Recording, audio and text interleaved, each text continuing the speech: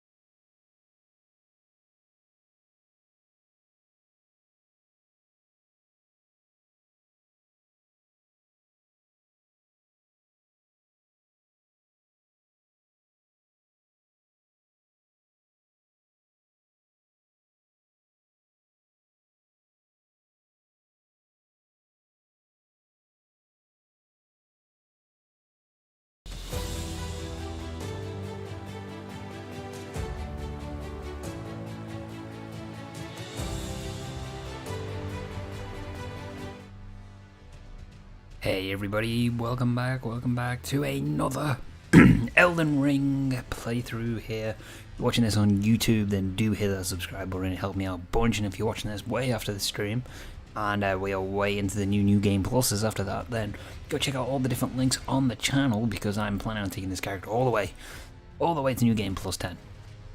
Or whatever New Game Plus I feel like stopping at, realistically, with this particular thing. So we're going to jump in, we're going to have a little bit of fun here. We are playing a sorcerer still. I can't remember where I ended it on the last stream. I definitely know since the last stream I've done stuff in between. Oh, okay. Well, the crumbling fire in Missoula. That's fine. I don't think I ended it here last time. The last we would have ended it is becoming the Frenzy Flame. I guess puppet or pawn. I don't really know what chosen. I really don't know what to say for it, but either way, we are going to be playing that particular ending and getting the achievement finally, and then it just leaves me with getting all the legendary talismans and so on and so forth, which, to be honest, I might do in the next New Game Plus, because, truthfully speaking, the New Game Plus cycles have been kind of a letdown in my opinion. Okay, besides the fucking annoying birds, like always, I feel like the New Game Plus cycles haven't really been any more difficult. I mean, Radigan's always difficult for me personally as a player, but other than that, and you think by now, you know, I think I've got the Radigan fight down. I fucking hate these stupid enemies. Okay, FromSoft, what the fuck? It's like the mosquitoes. I died from the lightning though, but I actually hate the bird enemies. I think I was watching a video. Is it like Watch Mojo? I think it was the channel, or one of those channels that does like top 10s, and it was like top 10 of most annoying enemies in Elden Ring, and the birds were on there, and I was like, you know what, that makes total fucking sense, because these guys have given me more trouble than probably Radigan and Melania, you know, truthfully speaking. I feel like these birds are so dumb as an enemy, but hey, it's just the way it is. I mean, this is why I do skip them though, and I go into, what's it called, Stormvale Castle now. I just skip past them. I don't see. I just skip past the smithing stone too. I don't even count that now on a run. I just buy one instead to make up for that.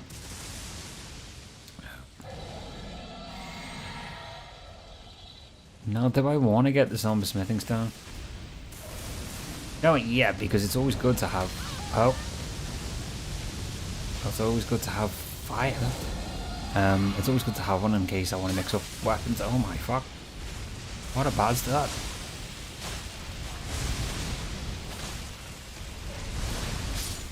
Oh well, what a terrible start to the stream. 2 deaths back to back. Well, fuck me. Isn't that a great start?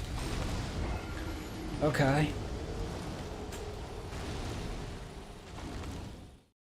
I mean, that's some bullshit. One more attempt. If not, we're just going to skip past the dragon and forget about the ancient Somber Smithing Dragonstone. Whatever it is, Somber Dragon Smithstone. Whatever the name is, it's just the Somber version. It's the final upgrade version. That's all you need to know.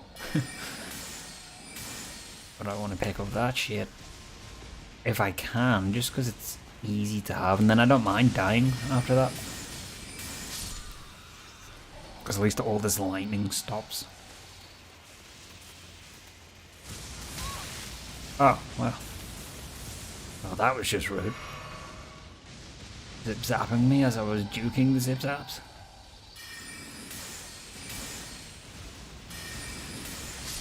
There we go.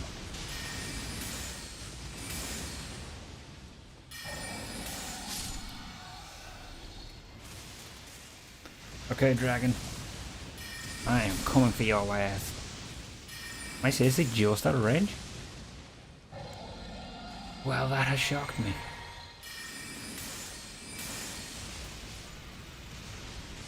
Okay, that one I don't think actually aggroes at all, does he, towards us, so. We gotta run and we gotta get the Comet Azure out. Oh, Comet Shard, sorry.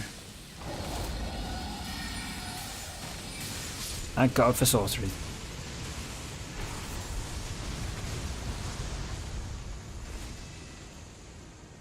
Ancient Dragon Smithing Stone. Oh, okay, it's not the somber one, I think. Isn't this it? Yeah, there we go. This is the somber. Either way, you still need to kill him to basically figure out. Not to figure out, to get both. So, and I would rather have both. Well, more so the Ancient Somber. But I like both. Both are good.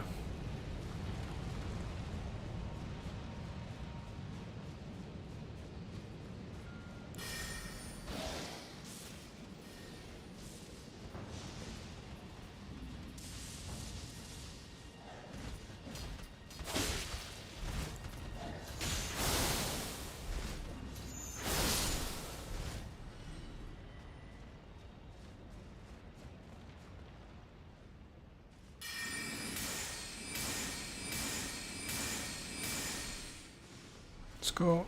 Now this is actually how I've been keeping track of what new game cycle I'm in, is how many times I've actually picked that thing up.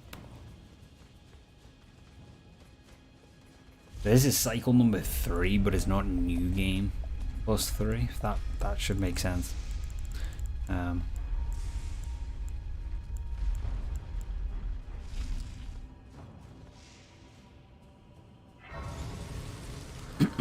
Okay, let's actually rest here.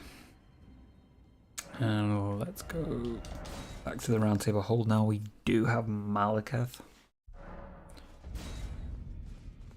It was a tricky enough fight to begin with for me. Mainly his second phase. I always, not always, but pretty much with the roll 100% at the time. Cool, see, look at that. Those two ancient somber dragon smithing stones just did the job. 100% there. That was so handy, okay. I'm happy now. Happy times.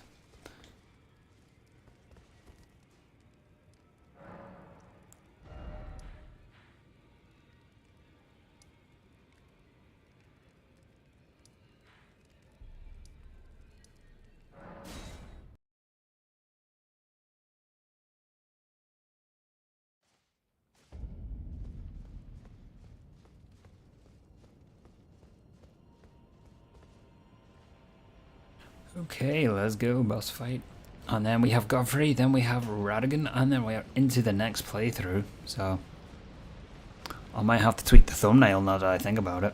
Because this isn't 10. Well, no, it is 10. Technically New Game Plus 2. Yeah, that's not clickbait. It's just also going to be New Game Plus 3. So I'll just put New Game Plus 3 as a hybrid thing. But we have first move advantage here. So Okay, that was just rude of the enemy there behind.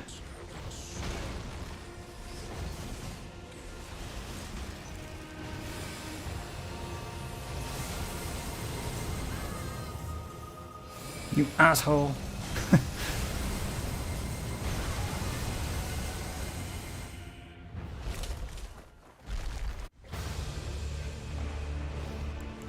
This, though, to me, is like the coolest boss, I think, in the whole damn game, in my opinion. I think the boss art is awesome, like character-wise. Oh, you fucking see what I mean all the time. I get myself caught in that second roll. I always position myself wrong in the fight with the Azura's Comet, or Comet Azure, whatever it is. I always position myself in the wrong spot, like a tit. Yes, Rip is correct. Me gribble. Yo, what's good, my dude? How are you doing? And Rip is correct. I just knew it. I do it all the time. I still don't learn from it. I really should learn not to cock up the roll.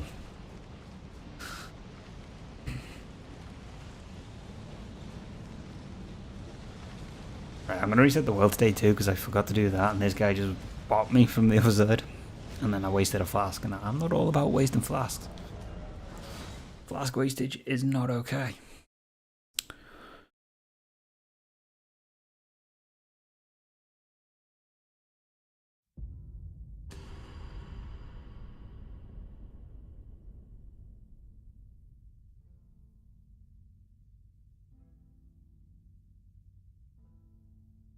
Kind of mad.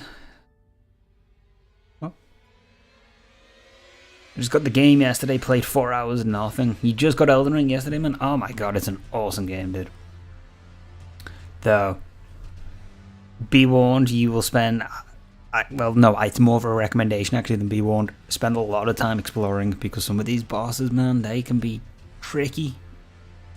If you're new to Elden Ring, if you're coming from the Souls games, pretty much with the jumping mechanic, I guess. Or if you've never played any Souls games, then definitely would recommend do some exploring. Because it will be your best friend.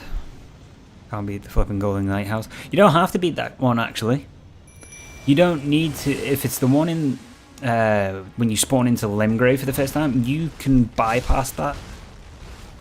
Yeah, you can bypass that one if it's the one in Limgrave and go straight to the church and hit the Site of Grace, and then you can come back and do that Horseman anytime you want because it's an optional boss.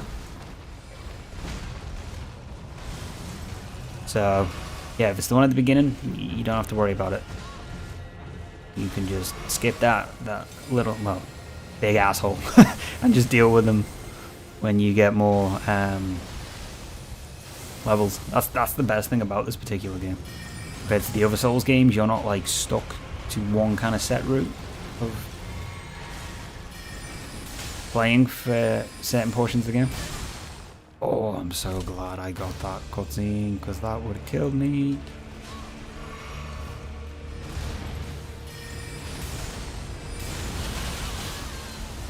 Okay, I feel like I want to redo this fight now.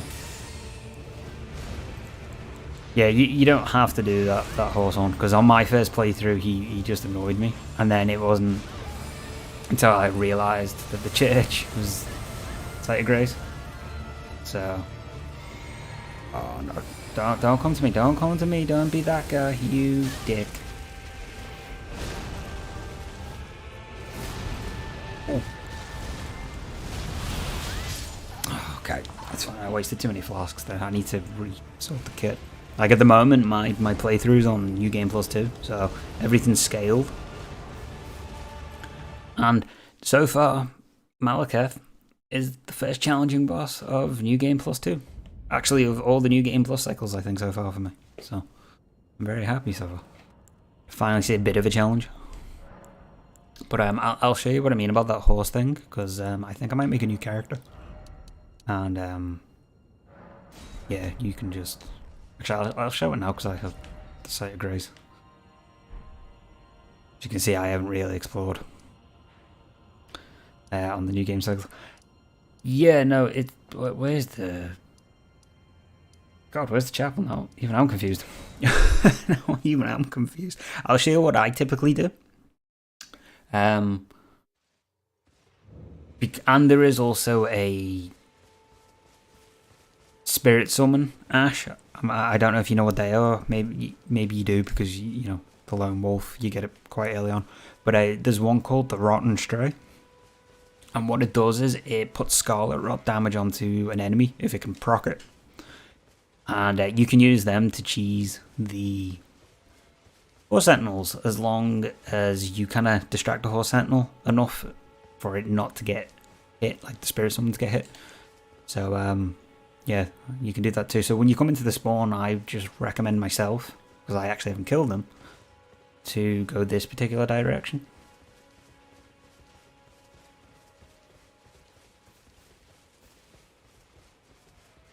Because if you do aggro him, like say, again, he can actually jump into the church. So, you know, either way, it's not viable to go into the church if he sees you. But you just take that path in here, and then you rest at the Sight of Grace, and you can just bypass him still by running this direction or any other direction. He won't follow you as long as you don't aggro him or come into his AI range, which I think the AI cuts off like here for him to be aggroed. After that, once he's on to you target wise, he's just gonna follow you pretty much. But I'm gonna obliterate him now just because I can. Yeah, no worries. If you need any other help, don't, just ask. I've been playing Souls games for a long time and I've got some tips. But just because I can, I'm gonna obliterate this guy just because he's an asshole. I feel like it's justice. Because I know how difficult this guy can be. Oh, okay, that's interesting. That's a new move that I've not seen him do.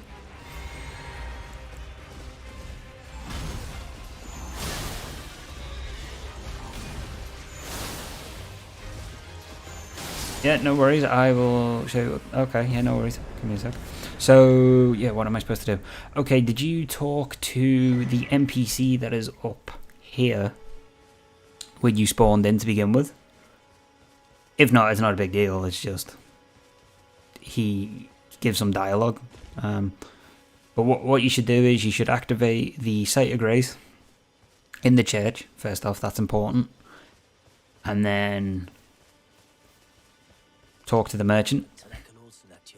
Talking to the merchant is like the best thing, because you're going to come back to him later on down the line in your playthrough to get something off him for a side quest. That's for another time. But you want to talk to the merchant and pick up the crafting kit, and then you want to get... So if you get the crafting kit from the merchant in the church, then you can pick up cookbooks to make things. That's what I would recommend doing straight away. And then from there, you really don't kind of have... Well, there's a set kind of like path the game takes story-wise, but for now, like, I would say explore myself. Explore everything in this kind of area of the map. And then you'll need to make your way up to the castle to go against the boss. But if you explore first, you can get some levels and some upgrade gear pieces, so you kind of set up in a way, if that makes sense. Because some of these bosses, especially the first one, can be quite tricky if you're not used to these games. And even if you are used to these games, he can be quite an asshole. So it's just that's my recommendation, is do a little bit of exploration.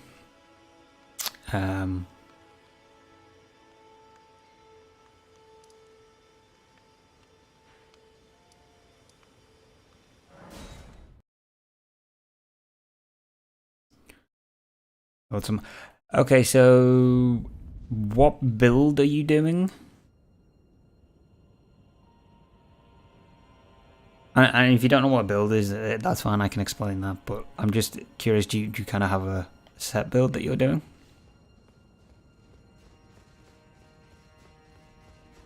I'm not too sure. Okay, so this character Amon is a sorcerer. Well, a dex sorcerer. It's called a dex in build. That's what I'm using instead of doing pure intelligence or pure dex. So I've kind of got like a hybrid thing going on. So I can use weapons that scale with intelligence. Weapons that can scale with dexterity to boost my damage. So, for something like this, you'd be kind of really, yeah, maybe, yeah. If you do a new character, then you know you won't have died as many times on it, which is good. You feel really good about that when you do a new character. You know, the lower the death count, the better. I guess. But yeah, if you make a new character, you could do something like a sorcerer, do a dex in build, which I'm doing, and that's pretty strong, to be quite honest. Sorceries are very, very strong in this game. Or there's arcane builds, but arcane builds, as much as they're overpowered and great, because they cause bleed damage, which takes huge amounts of damage on enemies, like health bar wise, just destroys it. But that's not really until you get to the super late game, as with something maybe like intelligence. You know, you can deal decent damage early, mid game, and late game, depending on the setup. Or you could do a dex build. Dex is pretty fun because you can use some bleed weapons in that aspect. Pure strength. I did that on my first playthrough, and I used colossal weapons. So, you know the staff. Yeah. So, Carrying Regal Scepter is ridiculously broken, and what's good about this is that one, it's late game, which isn't really good, but it's good because you're going to use it more in the new game cycle. This can boost the full moon sorceries, and you get this from Renala once you beat her as a boss. Yeah, you just kill the Renala for her, and then you just trade in her remembrance for this, but you need 60 intelligence to use it. But staffs, though, in this game are kind of interesting compared to other Souls games in the way they work, because this particular one is a Glintblade staff, and this boosts Glintblade sorceries, and you can add 2 more extra Ashes of War, like Carrion Sword sorceries, are on this one for me. So I have a couple different staffs, but all the scaling, it's like 300, 307, 308 kind of thing. And then if you have the Meteorite staff that boosts Meteor sorceries, you just can't upgrade that. But that's good at the start of the game, but you get S scaling in it, so sorceries are just super good in this game. So even the staffs are great, and then like I'm using Magic Uchi Katana and the Moon Veil, which is like the super overpowered weapon. Well, actually, but one of the unique super overpowered weapons, a bit like Bloodhound Fang. It causes bleed, but this is just like a sorcery must.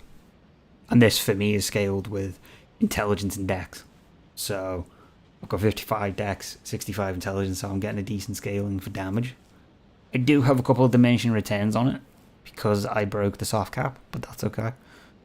It's not too bad. And then, like, I have stat boosting gear, so I would recommend a sorcery build. This game give me learning all rules in D&D. Yeah, pretty much. It's the same concept because of the way you do intelligence and all that kind of stuff. I would give a sorcerer a go though on your new character, and if you were going to pick like a dex in build, I would say pick the prisoner class because you get 14 dex, 14 intelligence straight at the beginning of the character's starting level, which that's quite a big amount to have 14 dex and 14 intelligence together.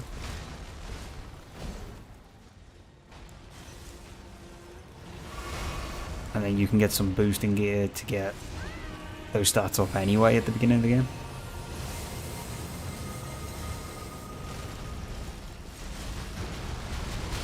Oh, I forget that's a jump dodge, that's what that one is.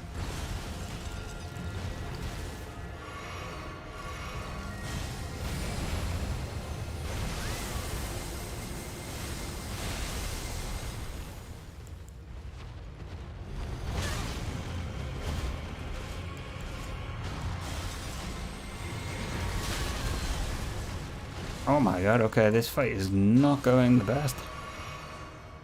This is the first difficult fight I've done. There we go, now we're melting. I just had to put my intelligence and sorcery booster flask on. I might be playing a Dex in build, but I'm definitely not making intelligent plays. Prison guy looks odd. Yeah, it's strange armor, to say the least.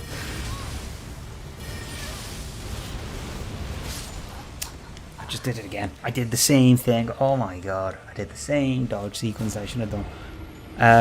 The good thing about the prisoner is you get a sorcery to start off with. You get an attunement slot, and you get a staff, so you kind of start off a little bit better though than the sorcerer because you get the double scaling to start with. But you could pick any character and respec. You know, like just put more points in one aspect to the other, but you kind of want to have it optimal at the start of the game if it's your first playthrough too, where you can really afford to put points in sections that you need them in, like maybe Vigor, if you're struggling with like losing health, that kind of way, instead of having to pump more into something like intelligence to catch up, and then you sacrificed your health. You know, I've never played Fallout. Like, I think I've only tried like the beginning of Fallout 4. So I don't even know what the level system is like in that game.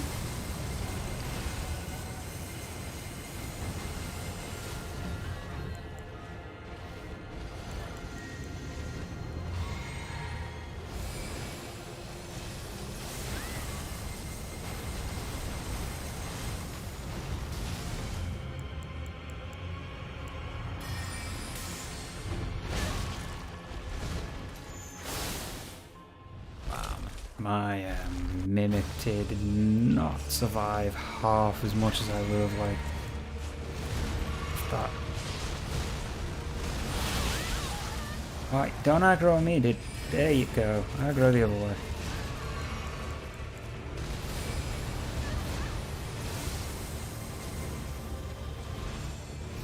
Ah, okay.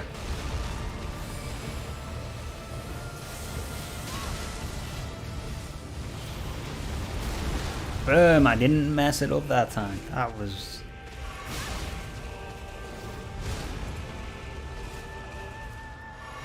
Okay, I need to really think now how I'm going to win this fight. I've got to do a lot of dodging.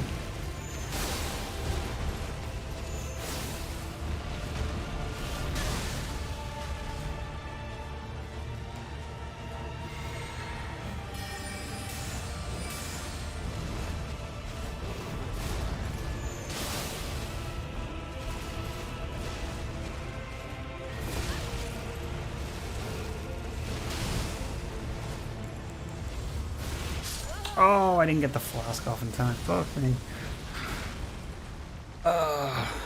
So is it when you...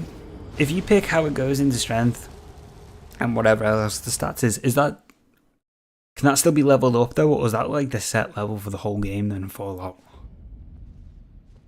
Samurai looks cool. Yeah, so the Samurai would be used for likes of bleed builds or dexterity builds because you start off with the Uchi Katana, which is one of the best katanas besides the Moonveil.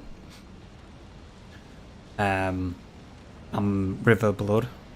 Okay, so you can still level up and Fallout afterwards. That's cool, I like that. So you can kind of set yourself up to start with. Straight out the gate, I really like that idea. Yeah, but back to the Samurai class, that's really good. That'll carry you for a while as well, that particular weapon. For the whole game, pretty much, if you upgrade it the correct way and do the stats the right way, that is a weapon that you will always use. And I'm gonna die. Because Beast Clergy, man, is whopping my ass today. Because I still have the Uchi, and you can actually get a second one of those katanas and dual wield them and do a thing called power stancing and get double bleed proc damage. Can't max out, obviously. Ah, okay. Yeah, okay, no, that makes sense. But yeah, so that Uchi katana, you could dual wield that and use 2 katanas for the whole game, and that will pretty much carry you the whole game of Elden Ring. So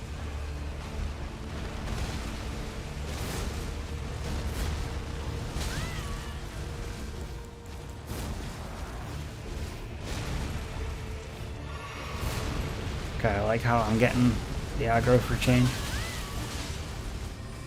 so my mimic can survive that brief moment.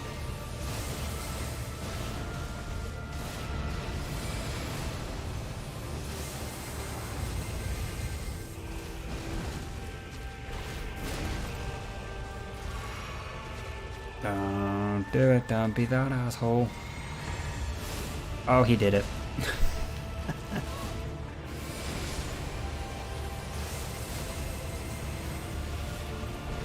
Oh, yeah, I think I've actually got that on this class. They're good, but the God Skin Peelers are still better in terms of bleed potential. And that's sometimes...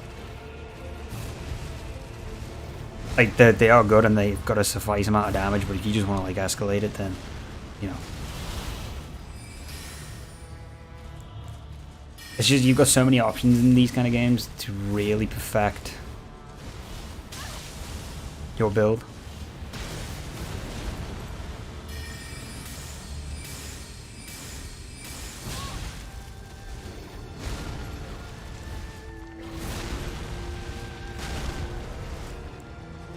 No, wrong button. Shit. No, that was not the item. I put on the lantern by mistake.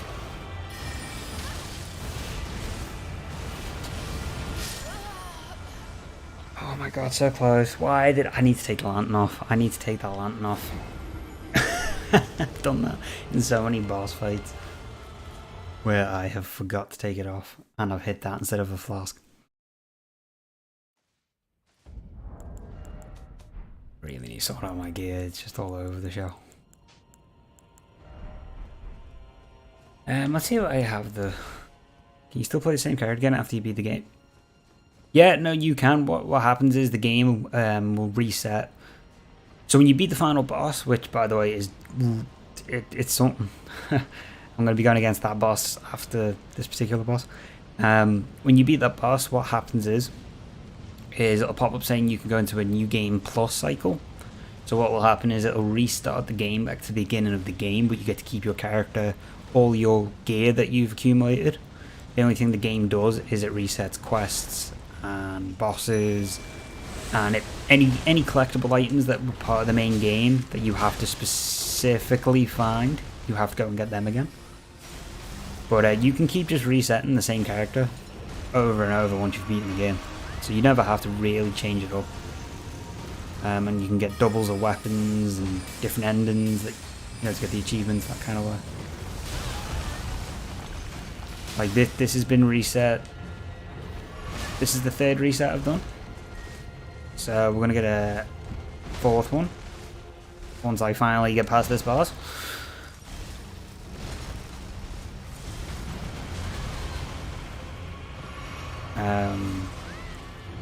And what happens is, though, on the new games that you're doing, the enemies get more health and are supposed to do more damage. Doesn't feel like it, though, to be quite honest, until you get maybe to this boss. I guess it depends on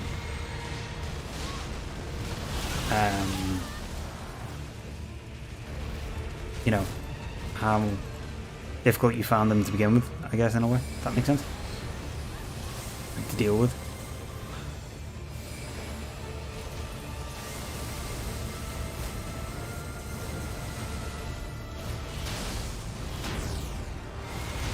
Yeah, we can.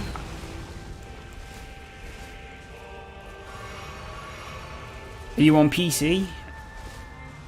Because is crossplay available on Elden Ring? If not, then we can't.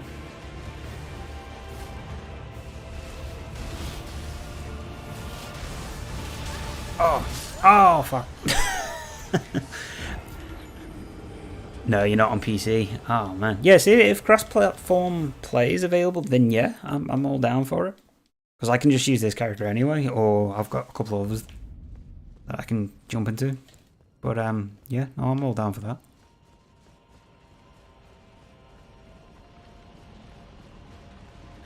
Okay, I think I've got to change my strategy here. Take a Beast Clergyman on my own, then use it's a bit like Radigan. Use the Mimic Tear Ash for the second phase, and then hopefully not die in the process.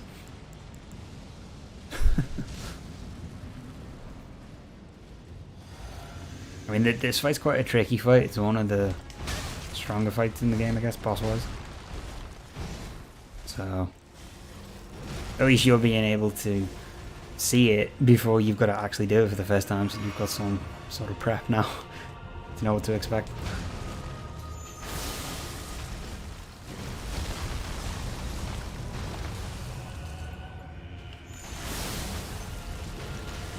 Is he just... Ah, there we go. Not going to charge.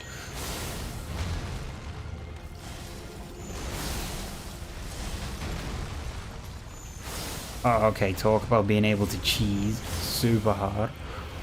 Just keeping him like... No, it's not. Oh, that's a shame, dude. We'll do that. Oh, that kind of sucks.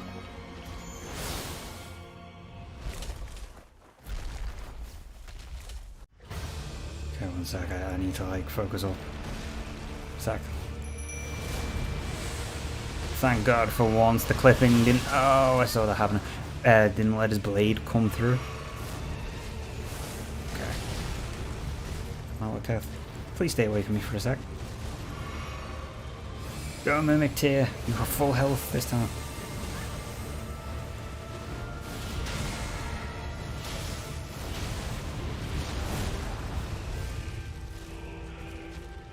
Uh-oh. Should never turn your back to a boss like this. That's a bad habit. Did that seriously not like clip him?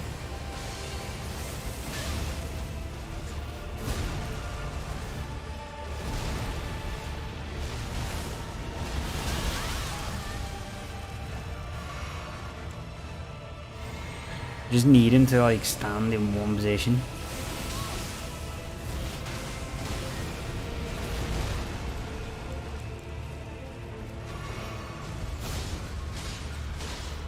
Once you memorize the movesets in this game, it's a little bit easier to kind of deal with. What? Okay. Colin is not going to hit. Oh, it might now. There we go. Come on. Get your hitbox in. Uh-oh. Wow.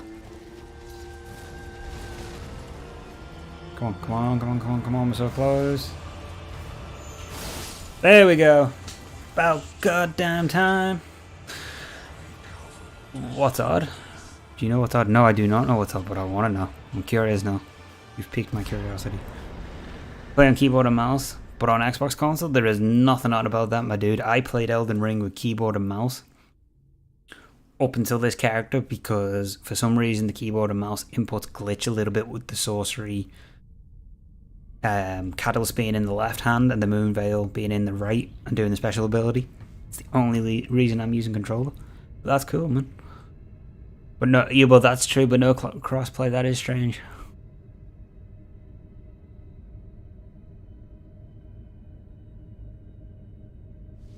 I should have asked actually. Have you seen like? This is all spoilers, isn't it? I'm thinking about it because it's near the end of the game. This is all spoilers for you, isn't it? Just realised, maybe I should have made a new character. You sound like you need it. What, crossplay? Or the... is unbound.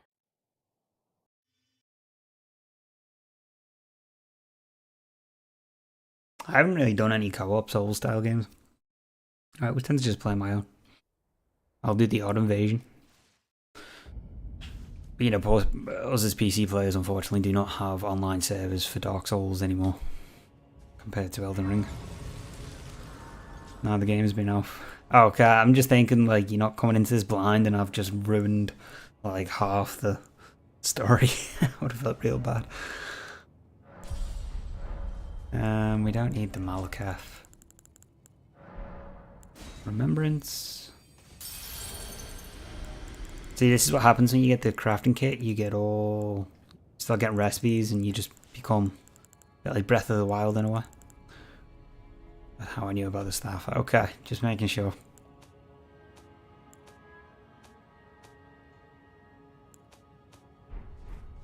To be honest, on this playthrough, I've only done kind of the main bosses now, because when you finish the game, typically, well, no, typically when I finish the game, on the first playthrough, I do everything. I explore everything. I get all the maps. I get all the caves unlocked.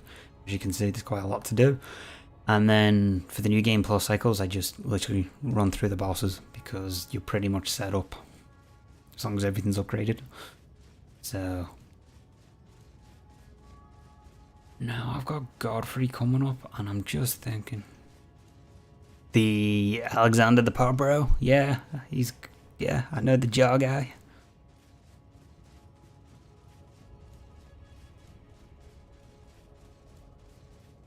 Yeah, he's in the Radahn boss fight, and he's in one of the tunnels as well. One of the dungeons, I think it's the one that takes you to the swamp in Caelid. He's on the other side, and like, you magically come out through the door and he's all shocked.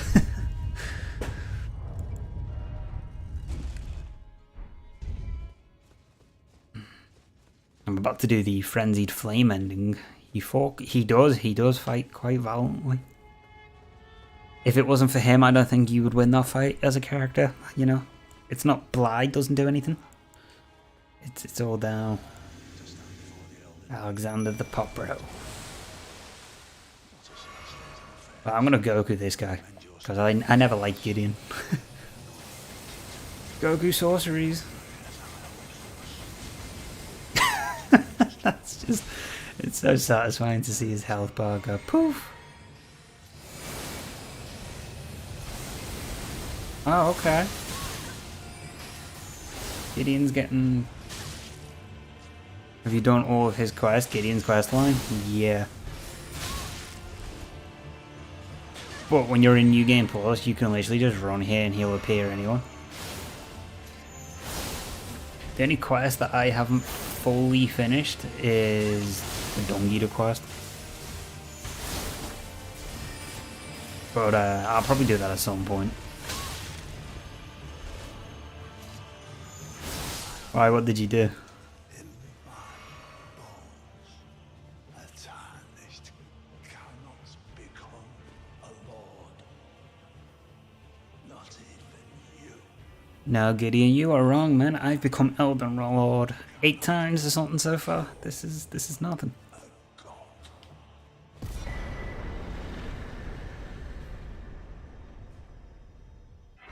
Gotta admit though, Gideon's armor's not that cool. Didn't get the crafting kit because I killed the man in the church. Well, you gotta restart the character now. That's a crucial item. And he's crucial to getting a quest line started as well for one of the ends of the game. You don't kill the merchants. The merchants are best friends. Okay? That's just no. That's a bad idea.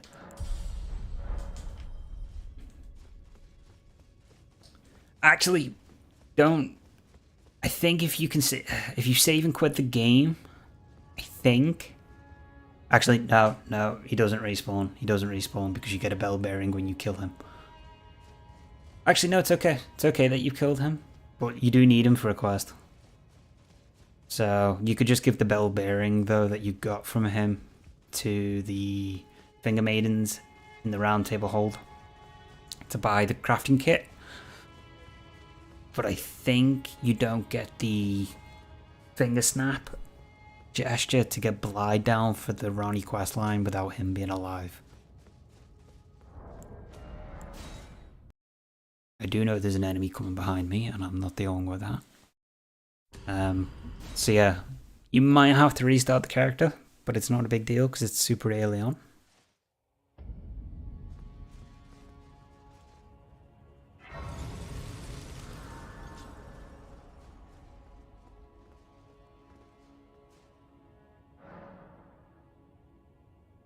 Oh yeah, what about that whole 3-finger hand? The whole 3-finger... Oh, for the Frenzy Flame? Yeah. That's what I've got on. So when you see the... It was on last night's stream. So that's actually on YouTube.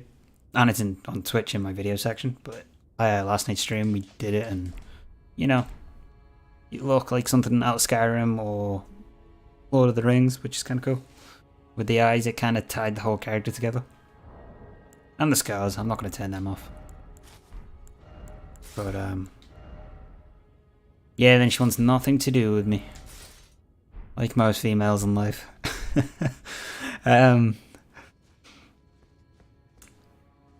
Yeah, just don't, on your first playthrough, I would not do this ending at all, because you have become corrupt and you're going to corrupt the greater will. You're going to corrupt the whole lands of between and not become an Elden Lord. Kind of for the good reasons, if that makes sense. You know, you're ushering in an age of destruction. And Melina is not all about the destruction, she is all about the good times. But if you did do this, like I've done this path, you can get rid of it by doing a quest line. But I would just kind of leave it till one of your reset playthroughs, because I think for the beginning endings, it's quite good to do the Melina quest line, because it's a good quest line. And it's you know, it helps you beat the game for the first time, pretty much. So, onto one of my mediocrely favourite fights. Got 3 times 2.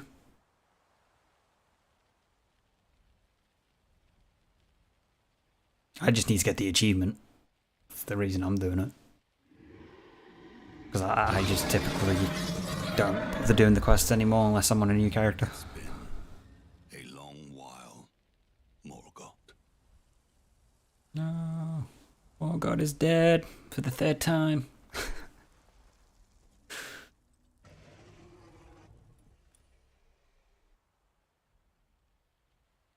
Long and hard didst thou fight. Tarnished. Okay, Godfrey, I'm skipping your cutscene, dude. I'm not down for that. You're gonna go ape shit. There we go.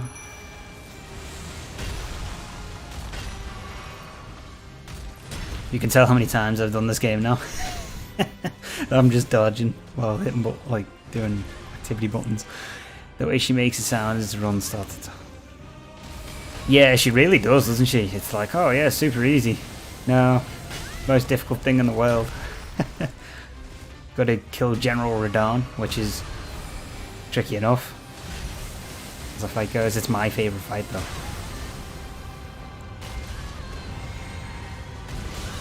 Oh, I should have jumped. I'm liking how the end game bosses here are actually more challenging now. It feels like a new game plus.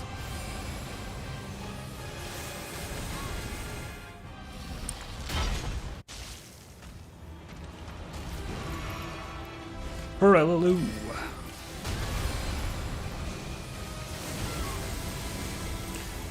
Got his iframes. Okay. Mighty Steed. When do I get that? You actually get that after lighting 3 Sights of Grace. And I'm dead. Fuck. So you get that from... I'll actually show you the location on my map, just like where it is. Pretty easy to get hold of. So when you get to the church, you want to go from the church,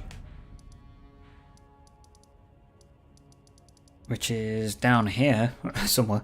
So you want to go from this church, okay, and you want to go to here. So you kind of just want to go straight in a way on the path. You just want to follow the path, and you'll get it from this bonfire. When you rest at it, Torrent will become yours, and he will be the best damn thing in the game. For the most part. And then what's cool is when you go to New Game Plus, you know, when you reset your character, you get to actually use Torrent straight away from once you get into Limgrave. You don't have to redo the whole rest at a bonfire to get it. You just need to rest at that bonfire to get Melina to actually start the round table access. Okay, Godfrey, let's see how much damage we get.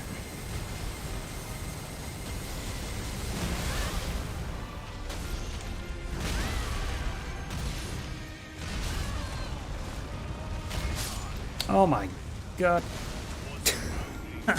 Okay, no Azura's comment. No more. Because I'm just getting myself stuck. Because I'm not picking the best time and that's dumb. That's not a good play, that's just a player who wants to be lazy and I don't want to do that. I just want to... Huge damage? Yeah, I mean, it's a lot more damage in the first playthrough when you get access to it before the final boss. But it seems that these final bosses scale way better than all the other bosses up until you get to Malekith, which is kind of a shame because I was hoping they would be harder on the recycles.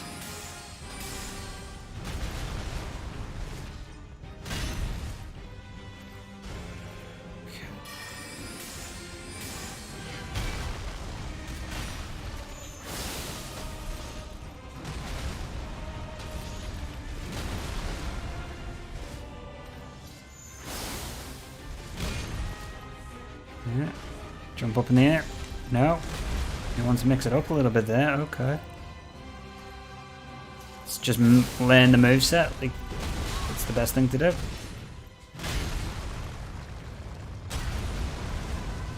Oh, well that's... Ah, okay, interesting.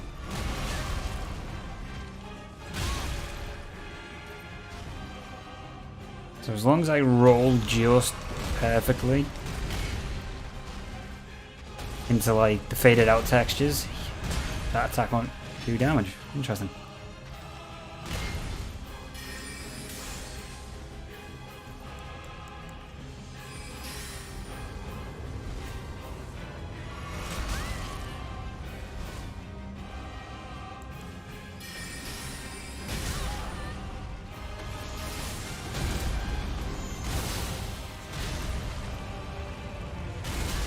Oh, mistimed the roll. Oh, okay, so that is good to know. As long as I'm in like the low res texture spot, I'm fine.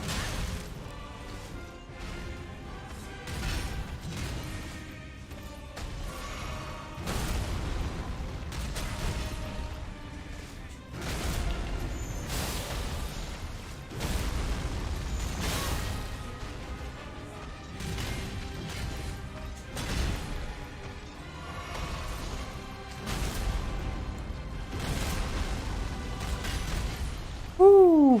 Getting some good dodges in. Ah, okay, he got me, but that's fine.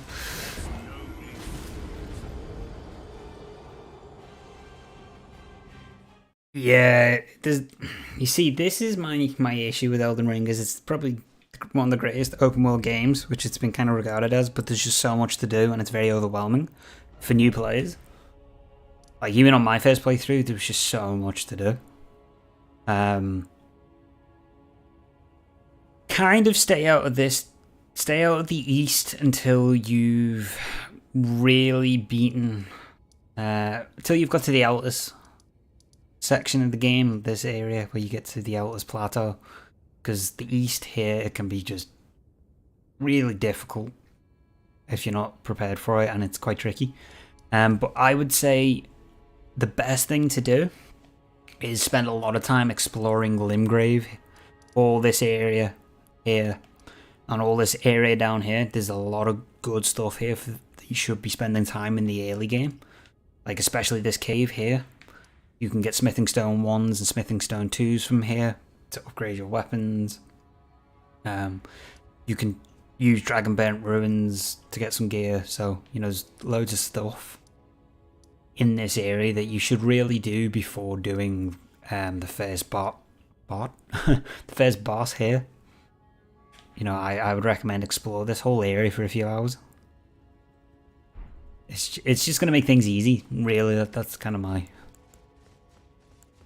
recommendation with it. But you should just go north for the most part.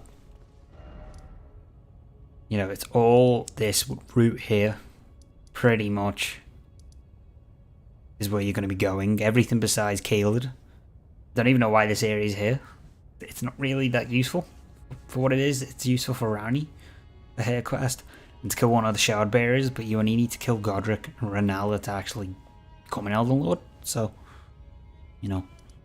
And then, you know, it's not to mention that you have the underground as well, which is,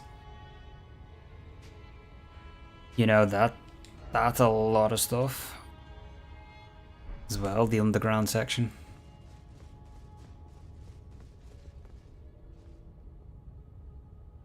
I mean, if you go on the Elden Ring wiki, that will be your best friend, and that's the truth. Like, you can go on the Elden Ring wiki and it will show you the whole entire map. It's an interactive map where you can turn on to find all the flask upgrades that you need. You can turn stuff on to show you where all the caves are, and to show you where basically everything is. I mean, if you have a laptop open next to you or a computer open next to you, you can go on the wiki and it will show you everything that is on my map, even more than what is on my map. It'll show you where all the sites of grace are as well, mini bosses, upgrade materials, everything. And that will help, and you can check weapons out to see what stats you need, and what's the best kind of weapons at the moment, and what's getting updated in the patch notes. I mean, that's what I would recommend. And it's good because it takes away some of the overwhelmingness. Thank you so much for the phone, Cripple. Cripple, what a cool name. For the follow. But yeah, if you go on the wiki, I still use the wiki, and I've got hundreds of hours in this game, and I still use it for when I want to try builds, or to see what bosses have certain weaknesses for different builds, that kind of thing, you know. That'll take some of the frustration and guesswork out of the game, because compared to something, say, like Witcher, where you would have map markers more to show you where the quests are, this game you really have to rely on dialogue. Really pay attention to it, as the wiki will give you the quest step for step, which is, you know, that's the more beneficial thing if you're brand new to the game and you've lost track, because it happens. And if you've never played Dark Souls or anything like that, then it's the same kind of aspect. There's a wiki for that for all them. Or Lou, will you just like stay still, please, dude? Come on.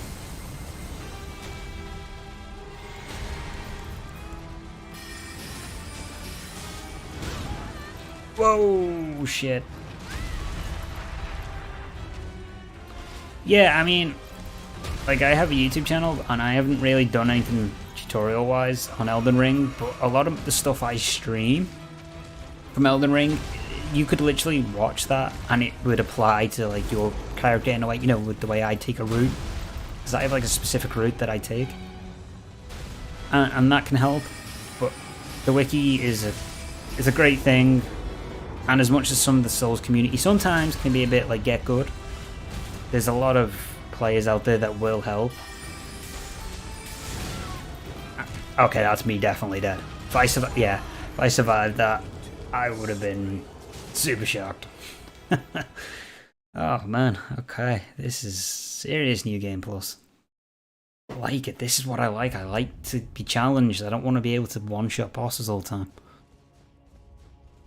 This is what makes the game fun. Okay, let's reevaluate real quick what I need to do here.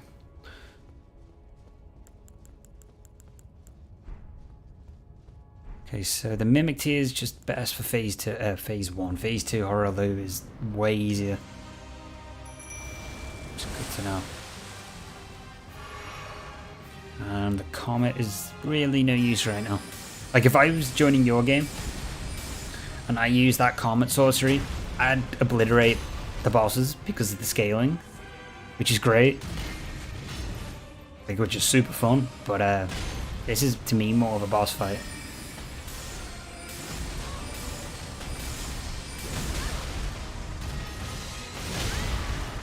I didn't hit dodge. Oh shit.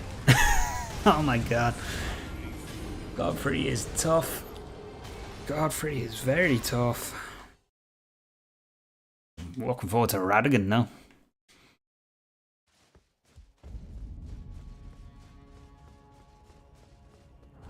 Okay, let's take the soul seal off.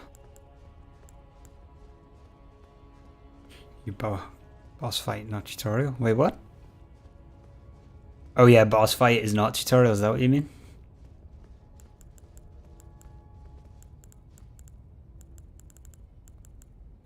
What is...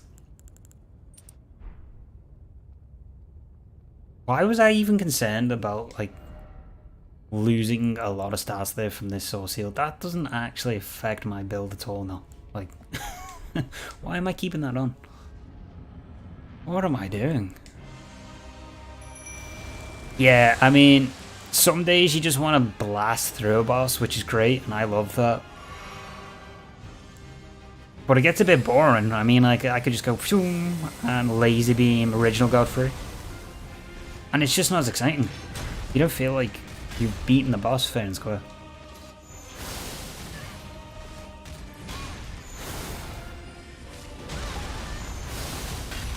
Well, I'm hoping this is kind of like what the bosses in the next reset are going to be like. Because I feel like this is showing off the scaling. Like, this is what you should expect. In my mind, but... Oh my god, I've got roll forward when he does that attack.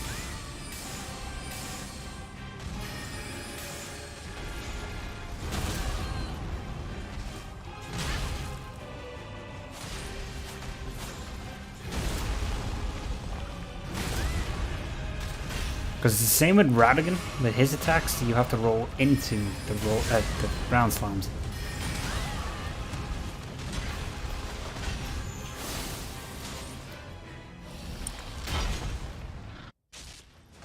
Okay. No.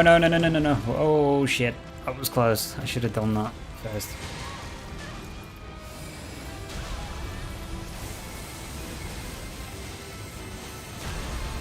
That's what I want though. That was a perfect setup. He didn't do the knock-up on the Mimic. That's... Yes! That's good RNG. That's what you want for your strategy though. You want to be able to capitalize on it. Okay, so Radigan is next. This is my... least favorite boss, because this boss is just a bit like Millennia in a way. It's just ridiculously difficult, but in a good way. It's one of those final bosses that makes you work for the win. Makes you work to beat the game, which is what you want. Yeah, it's all just good. Like, it's weird. Like, to be honest, I do think though that this boss, for your first playthrough, is ridiculously difficult just for what it is. That I will say. So for the first half, I have to solo this, and I need to... Actually, 10 flasks might be enough, because we have first attack advantage, and I should be able to dodge this moveset pretty well now. I've really started memorising this moveset. So it's carrying Slicer with that on.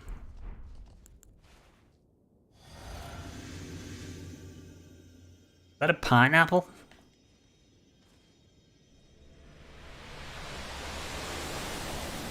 I'm gonna skip the cutscene because it's just super long and I'm not into that either. Seen it enough times now to know.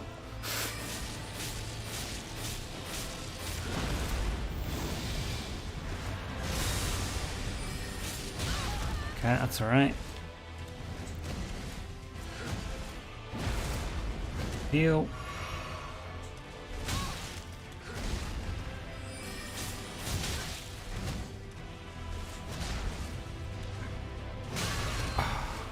Yeah, on pizza. Pineapple on pizza is okay. I have nothing against that option. Sometimes it's nice.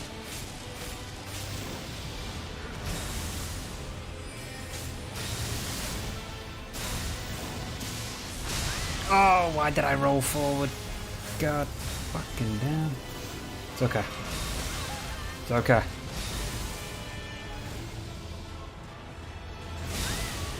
I hit the roll button, but fair enough. And that was okay. I got caught in the animation.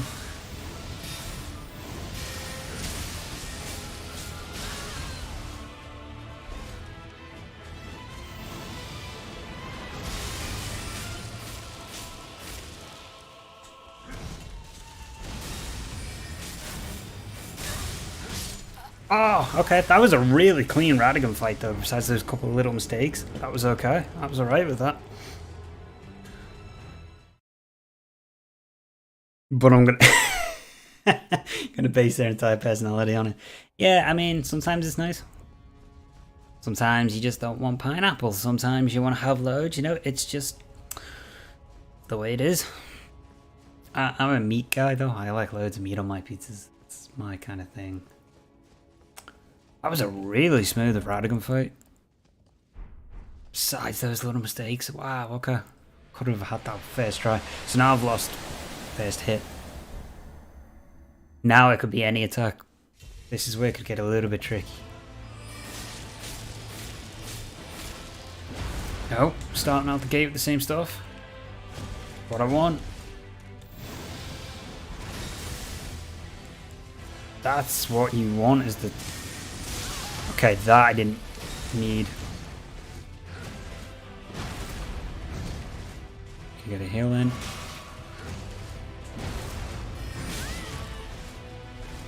Got greedy. Perfect roll. Roll again. Probably just can't even talk out loud now. Misrolled. Okay, yeah, after you do that fight, that's just not gonna happen.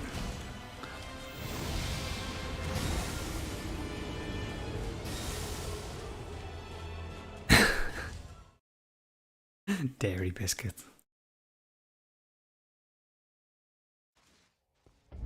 Okay, need to reevaluate a little bit here. So he really came out the gate strong on that one with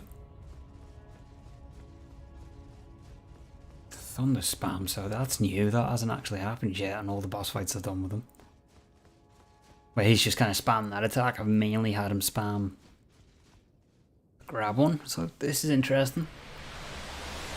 If he doesn't do the grab one, I'll be happy, because that can be awkward.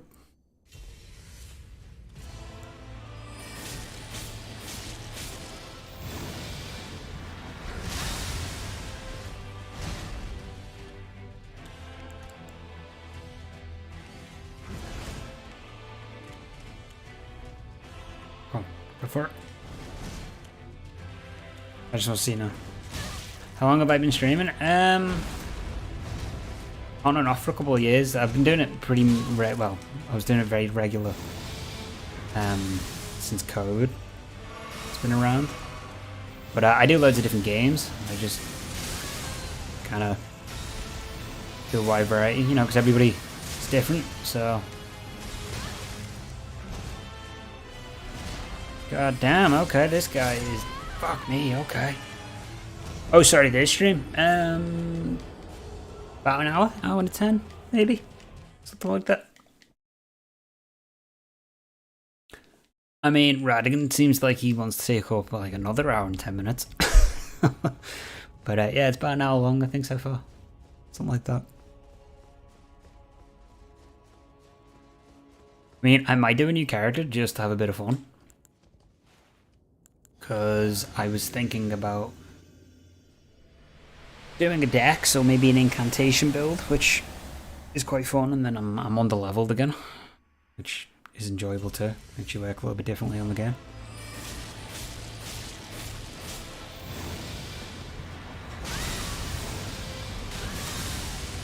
Well, that was just a mess up. Go on, just kill me. Just do it. Yeah. I messed up the rolls. Okay. I'm gonna do one more attempt on Radigan, and if not, I might just do a new character if I die.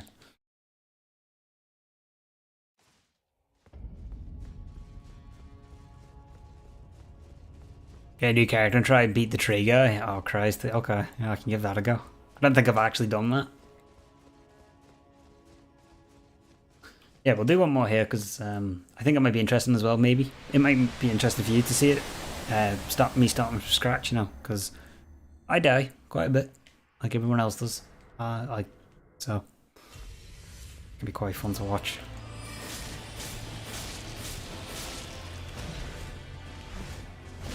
These are the attacks that you want, where they're dodgeable like really quick. It's alright, ran out of stamina. Oh, okay. New character. New character, that's what we'll do. Because I feel like the RNG is not there right now. That's just... Once I get my noble steed. Yeah, well, you can actually knock the tree sentinels. Like, you can stun them. Poise break eventually. I can't remember what the damage is, though. But yeah, I'll do a new character. I'll just quickly do something. So, BRB.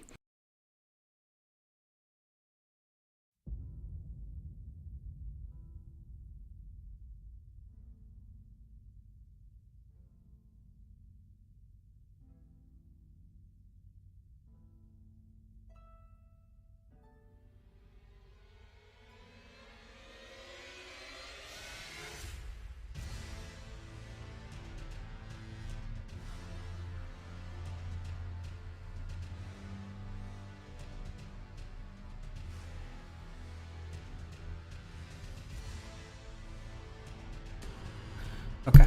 And do you know what the benefit? I've just hit continue. Whoops. The benefit of me starting a new character is you'll actually be able to see like a particular route. If that helps. Would that help? If I kind of showed you the route maybe I take, so you've kind of got some rough guide? Charging battery.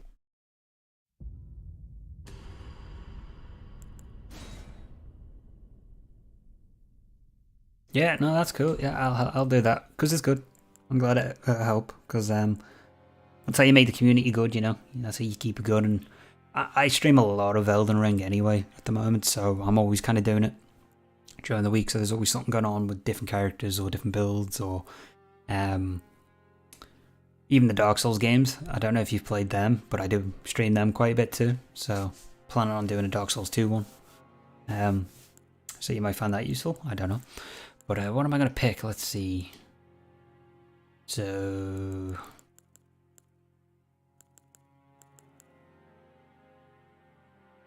Sure, I'll go Dex. I'll go Samurai, I think. And I'll call this one just... Y, there we go. Boom, that's the name. That's what I'm going to do. Samurai, Golden Seed. Good favorites. Yes, I play as a female character. It's all coming out now, all the secrets.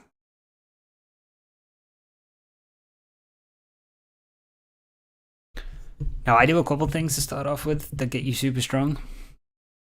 That will actually be a huge bonus. Before we do the dragon guy. There's a couple of things that you can do. Oh, not the dragon guy, the tree sentinel guy. There's a couple of things we can do to make that a little bit easier.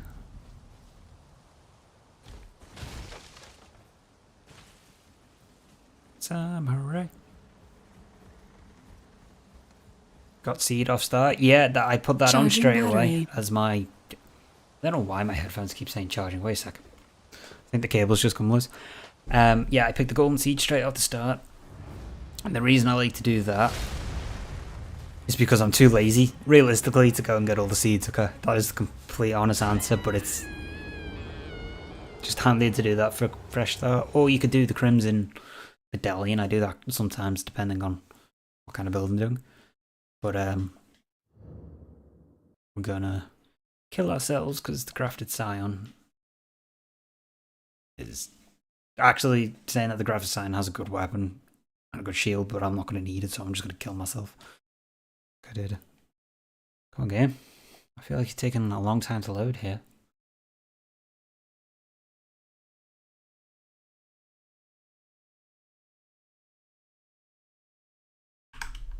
My game like froze. Oh. But you know, it did. It crashed. Okay. Let's reboot that. I don't know. That's the second time that's happened where the game's crashed for me. Oh, I hope it opens now, because sometimes it doesn't. And if it doesn't, I've got to restart the stream, and I don't want to do that. If that happens, that's just gonna...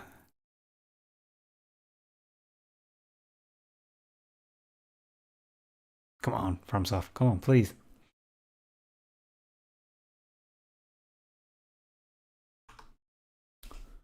Hey, it worked. Okay, thank God for that. Sometimes it'll crash and then I have to like restart the game or restart the hard drive for some reason. I don't know why. There we go. This is where we're supposed to see. Look, if I was a speedrunner, that would have annoyed me a lot more. So what was I saying? Oh yeah, golden seed. I'm going to be here till the end of the stream. Oh, that's cool. Well, you're going to be here for probably a little bit then. Because this is probably going to be a little bit of a longer stream now that it's a new character. Because I'm going to have to show you so many things to help you get through your playthrough. See? That's what I'm going to have to do. So, golden seed, start off with. We get extra flasks, so if you're doing sorceries, it's handy sometimes. Or if you're struggling with health, then it's 100% handier to have it. But the Crimson Medallion works too. It gives you a little bit of boost to health, but you can buy one of them. So there's a couple of places I need to go. So we're going to go... So if you would talk to this person, they would tell you that you need to go to Stormvale Castle, which is that big thing up there. And basically... You don't really see this character again until you do the quest line to get to Mogwin's Palace. But you can just get into there by going through the Consecrated Snowfields. So his quest just requires you to invade people. If that's what you're into, if you enjoy the PvP, then that's definitely something to do. If it's your first playthrough, then you don't need to do the PvP thing. I can show you how to do it without it in another stream. So if you see these glowing skulls, don't forget to break them, because you get ruins out of them, which, you know, that's handy. The more ruins the better, because unfortunately compared to the Souls games, enemies don't tend to drop as many ruins. It's mainly bosses in this game. So, you know, that makes a difference, having anything extra you can get.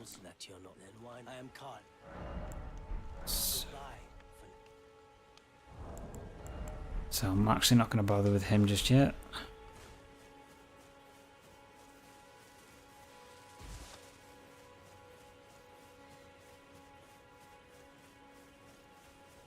Okay, I need to go and get Torrent.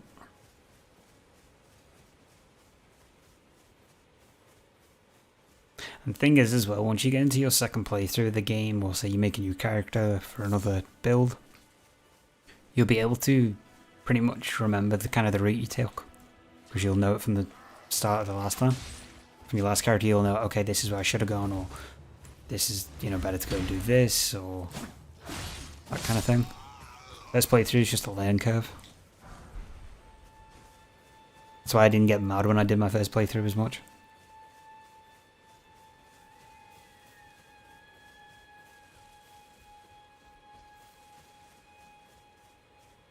Gotta go get Torrent.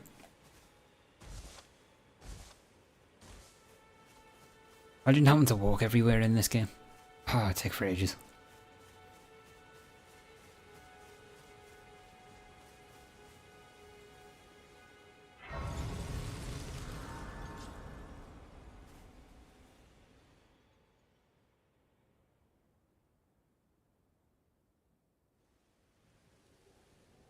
Have they, sir, but you? I can play turning to aid you. You need to the foot.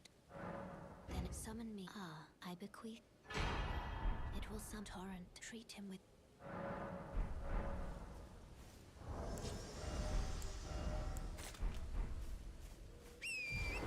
Cool. Now I can show you all the cool things when you have Torrent. Oh, forgot the map, forgot the map. I still didn't pick the map up. Oh my god, there we go. Got the map. Let's go. Let's get out of here. I'll show you the route I like to take.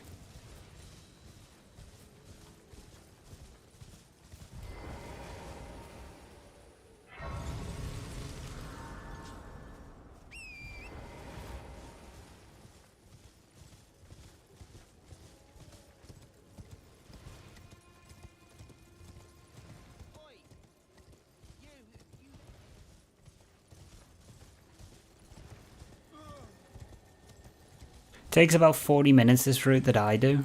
But it's worth it. It's going to give you a boost, like a huge boost in the early game. So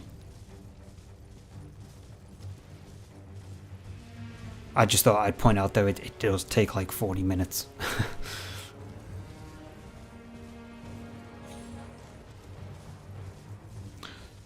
So I'm going to pick up an item called the Gold Pickled Fowl. What this does is it gives you 30% increase to runes earned from enemies for 3 minutes. And I'm going to use this to help get near 100,000 runes later on. And we're going to use that, I'm going to use that to level up super quick. And this is like what loads of people do. A lot of people do this technique from what I've gathered. I didn't come up with it, I just found it. And it's been the go-to.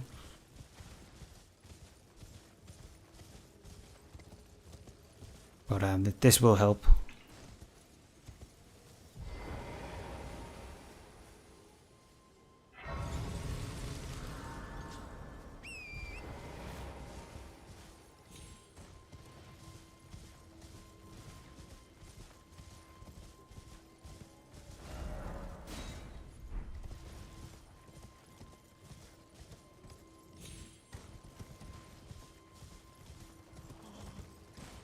Just want to check something up here for a moment. Okay. Now if you're doing sorceries, or if you let me know what kind of build you want to do, there's probably certain items across different areas that I'll remember where they are, that I can tell you about.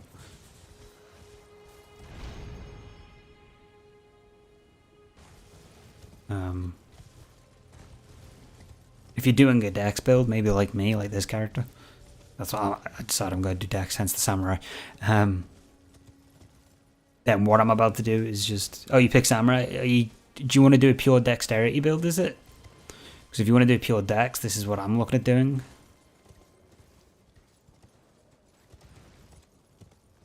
Because what I'm about to do on this route will be literally perfect for what you need.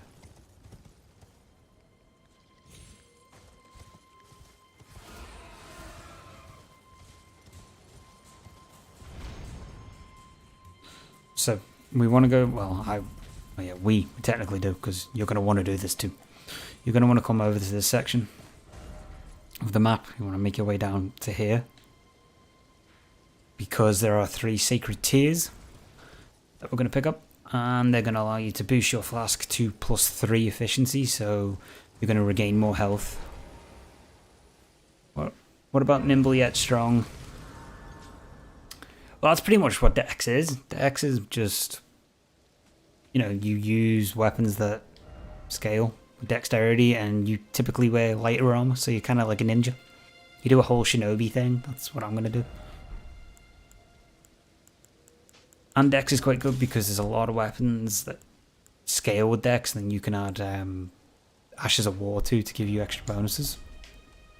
So, and if you really wanted to, you could make the dex build, say in New Game Plus or halfway through the game, into an intelligence dex build, which is what I was doing for my reset playthroughs, where you can use both.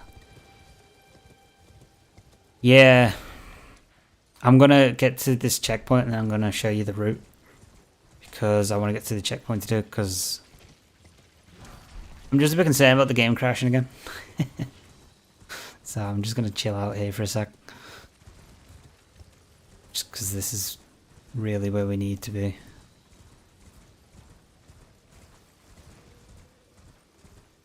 And I don't want to be doing a boss fight. So what you want to do for this route is this particular pathing on the map. So for when you spawn in, you want to go get Torrent, which you said you've done. And from Torrent, you want to get the map in the ruins. Once you've got that, it's a little bit easier. So just let me know if you've got the map.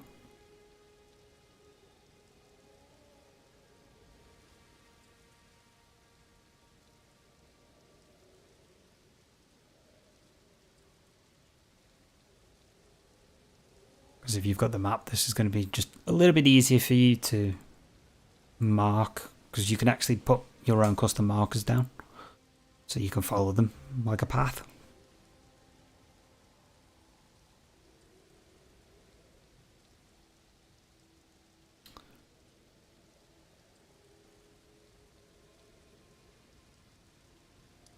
Okay, so from when you spawned in, you got to get to Gate Fort Ruins.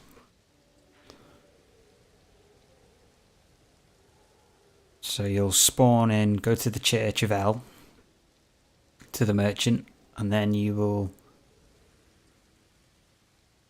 go kind of an angle to the right. And then you'll come into the gate front.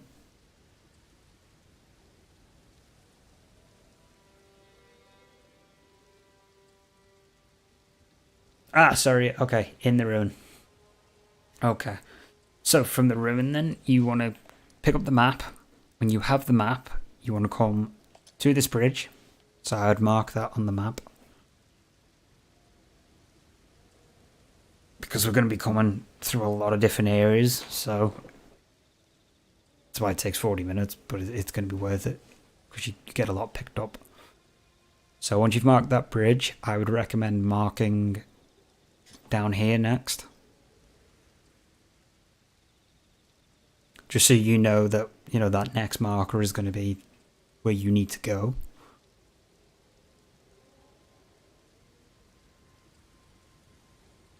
Oh, where's the map in the ruins?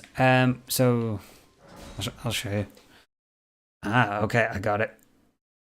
I got you now. See, once you have the map in every area, it makes life so much better. So from the site of grace in the ruin, you want to go down here to this pedestal thing here. And that's where the map will be. It'll just be like the shiny icon here.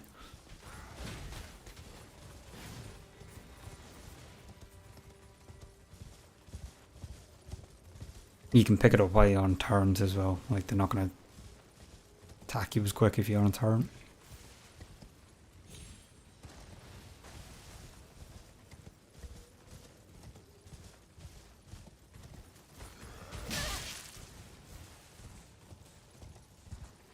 Once you've got the map, then we can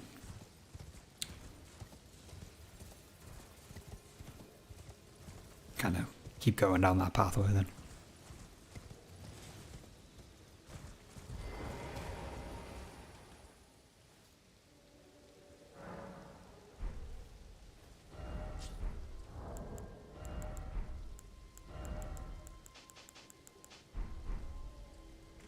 Once you've picked it up.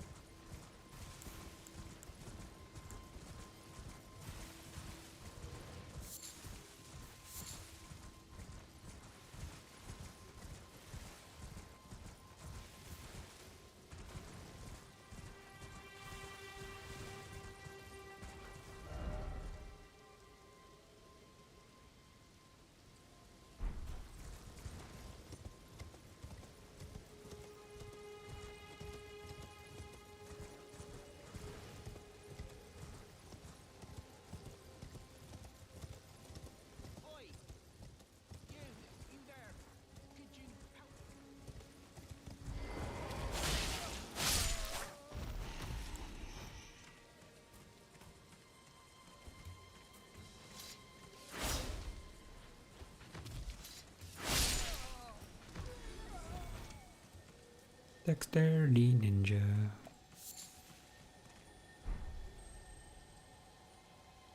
Okay, well, I'm not going against the horseman from Lord of the Rings because he doesn't have anything I need.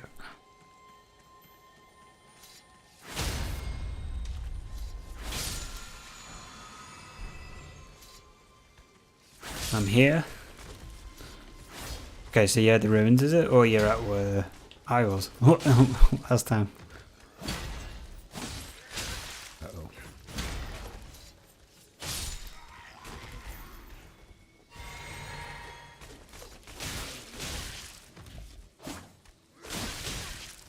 Oh my god, I am messing this up. There we go.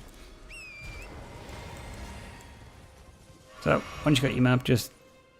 Ah, yeah, the bridge. Okay, so from the bridge, you want to... Okay, well, you can actually just follow me now. That'll work out. This'll work out perfect. Let me just go to my side of grace just to reset to daytime, because I don't want the Black Knight, I can't remember what they're called, following me. Because that'll just keep aggroing and I don't really want to deal with that, so just give me 1 second. Just gonna go chill.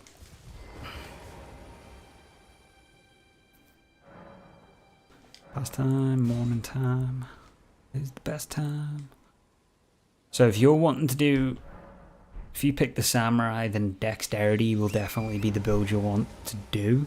So this will be fun, because you'll be able to get 2 of the same weapon now that you have on this path as well. Oh, this will be quite cool. So you're on the bridge, and from this bridge you want to just run straight up onto this cliff.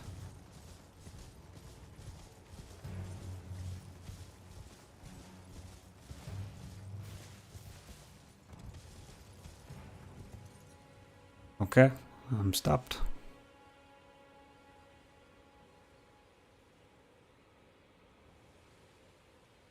Is that guy chasing me?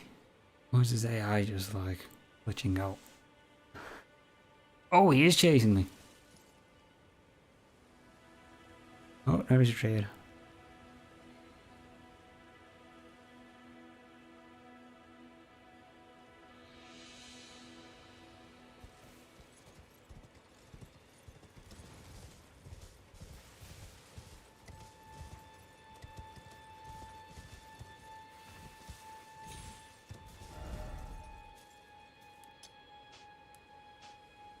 Realistically though, on the map, you just want to get down here. That's where you want to get to first. All the way in this direction.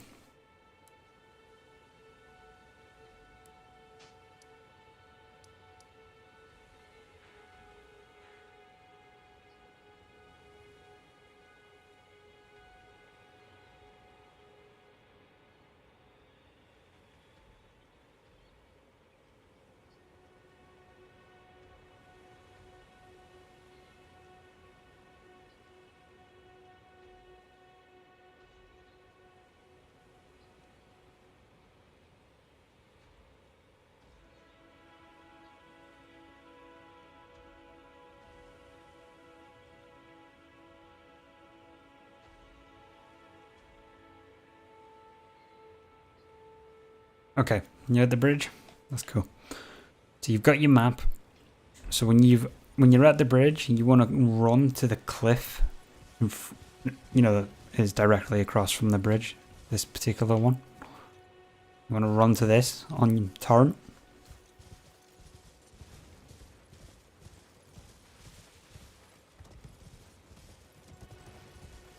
And you want to get up this cliff face to this like hanging thing, and there'll be an item there that you need to pick up, and what that item will do is it'll give us 30% boost to runes when you kill an enemy for 3 minutes. You'll get 30% extra of whatever they drop as the rune value, and that's going to be kind of important to getting you set up for like early game bosses. It'll give you a little boost. So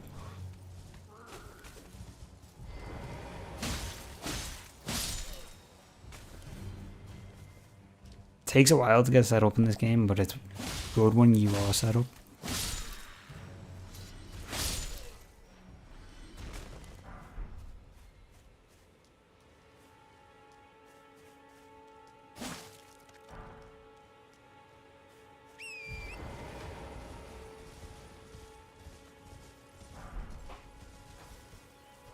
So just let me know when you picked up that item, because we can move from there then.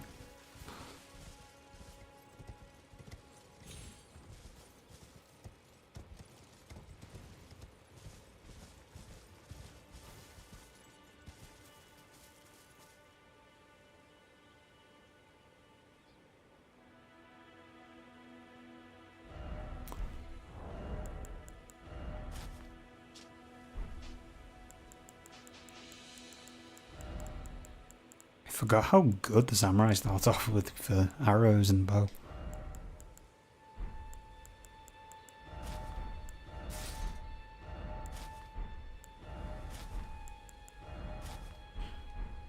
I kill the 3 guys, okay. And then you just pick up that, there'll be like an item next to that hanging cross. You need to pick that up, that's crucial. For this particular route that I'm showing. Again, I didn't come up with this is just something that's been found in the community. I don't know who actually came up with it.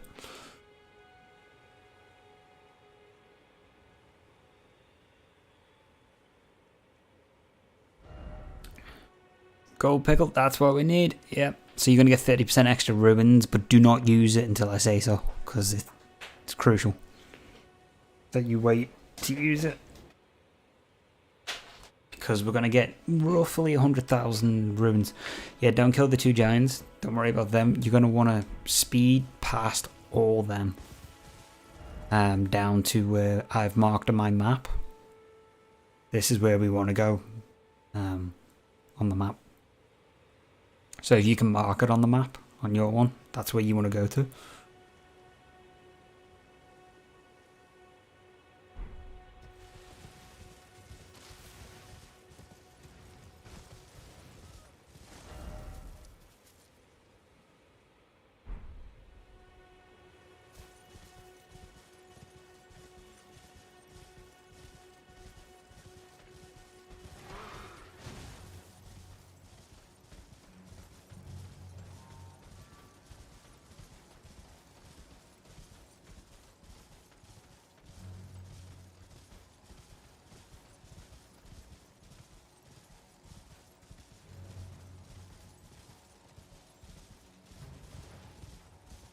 Because once we're in that area, we're going to go to a new part of the world.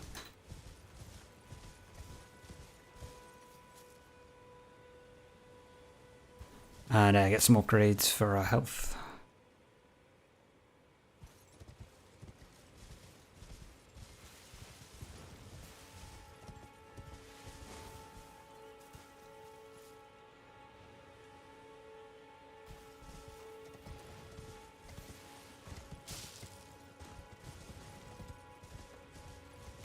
I know, goddamn ads, huh? So you just want to come down to where I've marked on the map here.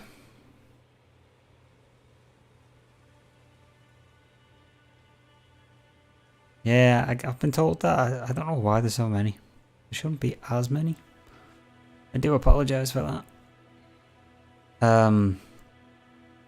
But yeah, you just want to come down to this section of the map.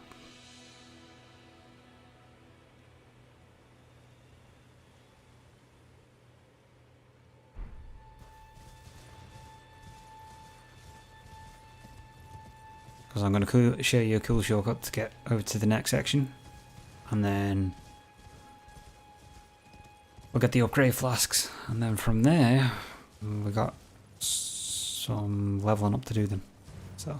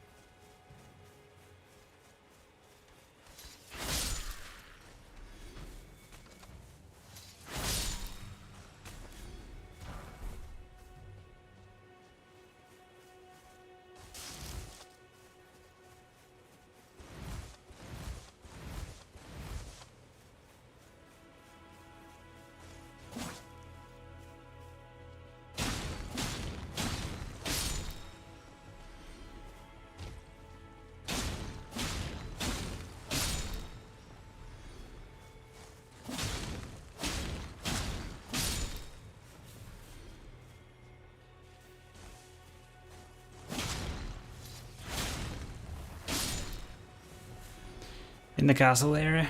Wait, what? What castle area? You've probably just gone ahead of me, have you?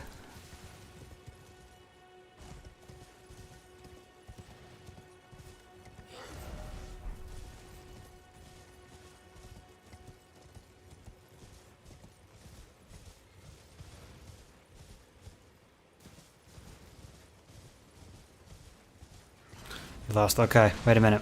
Do you know what we should do, right? Open up your map. Open up the map. And I'll tell you the best thing to do right now, and you'll get it dead perfect. Like, you won't mess it up, trust me. Messes up then all hope is lost, you know, that kind of way. So I'll show you what I'm going to do. Okay. I'm going to open your map up. Okay. Go to the gate front, side of Grace. Just fast travel to it. And I'll show you what to do from there.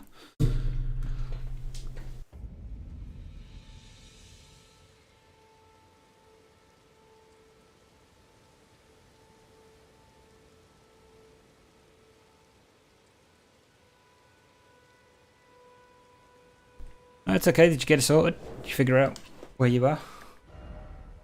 Well, all you need to do though is just get down to this section of the map here. Once you get here, it's a bit easy. You just need to get to this particular section, that's all.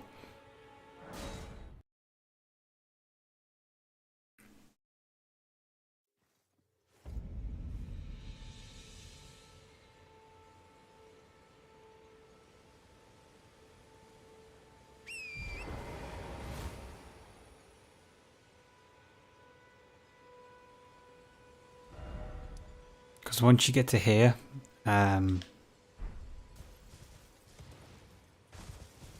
just kind of like one straight line though, for the most part.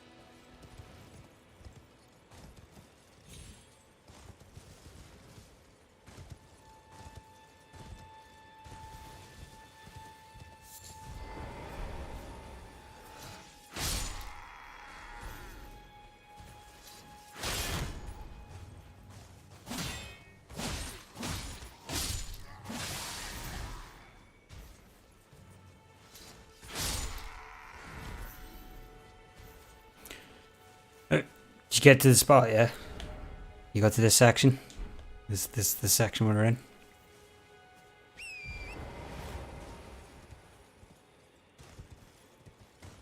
Now I need to get back down. I didn't really think this through, did I? I'm on that area you're at. Okay, cool. Perfect. So, from this particular area, there is a shortcut that goes here. If you mark that on your map, just so you can, because then you can follow, unlike the little compass thing. Because you don't want to be fighting the enemies, you can actually bypass them pretty easily.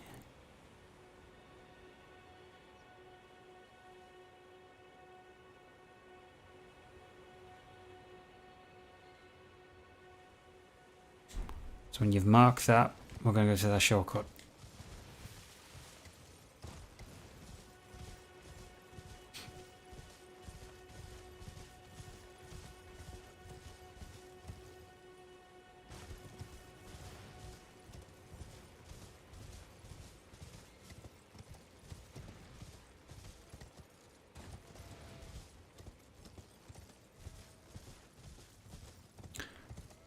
I went too high, whoops.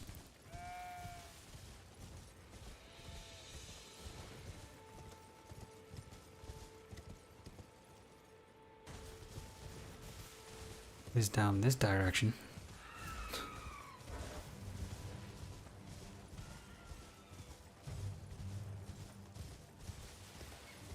I mean, you could just fight the enemies if you wanted to. I just don't recommend it.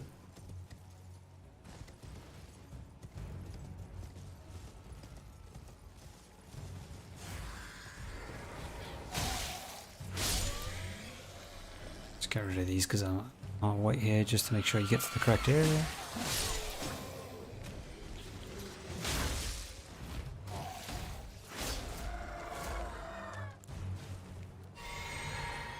I'm gonna show you now. I'm just gonna kill the enemies so I can show. There we go. So, on the map from the area that you took, you want to come over to this section of the map now. So you just want to open your map, and I'm going to leave it open like this so you can see it. And I just need you to mark it with like one of the custom markers so you can find it on your compass.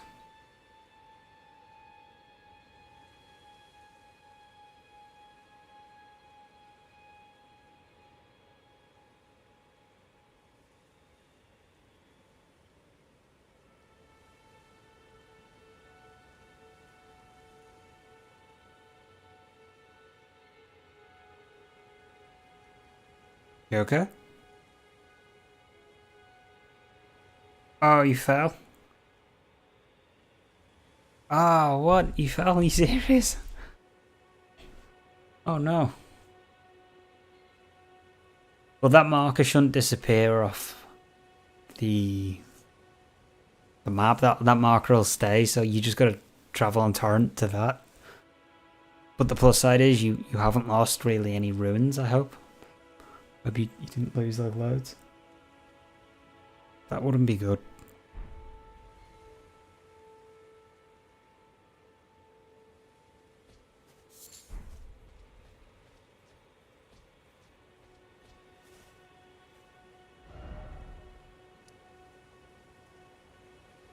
And it's worth it, don't worry, because you're going to get like 100,000 ruins once we get to the correct area after we've got the stuff we need. So, you know, it's totally worth it at the moment. So yeah, you just want to come down to this location. So whenever you get down to here, let me know, and I can show you where to go from there.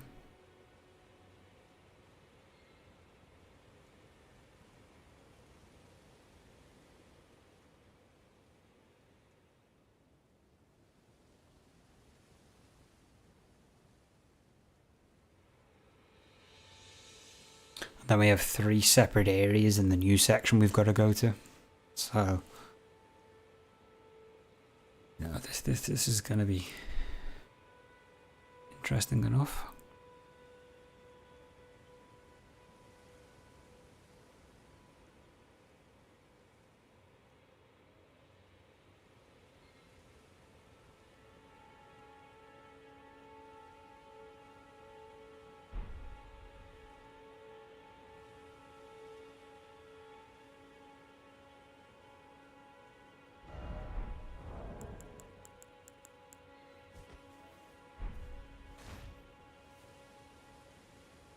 The Lonely Samurai.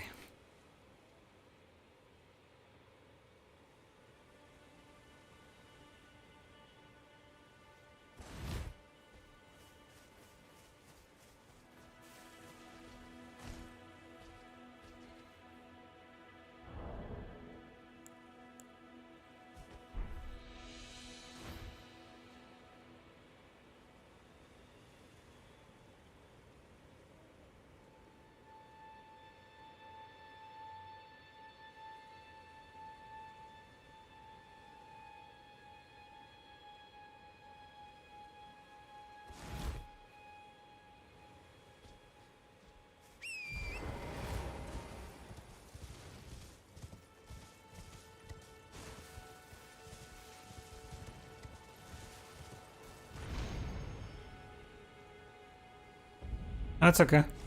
Don't worry. Just once you get to that area that I said to mark, you'll see like the little smoke. Was it geyser thing? I don't really know how to describe it, but it, you know, wind kind of thing.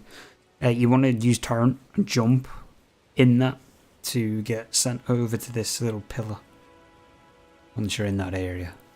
So.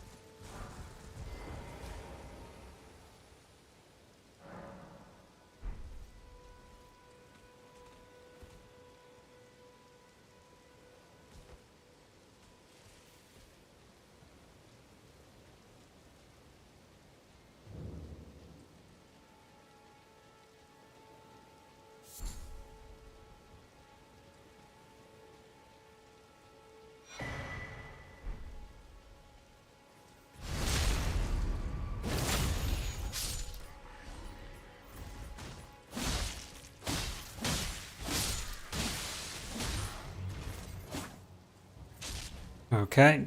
Do you see the, like, there's like a little geyser thing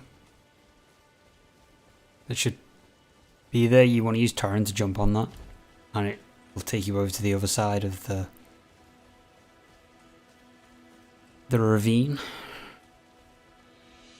Okay, cool. So once you do that, once you come over to the other side of the ravine by using that, you want to come down to the Site of Grace and activate it. And from here, it isn't as confusing as long as you mark the areas on the map that I mark. You can get to them pretty well with turn using the compass.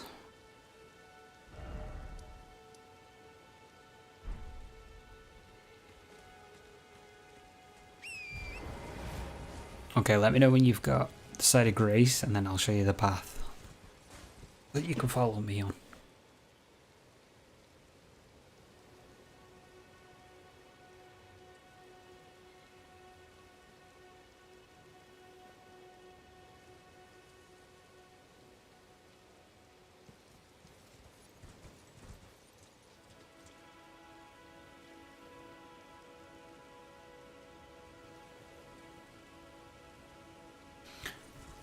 Okay, so once you're onto the other cliffside, from using the trampoline geyser thing with torrent, you will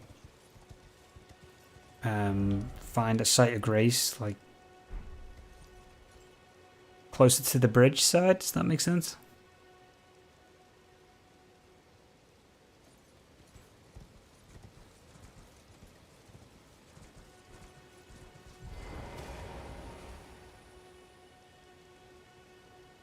So that cliff I'm looking at is what you should be jumped over from. Like that should be the site that you jumped over from using torrent.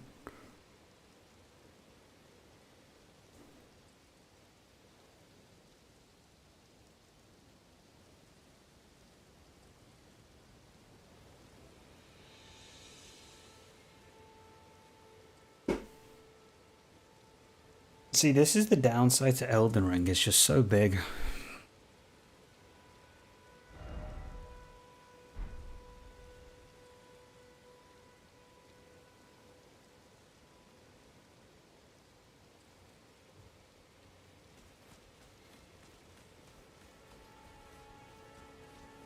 No, it's okay. Not your fault. I mean, the game's just so big that, like, to even get set up before the first boss, you have to do all this confusing stuff. That, like, as a new player, is obviously very difficult. Because you don't know where you're supposed to go. There's no real kind of guiding system in a way.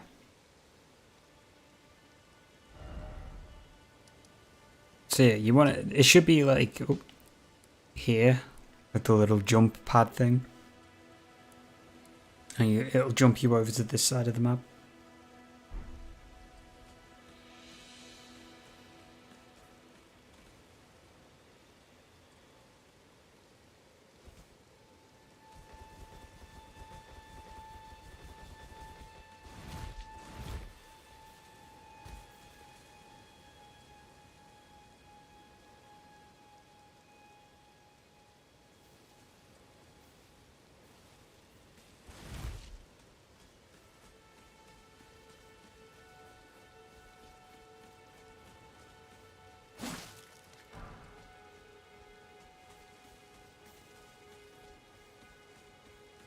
See, this is why I recommend the wiki being open when you play the game as well.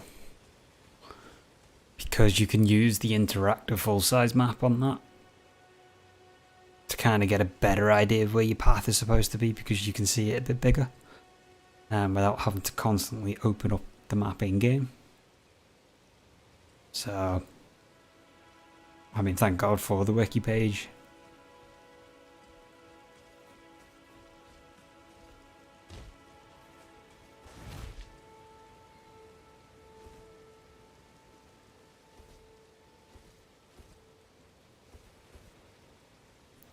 I made it across. How do I get down without dying? Just stay on turn and you can hop down to this cliff, like So if you're still on torrent, you can just hop down. So you go this way and drop. You should be okay.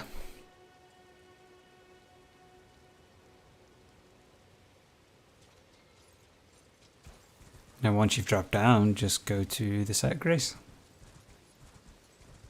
You have found grace, that's good, because Tarnished have lost the site of grace, and the Tarnished needs to become the Elden Lord.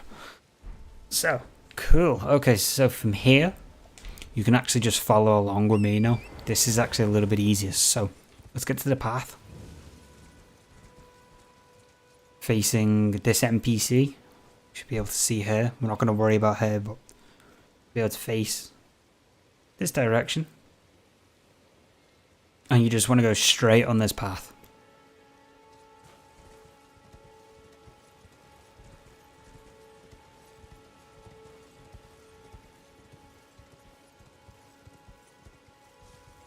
Now there's going to be some enemies on this path. But that's okay because you can run past them with torrent.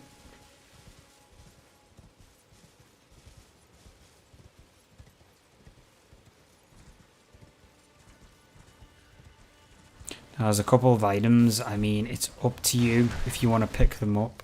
You can just run past all these for now. It's not a big deal.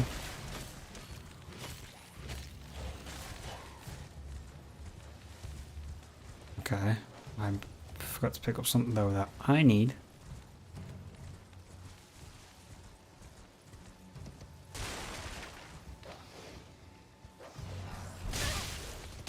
No, that was not it. Where is it?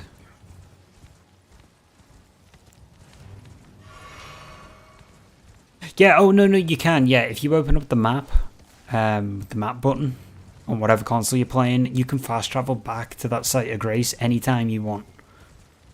That is always accessible. I should have said that.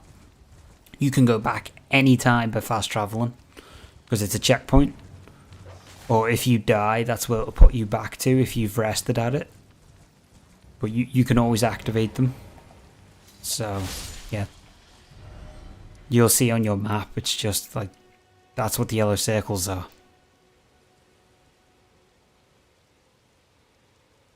So, yeah, I should have said that. They're fully fast travelable.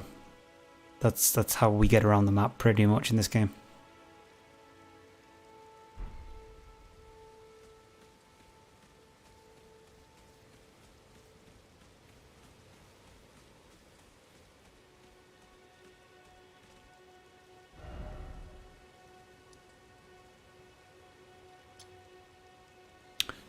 You just want to keep going straight though on that path.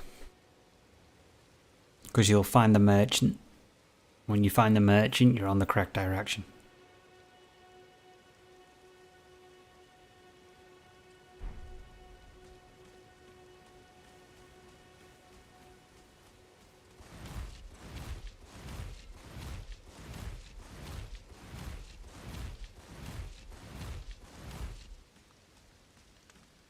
Buying or selling?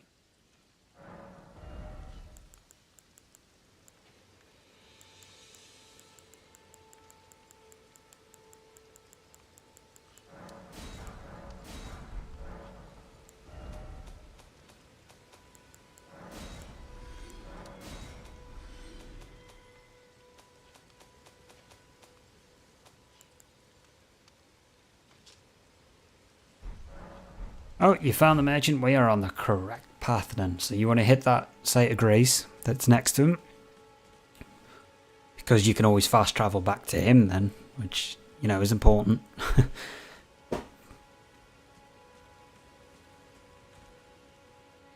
Because merchants sell crafting gear items. So it's always important. But once you found the merchant,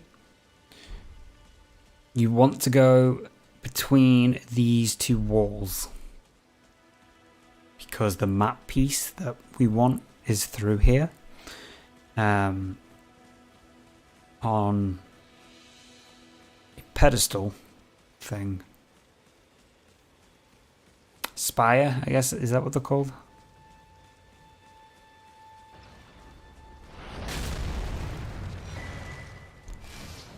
And when you've picked the map piece up, you just want to run back to the merchant as quick as you can.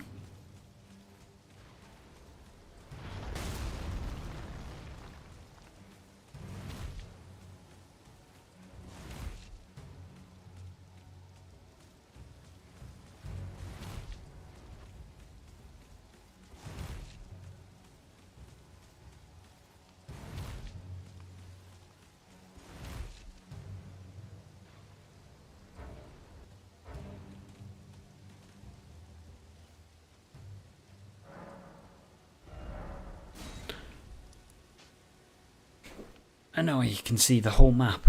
This is where things get easy. Okay, you're back at the merchant. You got the map. You didn't die. That's all good. Yeah, perfect. This is what we want. See, no deaths. No deaths will happen. Unless I die. Which I could see happening. Okay, so open up your map. This is where it gets easier to kind of get the layout now. Because we've only got to go to 3 places.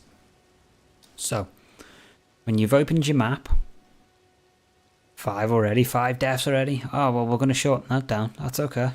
It's your first playthrough. It's a learning curve. That's all that matters. Once you start familiarizing yourself with the way the game is and how certain enemies are, you'll be fine. You'll be okay. So, on the map, you want to mark these 3 locations.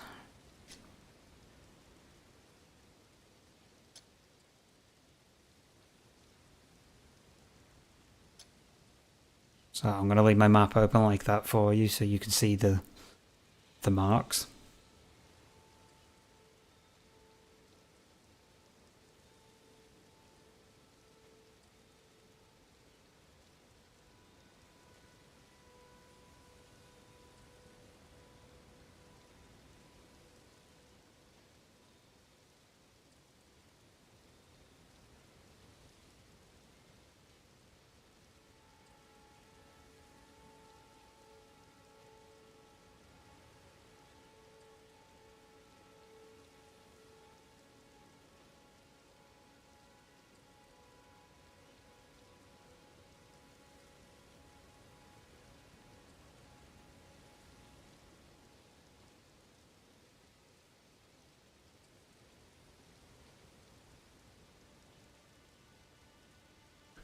I must see how to reduce the amount of them again because I had that reduced for so long. Right, okay, sorry guys, I had to quickly do something.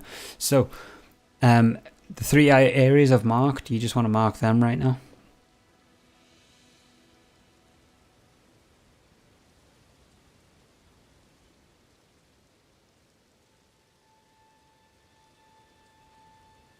Once you've marked those 3 areas, that's where we'll be going to. We'll just be doing them.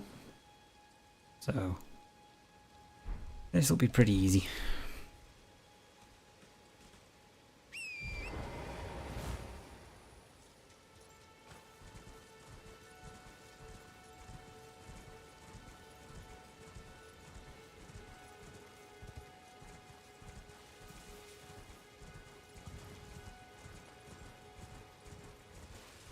Oh, stop.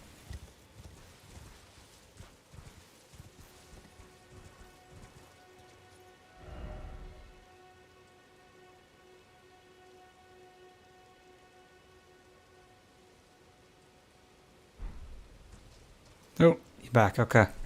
So, once you've got the 3 areas marked, that's where you're just going to be going to those marks. That's all you're going to be doing in this particular section. So you can use the compass to find them. Okay, I got the places. Cool. Okay, so you want to go straight across from the merchant. Oh my god, I'm stuck in the bush. I'm stuck in the trees. I'm going to go straight. And then we're just going to go to the churches and stuff. So let's just use the compass, kind of the best way to do it.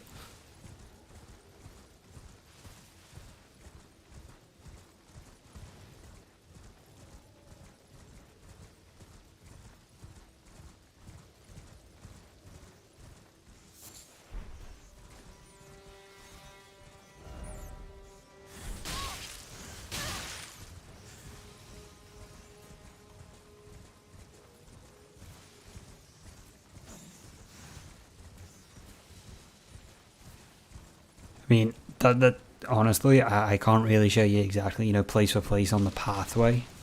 Using the compass is probably a better guide than I am for getting to these areas, if that makes sense. But I can show you dead on the actual map where they are, does that make sense? I hope all that made sense. It didn't sound like it made sense to me. Shit.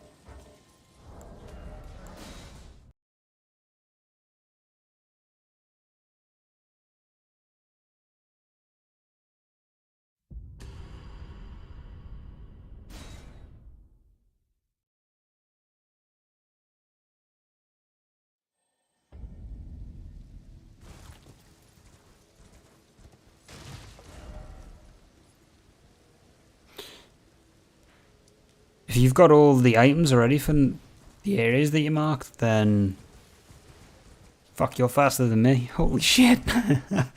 Once you've got them, you want to go back to Gatefort Ruins. Or Gatefront Ruin, sorry, that site of grace. Was there? Man, I've only got one of them. If you've got all three, you are way quicker.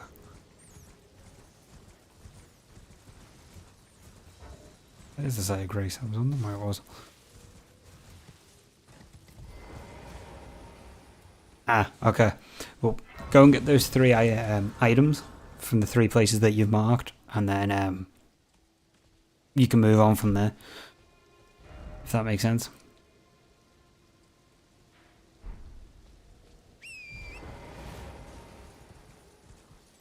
Crap, now I've got to figure out how the hell I'm going to get back down there.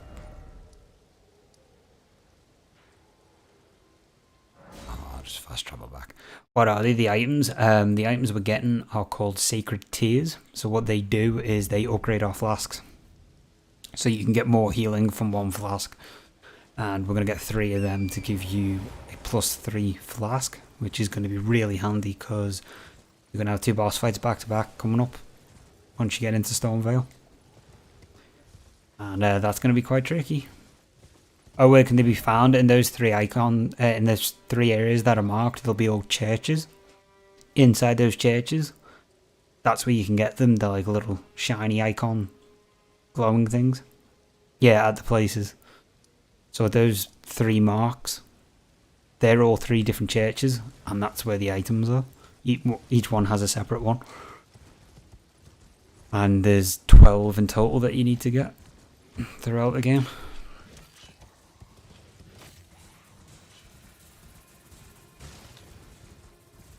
Because at different points of the game, bosses are going to be doing more damage to you, and you're going to have less health, bigger health bar, sorry, and less health coming from the flasks at that point, if they're not upgraded.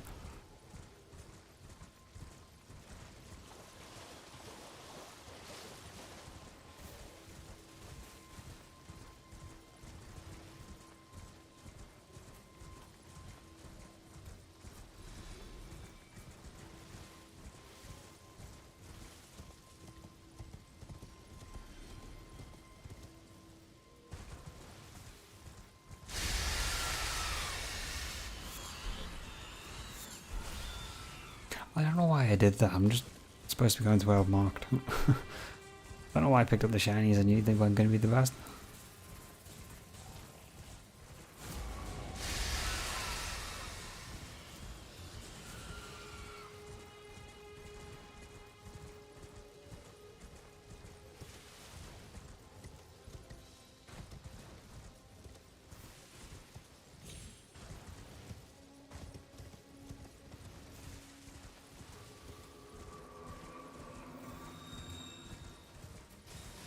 Again, the compass is going to be your best friend, though, in the game, once you've marked where you need to be.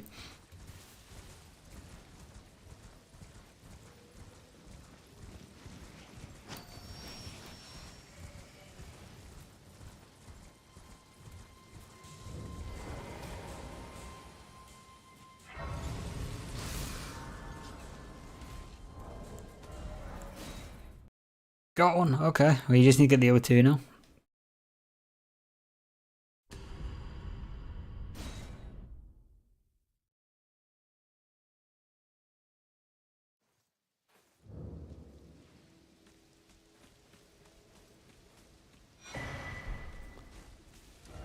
And I think each one of them has a site of grace anyway on it, so you can just activate that, and then you can always fast travel back if you ever need to get anything else from a different area that's close by.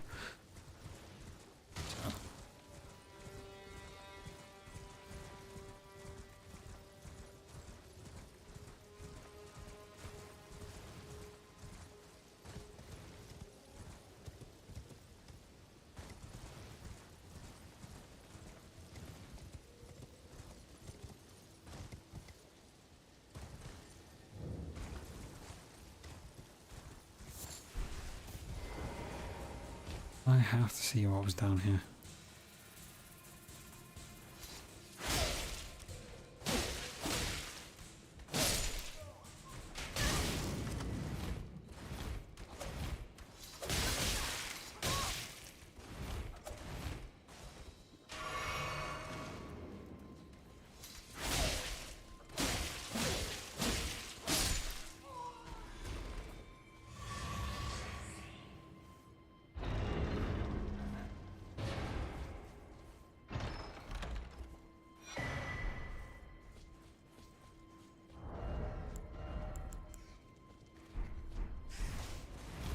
Thought that had a faith requirement, okay.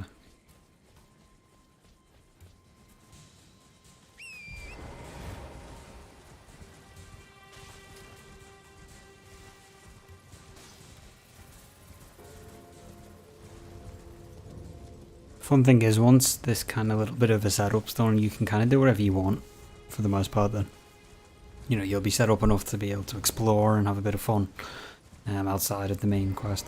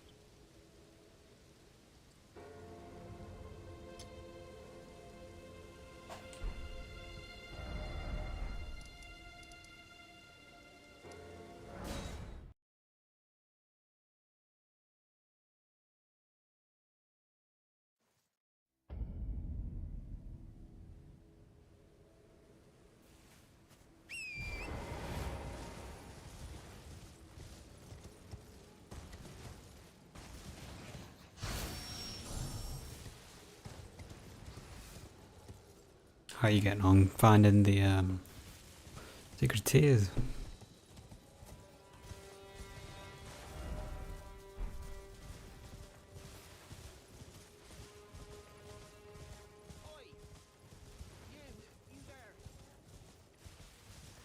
Got a new one, nice. Okay, so I'm gonna move over to the next area that I need to go to, but I'll tell you how to get there on the map again. Once you've got the other item.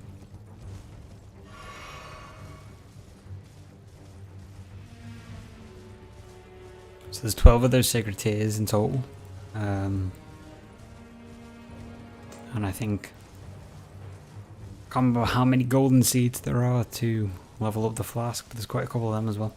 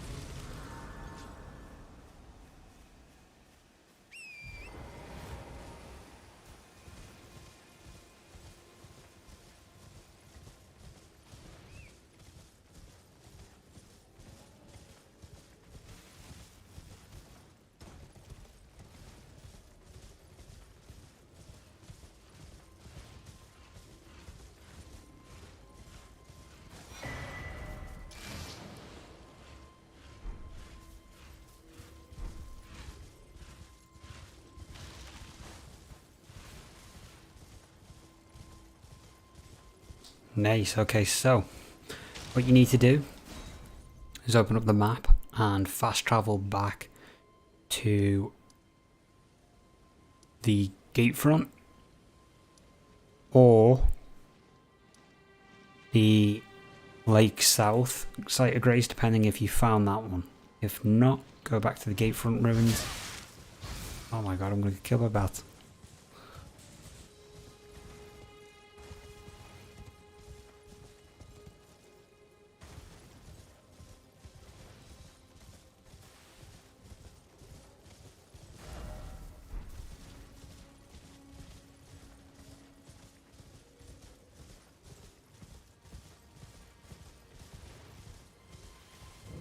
Don't worry, the setup is nearly done.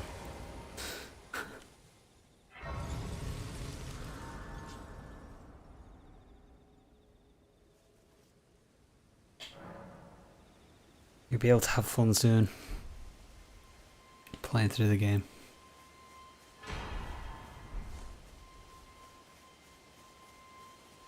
And guess what? You're going to get a 4th sacred tear from the next section. So.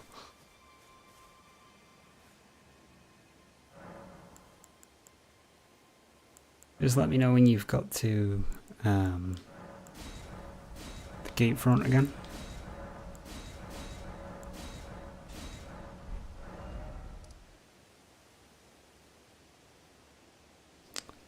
The sacred tears. Yeah, you won't see them until you get to where the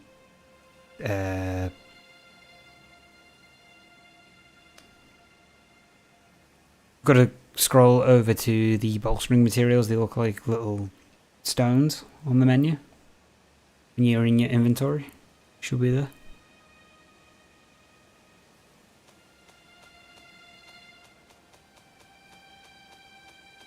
Because it puts them in with the golden seed and the smithing stones.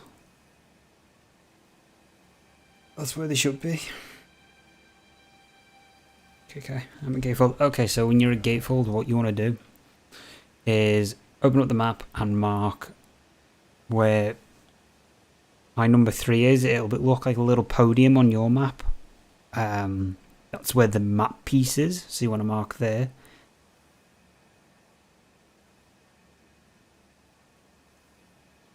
It's like a weird pathing. It's kind of hard to explain.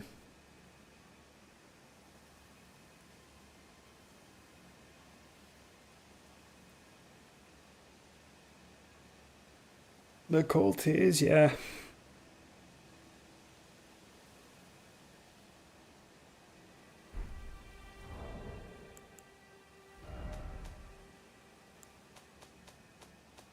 We're drinking crimson tears. Yeah, that's what it is. Yeah, you get them. So those little cups that you get, they upgrade your flask, like your overall potency of the flask. So you pick them up from different churches along the game. Yeah, the golden flasks of tear.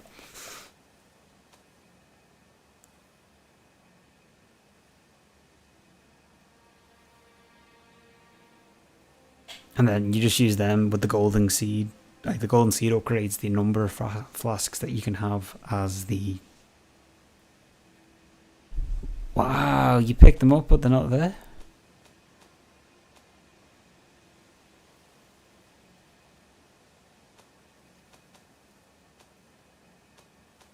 Wow, that's strange, but you've picked them up but they're not appearing in your inventory. Have you rested at a bonfire? Oh, at a site of grace, have you like sat down at it? And gone to the upgrade section? Where it says, goes to flasks and then an increase amount replenished. And they're not appearing, sorry. Wow, that's weird.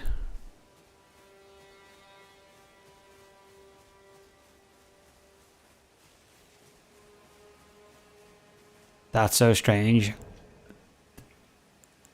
Wow. I'm wondering if the game maybe just needs to be reloaded. Oh, you did it where you upgraded the flasks? Oh, well, that's why they're not going to repair then once you've used them. Those ones are gone. They'll be put onto the flask charge, so you should have like +3 next to it. Flask of Crimson Tears plus whatever amount. No, you're supposed to do that. That's what you're supposed to do with them. You're supposed to upgrade. So, that's fine. You're supposed to do that. You'll get 12 of them in total because you can upgrade your potency to 12. So, no, that's fine. That's what you're supposed to do. So at least that's that sorted. So you've already got a bump up to your health on your flasks, which is going to be great if you're getting caught in fights. No, don't worry. No. Those Sacred Tear flask things are the equivalent of Dark Souls' Estus shards. So, no, don't worry. No, it's perfect. So, when you open up your map, you just want to go to what looks like the little, like, map podium. Yeah, you want to mark that, like I have, and pick up that map piece, and then you just kind of want to go to the church then from there. So.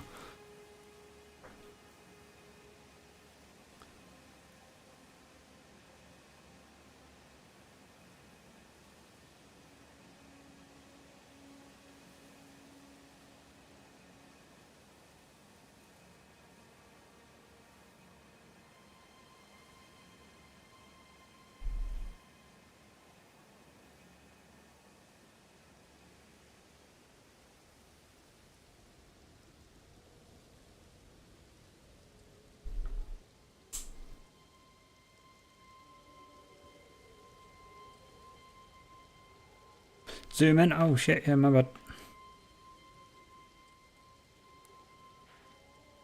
So you wanna... It looks like a little map obelisk thing on your map because I've picked up the map piece.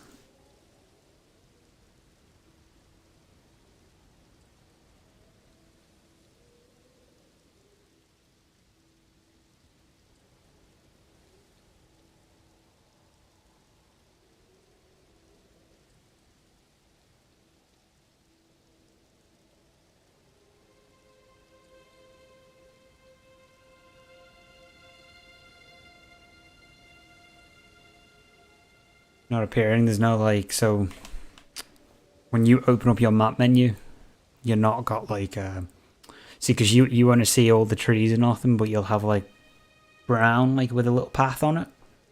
Should be like a pathway, somewhat showing. Well, there's like a little glowing triangle on that. That's what you need to mark.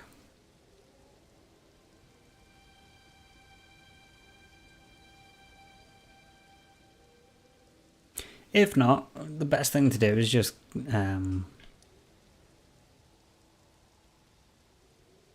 explore the area that hasn't been seen yet and find it that way. I mean,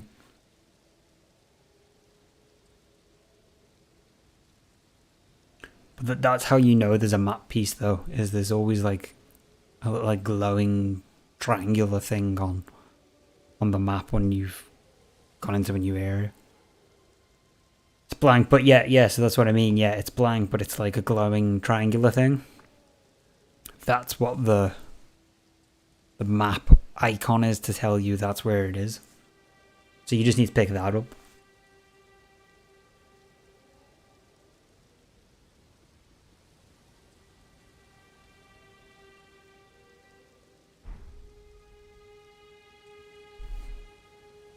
Once you've got the game mechanics down, it's not too bad. It's just very overwhelming for the beginning of plays.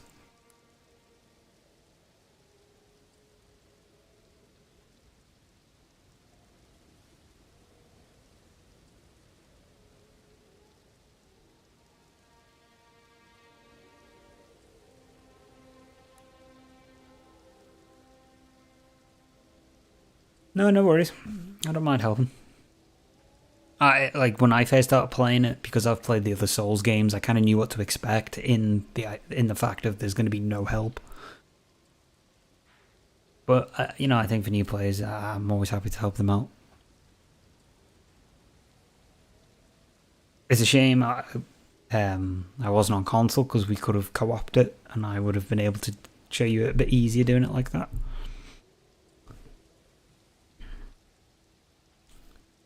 Yeah, once you've got the map, you just want to mark up here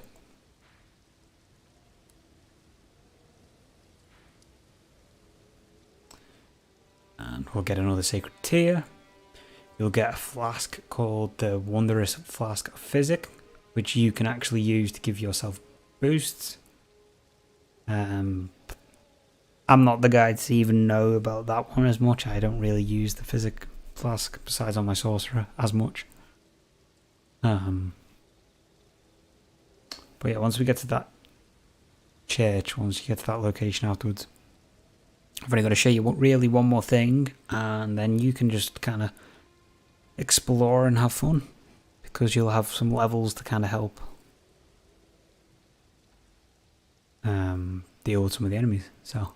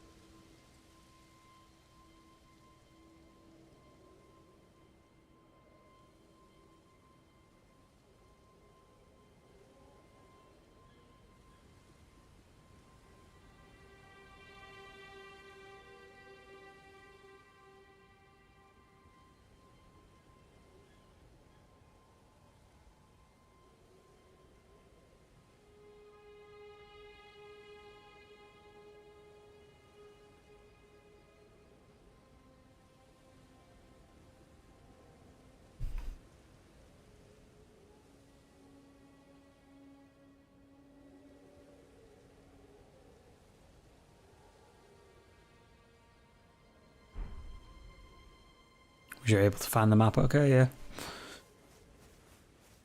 Just making sure, you know.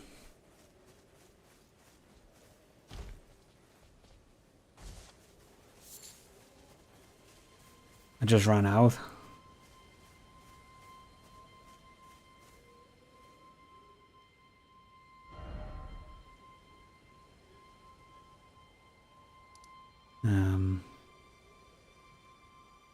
Yeah, you just want to go to this church though.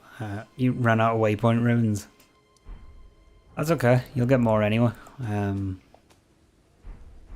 Oh, well, what you can actually do is you can... So... You can click on all the previous ones you've put down. Like, you know, like... Please. I don't know. Oh, you're waypoint ruins? Okay, what you... Okay, so down there is a boss. And there's a sorcerer. So... If you're not doing sorceries, you don't really need to go down there. I don't know how to get down. How to get down... Okay, so... To get down to the area to get the map, you want to go to... remember where you got the pickled fowl from? That bridge that was there? Well, you can go back to that bridge, and you instead of going to the right, you go left. And it'll take you on a path that'll take you down to where the map is.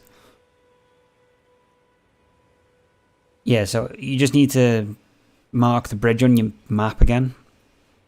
Use torrent to get there, and then you can take the left path instead of the right to get it. So that should help.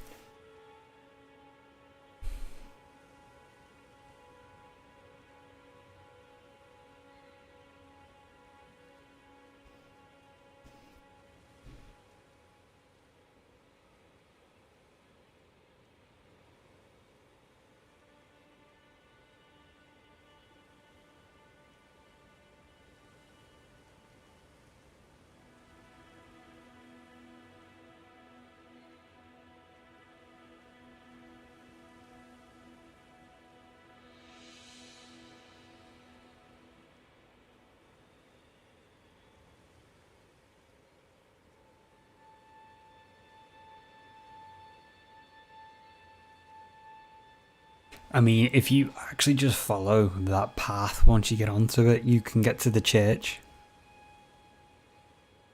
before you get the map. But I just seem to do it the opposite way.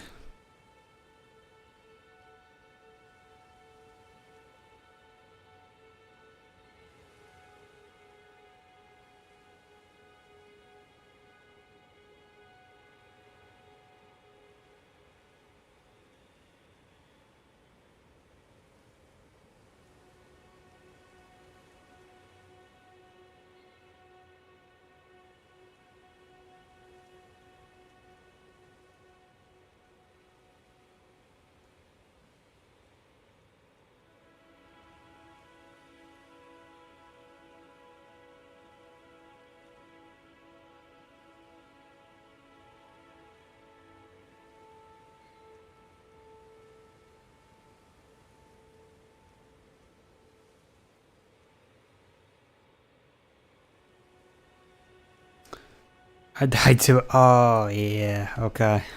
There's got you. Well, that's just the area you need to go to anyway. But you got the map. Oh, there you go. You Indiana Jones that shit. Nice. Okay.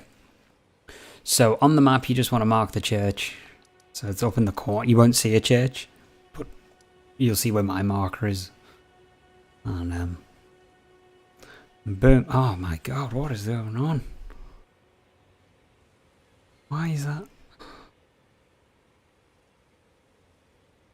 Alright, I need to see if I can fix this. Because that is ridiculous.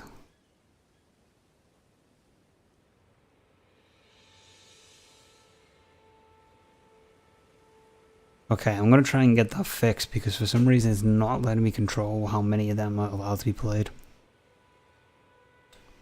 That's ridiculous because...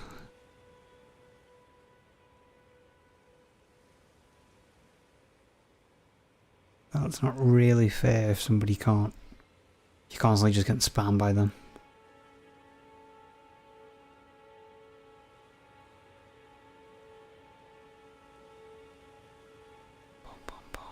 See if I can just find it. I'm having a quick look at my settings, see if I can turn that off.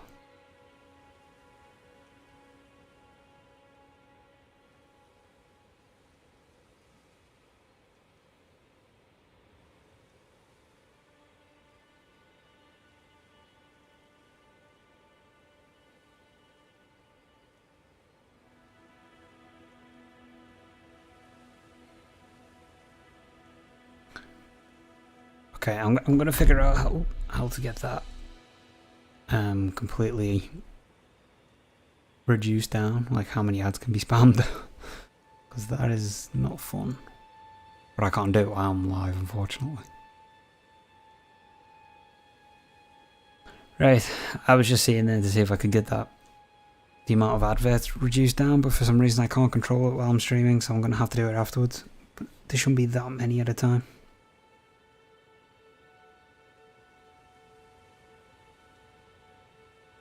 So it just seems like an excessive amount.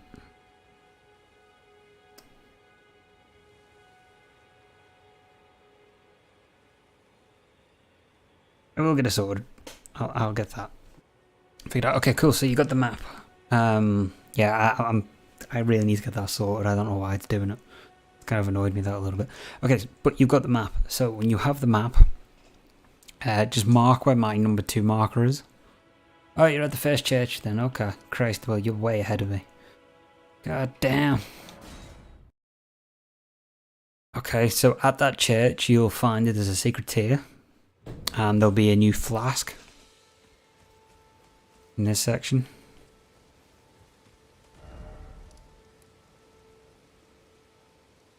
Oh, wait, you respawned at the first church? Is that what you mean, when you died? Okay, the reason you've spawned there is because that's probably where you rested last. That's the way the game works, wherever you rest last, it'll put you back to that spot. You want to go back to where you found the map, where you just got the new map piece, but go to a different area within that section. Yeah, oh, go talk to her. Yeah, she's going to give you some really important gear. I forgot about her. She's important. Go chat to her and answer yes to everything. Say yes to everything. You're going to get some really good stuff from her. That reminds me, I must go back and get the same stuff. Because you get it for free off her. This way, Tarnished. A pleasure to meet I am the witch. I'd heard tant upon the talk thou art but call for. I was in straight torrents. Tis a summon there, the spirits now it is that.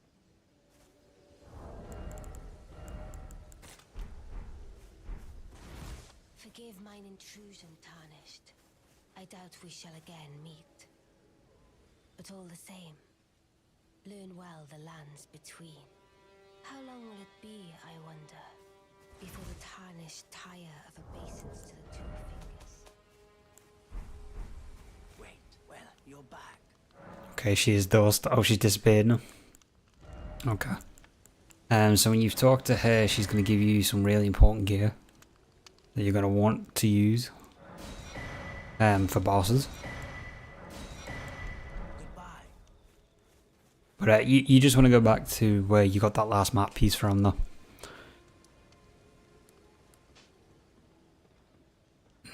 Yeah, she gave you the wolf, so that is a spirit ash, and that is going to save your life a couple of times in some early bosses. And that particular spirit ash is A tier, so it gets quite. You're going to keep using it. Basically, it gets quite good the more you upgrade it, the more you play the game. So yeah.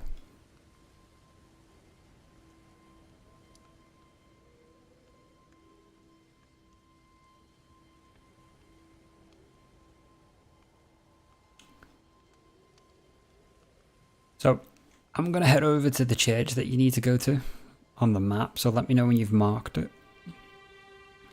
Like, from where my little marker is, and then you only need to run straight to that. You don't need to worry about dealing with bears again. I forgot about them.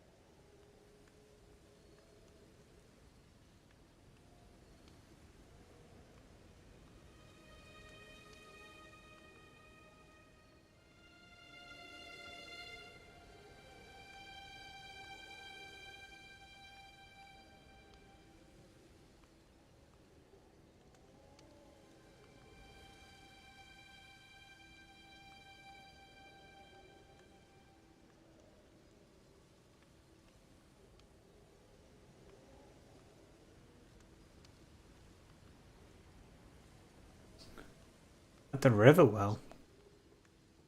Riverwell? What the hell? Riverwell? I'm so confused. Wait a second. Oh, wait a minute. I've obviously forgot there's something I've missed.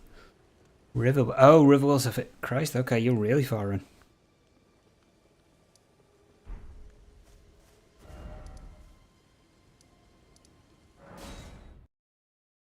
That's actually quite good, because if you go down that elevator, you can mark the site of grace. Because you're going to come back to there at some point in your playthrough to do a quest.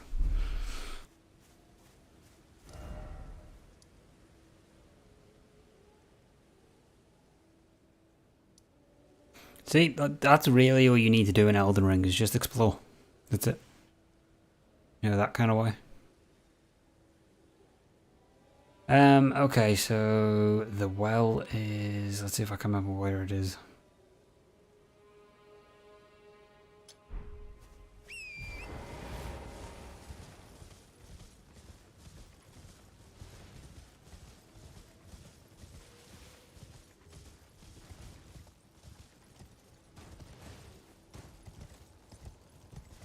I have to go... Oh, okay, so I know where you are.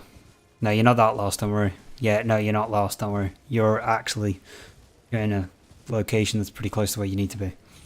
So, from the well... Okay. From the well entrance, let's see if I can Okay, so this is the well. So if you're standing in the doorway, okay, looking at yourself on the camera, you want to go to the left.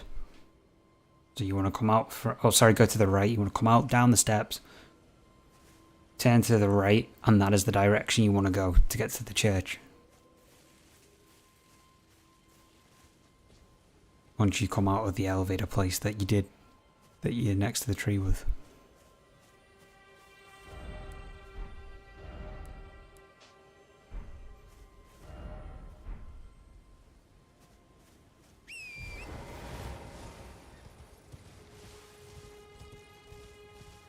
And just go straight once you turn right from that entrance.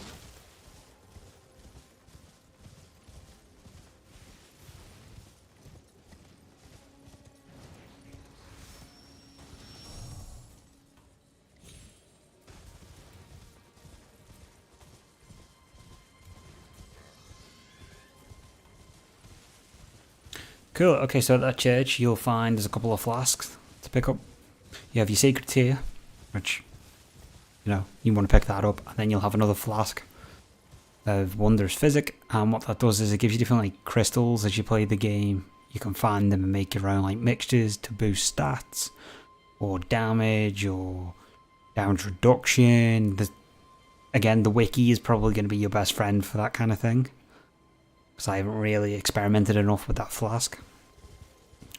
But yeah, the wiki, best buds with that. So I'm going to show you something really cool here, and this is where you get all your ruins, and you can pretty much just play the game then, you know, a little bit easier in a way. So from where you get this basin, you want to walk through the broken wall over to the cliffside.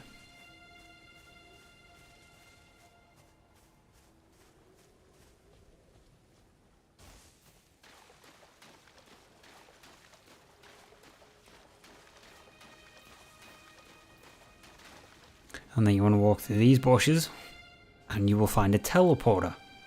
And what this is going to do is this is going to take us to a higher level area, but we're only going here to do one thing, and that is it. And you're not going to come back to it until you've got kind of midway through the game, I guess. So yeah, you want to go up to the teleporter, hit examine, hit travel to another location, and I'll show you what to do from there then.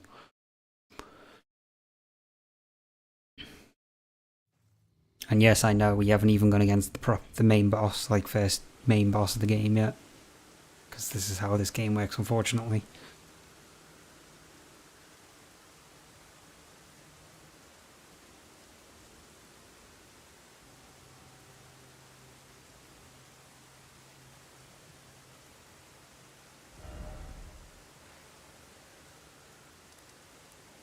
Okay, so once you've teleported through, you want to get on Torrent straight away. And you just want to literally run past this gargoyle and follow this path, like the road path that you can see. Because what you're going to do is, one, you're not going to get hit by an enemy. And two, you're going to pick up a golden seed. And that's important because you want to upgrade your flask. Then you want to keep following that path again, and you will see a Site of Grace come up, and you're going to want to activate that as well, and maybe rest at it depending on if you've been hit. Kind of a situational thing, I guess. So I'll just wait until I know that you've got to this section. Forgive me to determine if you had. It seems Torrent had your measure. I wouldn't rest though, like I just have, because you're gonna have to Very well. Let my hand. do her little speech thing. So if you have rested by mistake, just agree, because it'll take you to the round table, which you're gonna go to anyway. It's just you would have done it after the next thing I'm about to show you. That's all.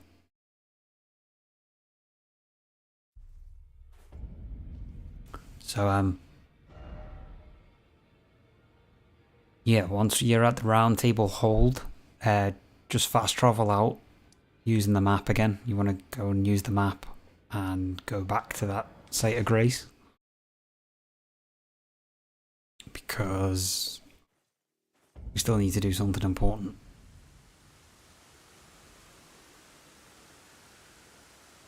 So just let me know where you get to, and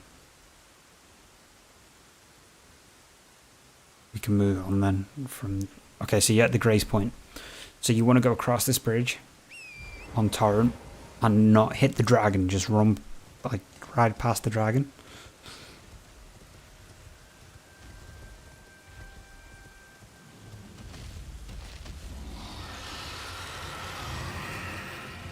Just kind of keep riding past him. He'll eventually stop following you.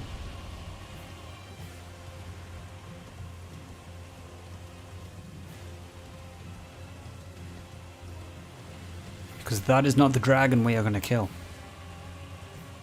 You have another dragon that you need to kill instead.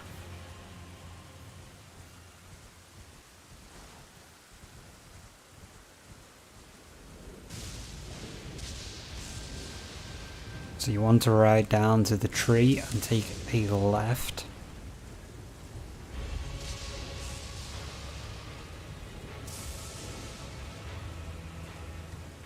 Because we're going to go behind the tree and go on one of these jump pads again.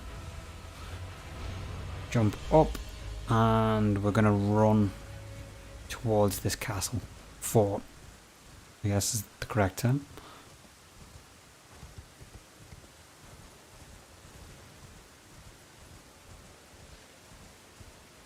And then we're going to rest at the site of grace. And this is where you get all your souls from now. In a minute. So, oh, ribbons, sorry, not souls. Ribbons in this game.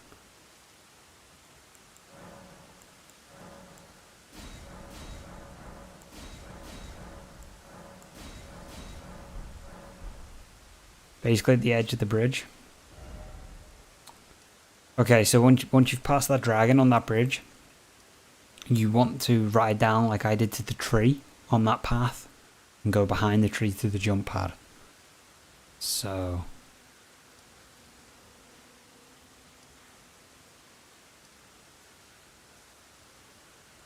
you can't miss the tree because it is on the path. So just keep running, like I said, and you'll see what I mean.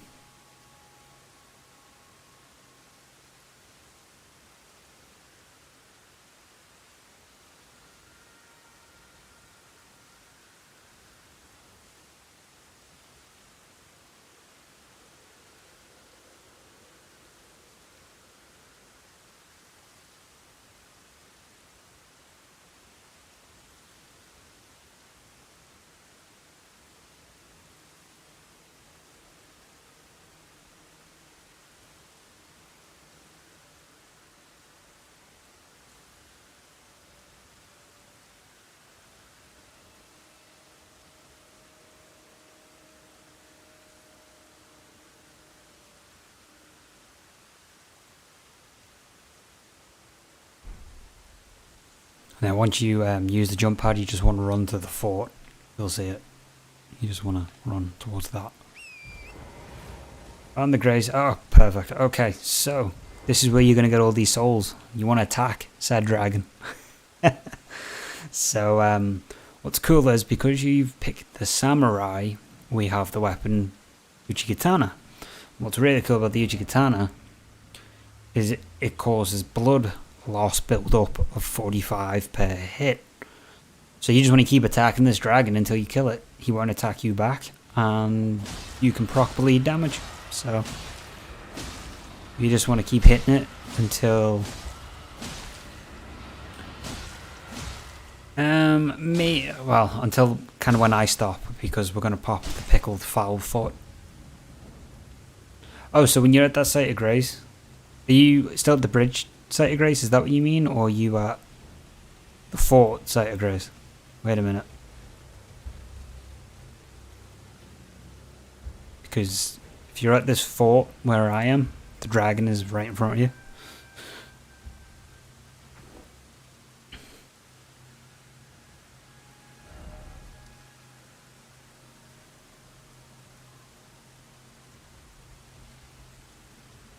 that's where I am on the map.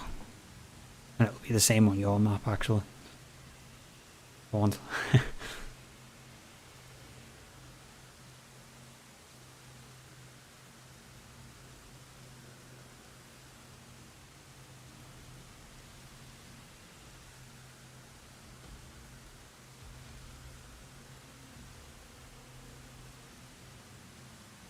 Oh, okay.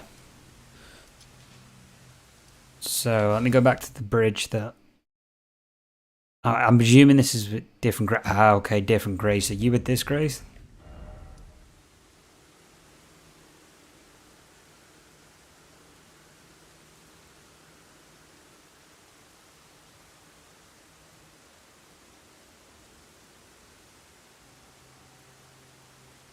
There might be another Grace point, I think, nearby. Possibly. But just let me know if it's this one or not.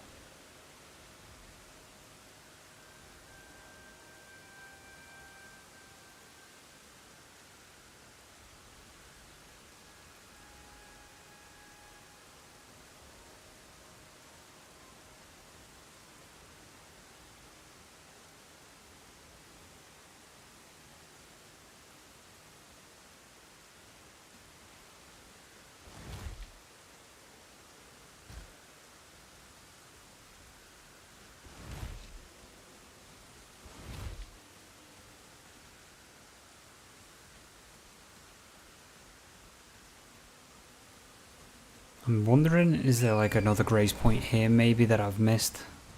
That you could be at?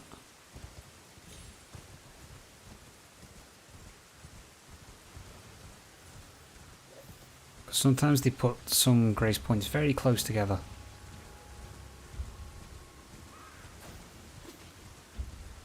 I don't think so.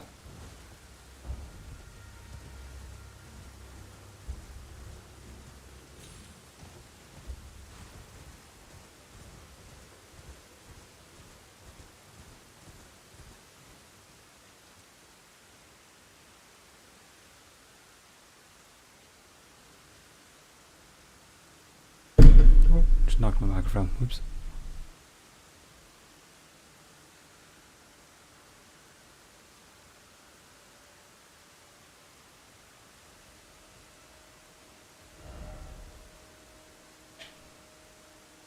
Okay, well. What's up? You lost? It's okay. You might have found a site of Grace that I completely forgot. I see the big boy. Oh, okay. You see like the big dragon? Big beast, yeah. Is he white? Big fucking tank of a thing.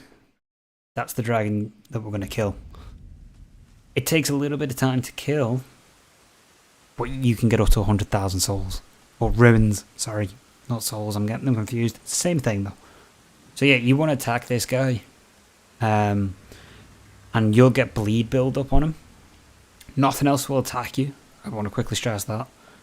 And just keep attacking him until he's nearly dead, because what will happen is you will pop the gold pickle foul foot to get an extra 30% given to you. So just keep slashing him. Takes a bit of time, but as you'll see, you'll do 13,000 damage at some point.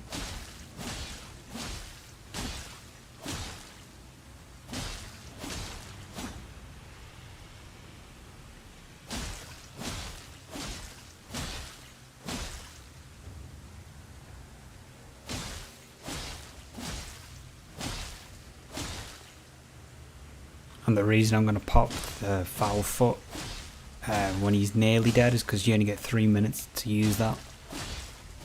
And this guy is definitely longer than a 3-minute fight, I can tell you that much.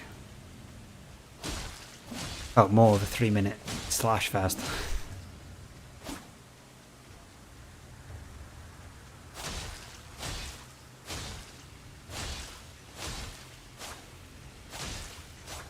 This is what I do every time on new characters now, because you can get quite a good couple of levels.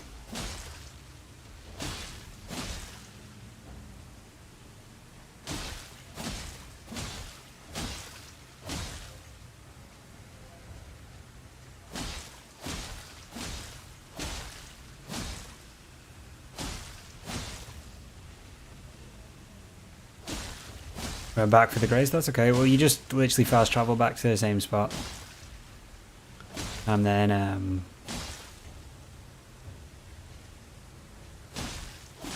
you just literally slash at him for a couple of minutes. So.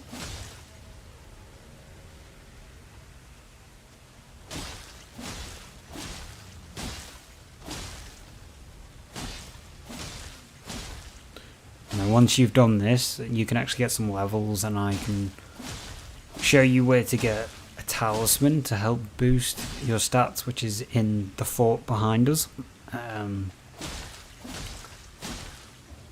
But we'll get you some levels first, just so you've got some sort of levels to back.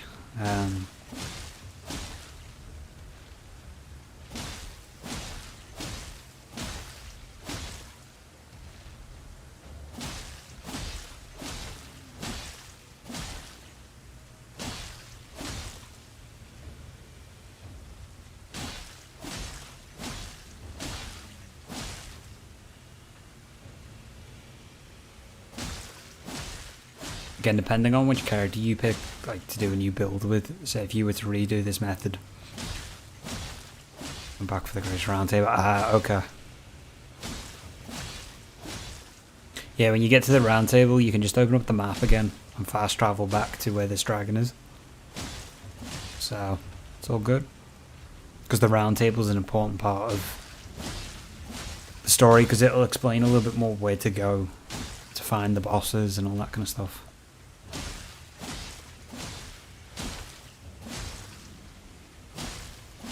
So when you see his health bar, or her health bar, I'm not even sure if it's male or female dragon. When you see about that much left, that's when you can pop the pickled fowl to get the extra 30%, because the next bleed build up attack will kill him or get him very close to death. So I think he gives like 96,000 souls or runes. Oh my god, I'm gonna keep calling him the wrong thing by mistake.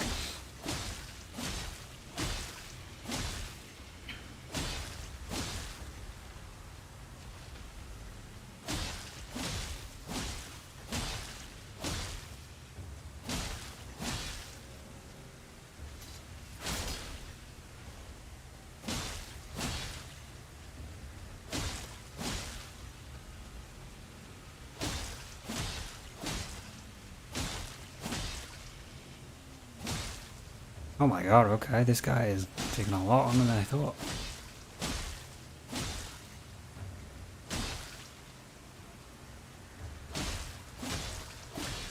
There we go.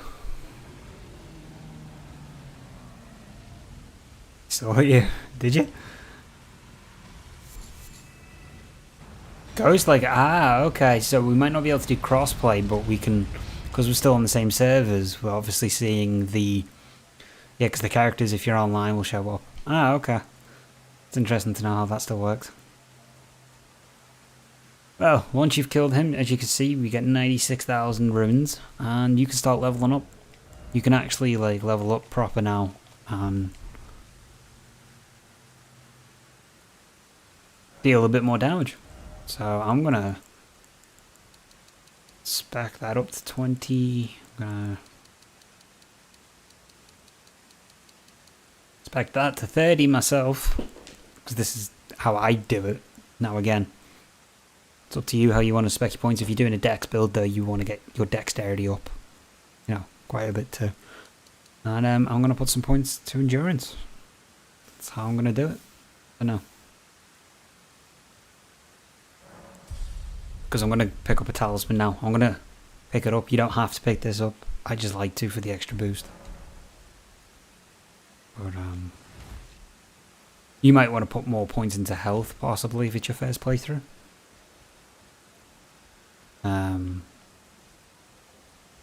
If you feel like that might be more beneficial.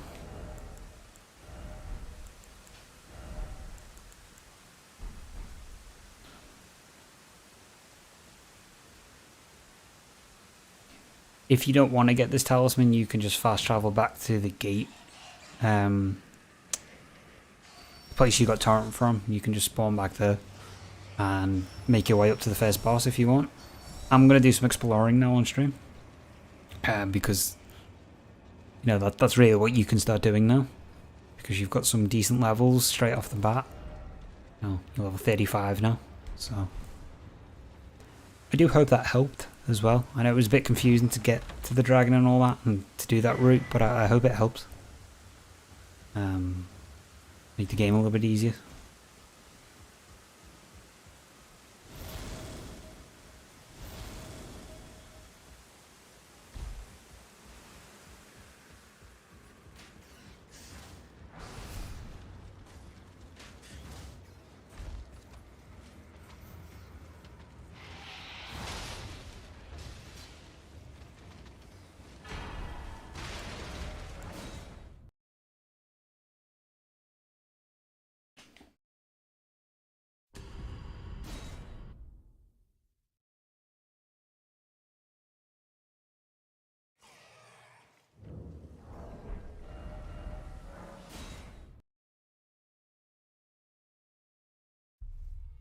Like I said, you can just go back to the round table, or you can go to Stormvale Castle, the gate fort front,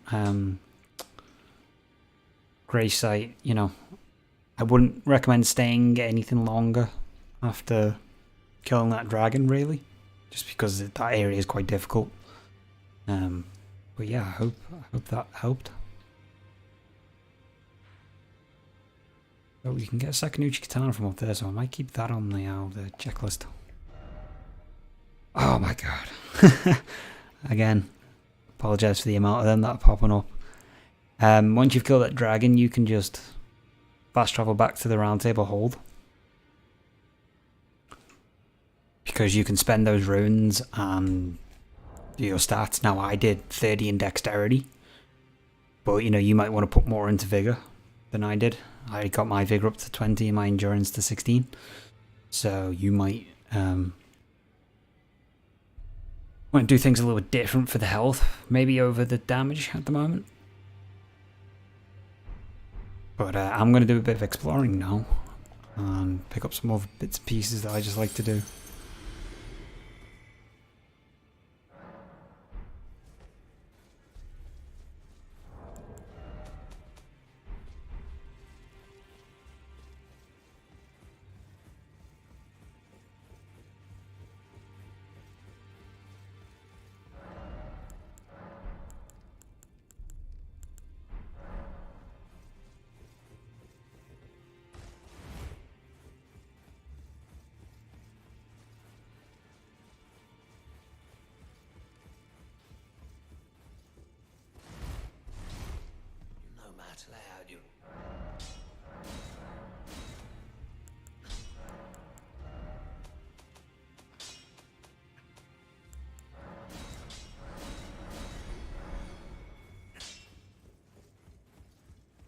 And now you can just explore too, because you've got so many levels, like you'll be level 35 now. You'll be able to explore without kind of being, I guess, as concerned of getting destroyed by enemies, because certain enemies can be quite tricky. In all due respect, obviously.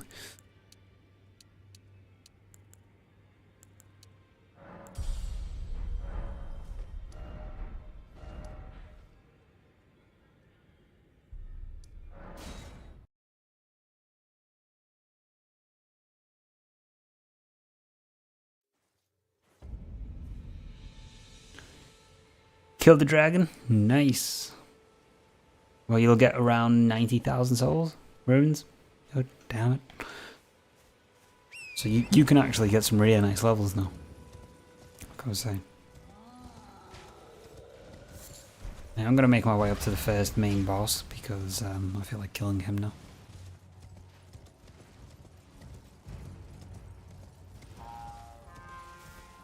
Well, you can fast travel back to the round table hold, or I can show you where to get a really cool talisman to help boost up your stats again by an extra +5 in certain areas if you want. I can quickly show you how to get this talisman.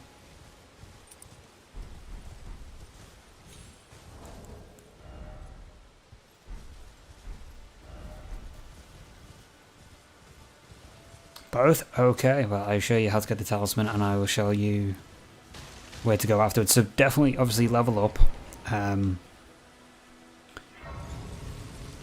Again, if you're doing the dex build, which I would say you are because you picked the samurai, because the Uchi-katana scales with dexterity and it's one of the best katanas in the game, I would recommend putting some points into dexterity as a start. Now, I got mine up to 30, though because it's your first playthrough, maybe put your vigor up a little bit more than 20. Because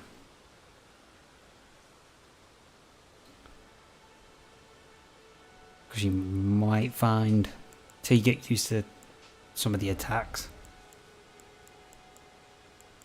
68. Oh wow, okay, this is actually better in visible. Interesting.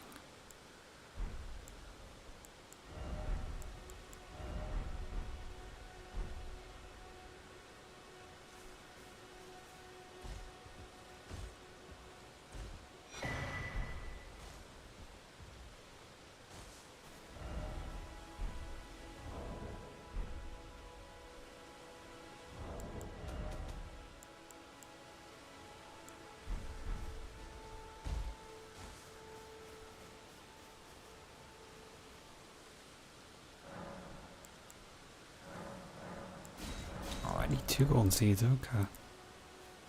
Explains why that wasn't working.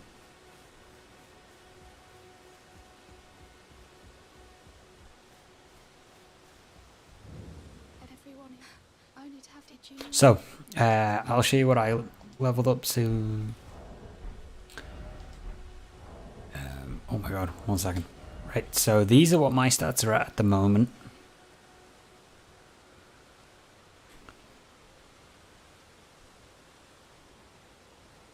Now, one thing I should say is, like I was saying, is I put my dexterity up to 30. Now I got my vigor up to 20, my endurance up to 15. Because it's your first playthrough, I would say probably do vigor and dex evenly in terms of the amount of points that you've put in. You know, that you've got available, because with it being your first playthrough, some of the bosses can be quite tricky and some of the enemies can be quite tricky until you've kind of learned the moveset, so it's good to have the extra health. But it's up to you. You could do exactly what I did and do it the same way with 20 vigor, 30 dex, and it would be 15 or 16 endurance. I just had an extra rune from somewhere for some more levels. So, no worries. I'm just gonna.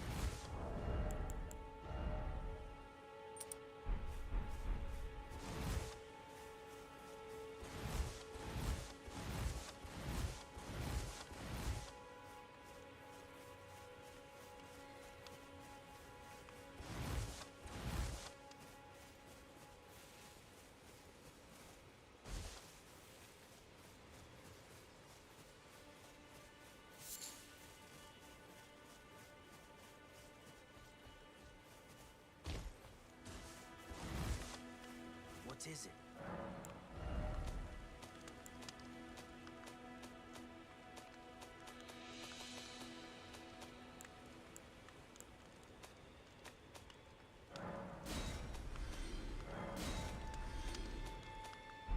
Goodbye for now.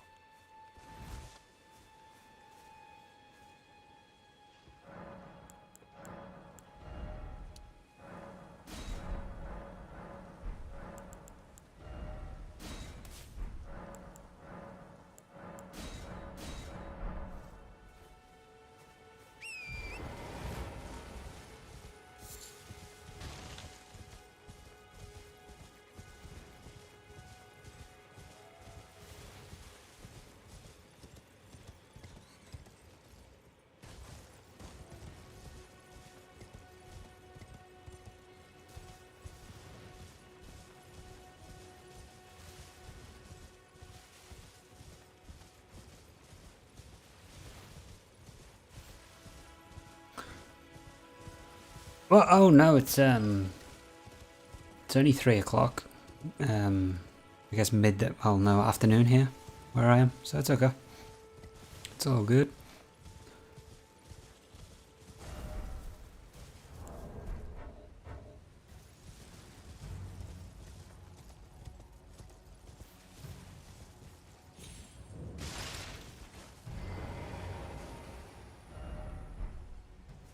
Let me know once you've leveled up, and I'll show you where to get this talisman. No, it's 3 p.m. as in like daytime. 3 p.m. I'm on GMT time, so like England, kind of like London time, I guess, Dublin, that kind of stuff.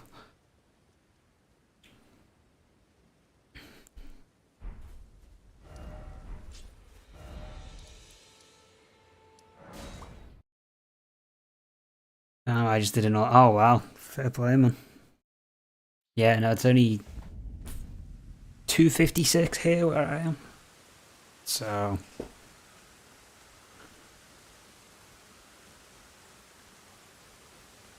7 in the morning. Wow, by you.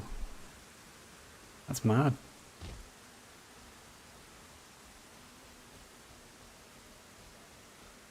$6:56. Wow. Okay, that's insane. Yeah. So it's big time difference there.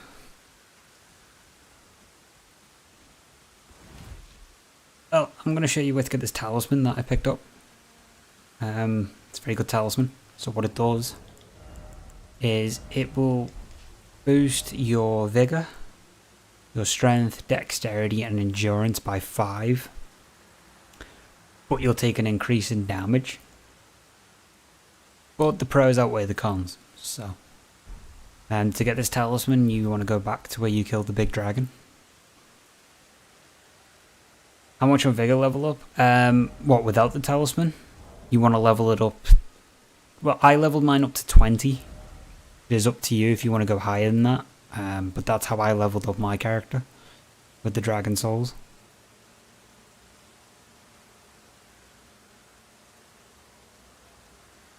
And then the talisman puts an extra 5 on it when you have the talisman equipped.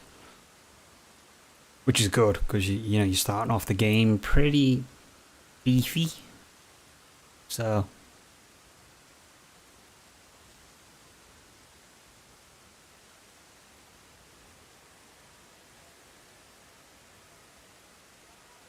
none on mine. The only stats that I leveled up was dexterity, vigor, and endurance. That's what I did. So you want to put your vigor to 20, your dexterity to 30. If you want to have extra damage over the health, then dexterity all the way to 30 for now. And then endurance, I think, was at 16 I got it to. I just had some extra ruins from killing enemies earlier. In between. But that's what you want to kind of look like in the ballpark.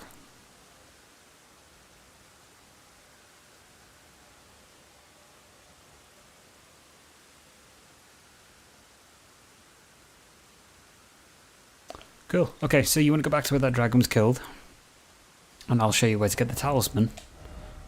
Said it's great. Even though you take increased damage while wearing it, you still get better stat boosts for the cons. So no, you can't farm this dragon, unfortunately. It's a one-time spawn.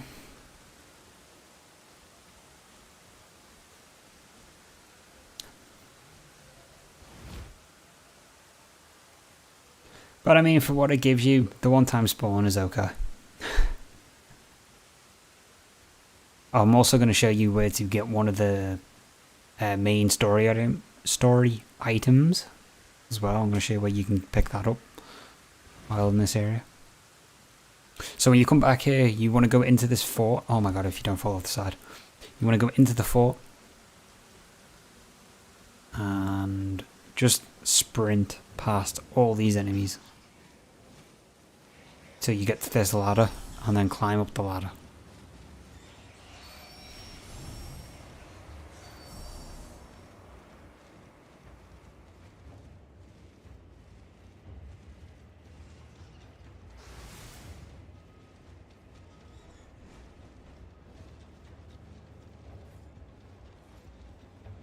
And then this chest has half a medallion that you need, so I would open that.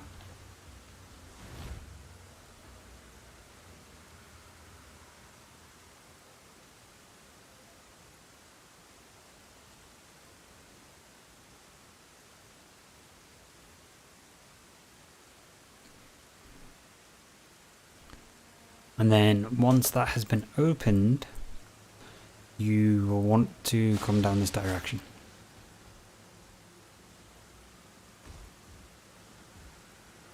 And you don't want to go down that hole.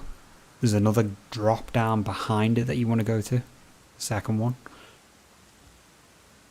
So you want to run past this. And drop down here.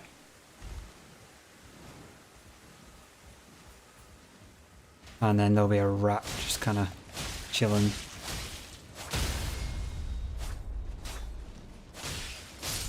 Though I would sprint.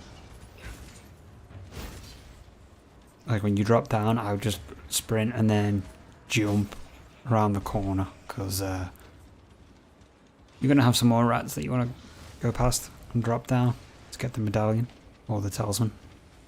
And this is where you'll pick it up.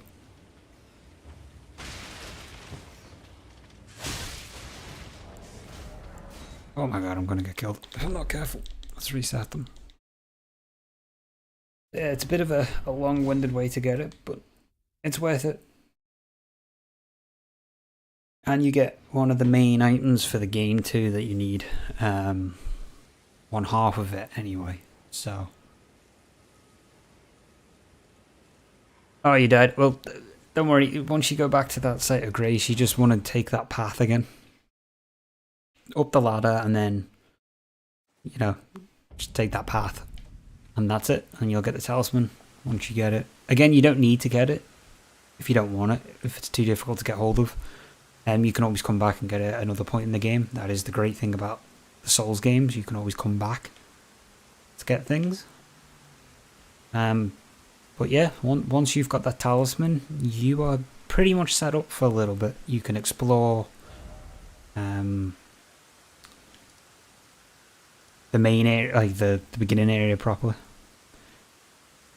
Okay, so once you get to the second hole then, I'll show you again what to do, because I messed it up a little bit. But I'll re-show that. So second hole. It's a bit tricky because you've got to jump around a corner. And that's where people get caught out.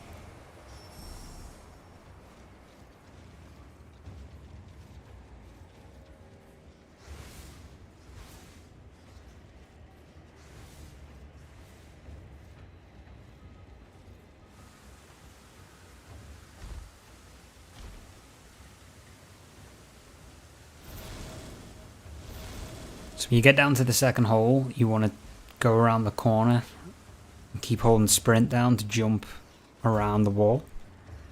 Like that.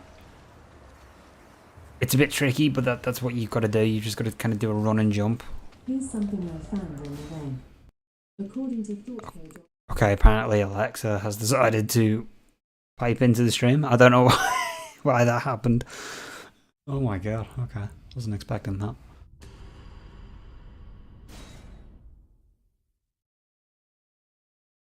Talk about anything that can go wrong, would go wrong. But yeah, once you're around that corner, you just want to sprint past the rats and you'll fall down another hole and there'll be a body with it, with the talisman on it.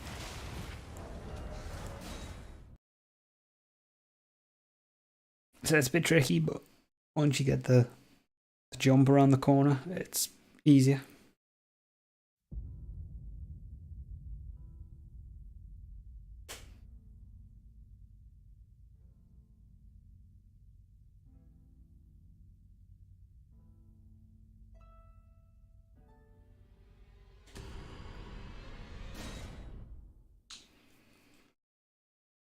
And then you can just fast travel back to the gate front side of Grace. And from there you can just explore then. The beginning section of the game properly. Because you'll have some levels and decent gear. And from there, you just make your way up to the castle whenever you feel like you're ready to try and take on the boss. So.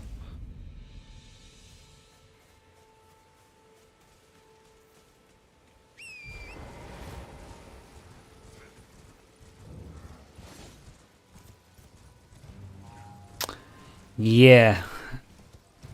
The rats are awkward. Like I said, you can always come back to it later on if you want to give it a try later. But that's all you gotta do. So, and that's you set up early game. That's like the early game setup.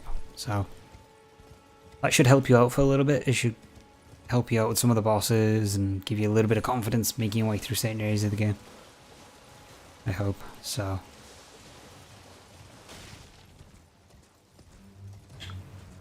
You know how, that's the main thing, you know what, you know how to do it, and that's all that matters. So you can always come back anytime to get that.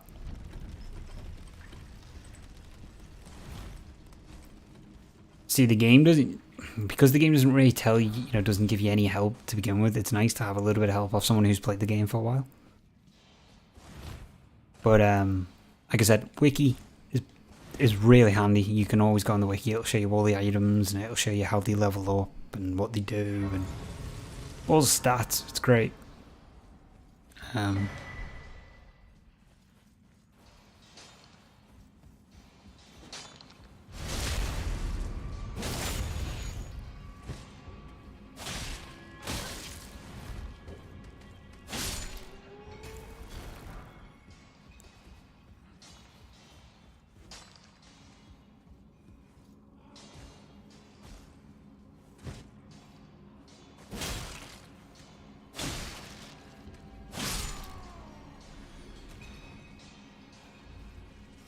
Speaking of rats,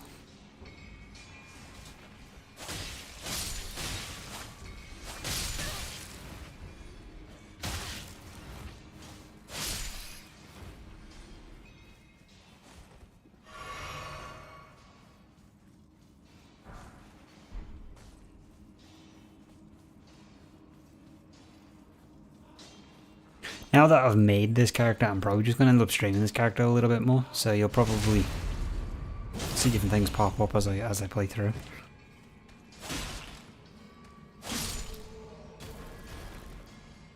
You got it, but died to rat. Well, that's fine. You've still got it though. You don't lose the talisman, and that's all that matters. And now you can explore the great world of Elden Ring. Again, I wouldn't explore where you got where we killed the big dragon, because that is a late game area, mid to late game area when you're a little bit more confident with how the game is. But all of this area is all up for exploration for the early game. So much to do here. There's so many caves, dungeons, loads of fun to be had. So when you go to equipment, you go down to this little talisman slot under your armor, and you just equip it there like you would do a weapon, and it will show you when you go to equip it what stats it will boost. And you can put 4 talismans on at a time as you play through the game. Some do different things, some give different stat boosts, some attract enemies, some give you damage reduction boosts. You know, there's all different things with them. Again, the wiki will be great for helping you find which talismans are best for your playstyle. Typically, there's very good talismans that you will always use, and then there's ones that are kind of situational. But again, you'll find all that as you play through the game and do different characters over time. Different builds will require different talismans, sorceries. Sorcerer builds will have different talismans to what Dex build would have, and a Faith build would have, and so on and so forth.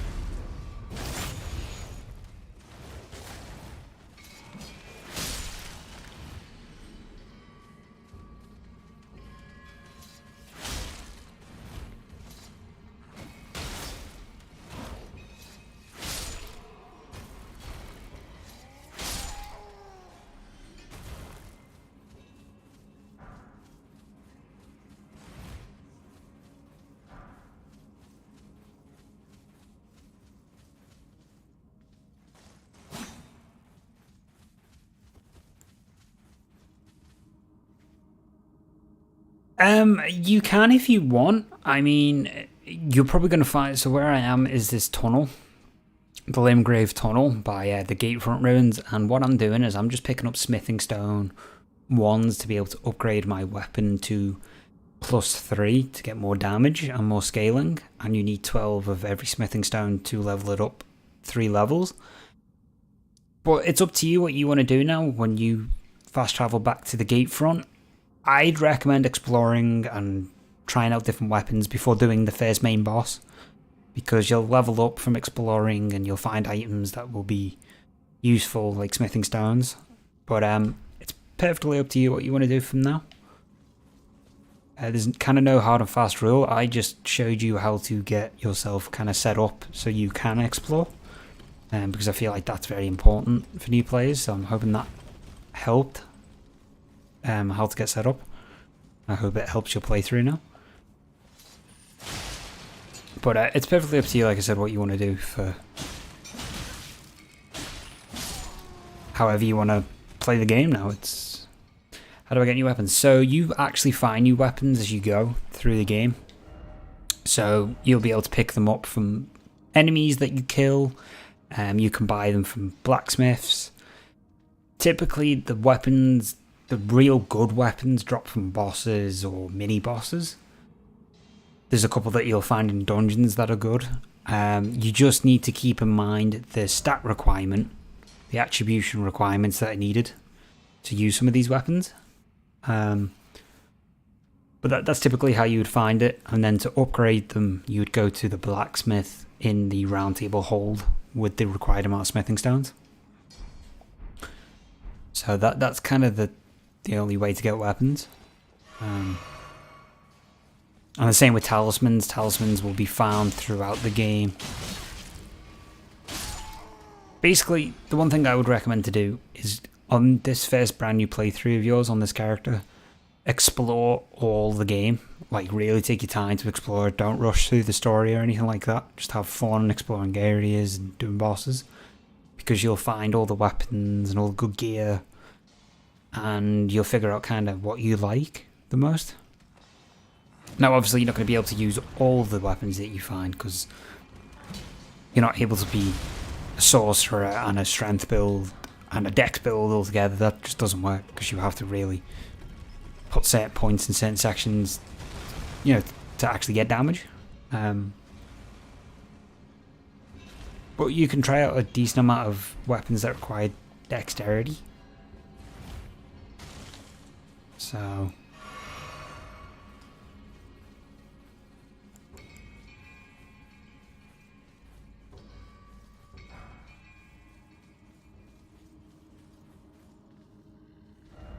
what I'm going to do is I'm actually not going to do this boss. I'm going to leave this mini boss.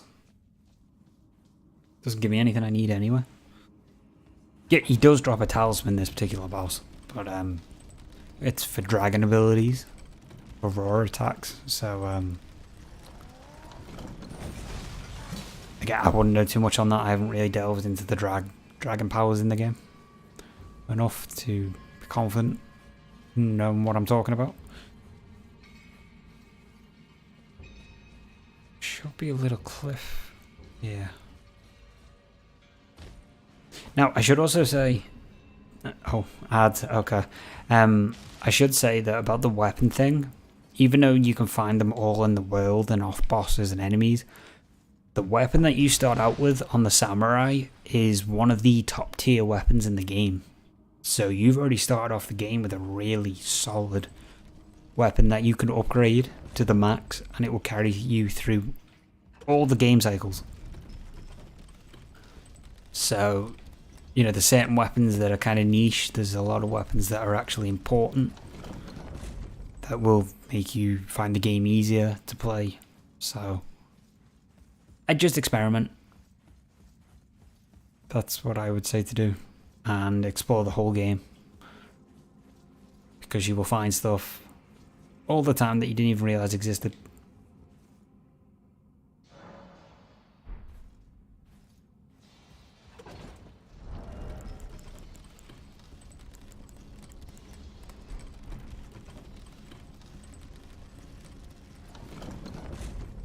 Now, I know you asked, should you follow what I'm doing right now? What I'm about to do next, I wouldn't recommend for a new player.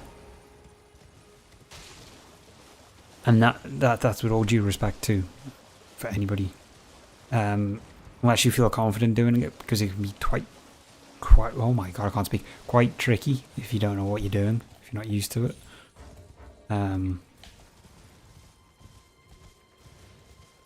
Because I'm gonna go and get an upgrade material to get my weapon basically steroid moded, where I can upgrade it really, really high. But again, if you're not used to doing this kind of stuff, then it's probably not best to do it, because you might die from this.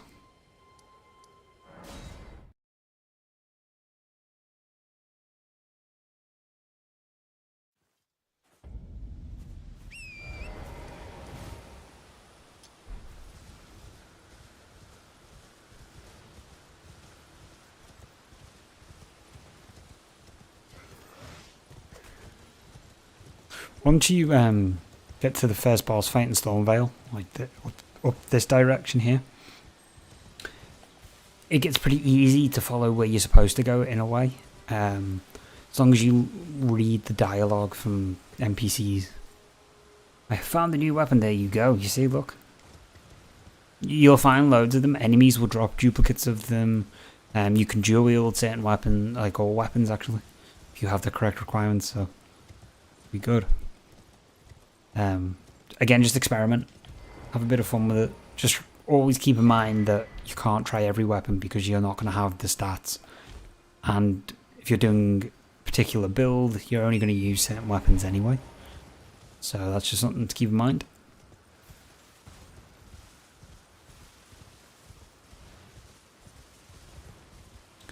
But no, I'm hoping now that you'll be able to make your way through the game a little bit better after getting those runes. I wish I knew about that dragon on my first playthrough. That would have made things so much easier against bosses, having those extra, like, real big extra levels.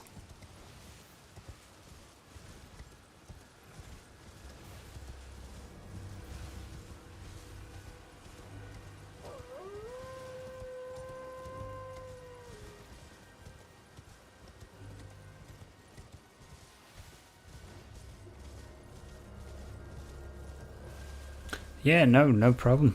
I'm glad I could help. I'm glad that my stream was able to help you get some sort of a grasp of the game. Because again, there's no real guidance, even though you're guided by grace in game, ironically, isn't it? It doesn't really show you where to go. But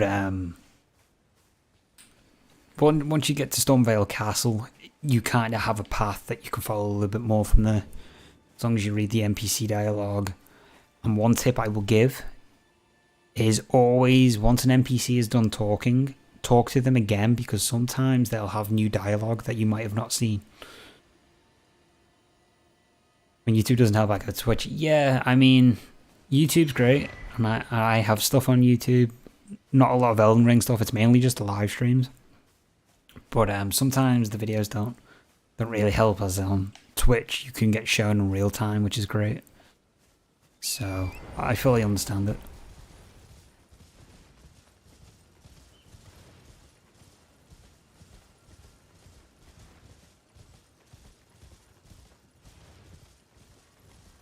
Like this area that I'm in now is technically not, you won't see it until you like beat the boss here in this section and the boss in this section, unless you do the skip like I did. But I'm just doing the skip to get a certain item.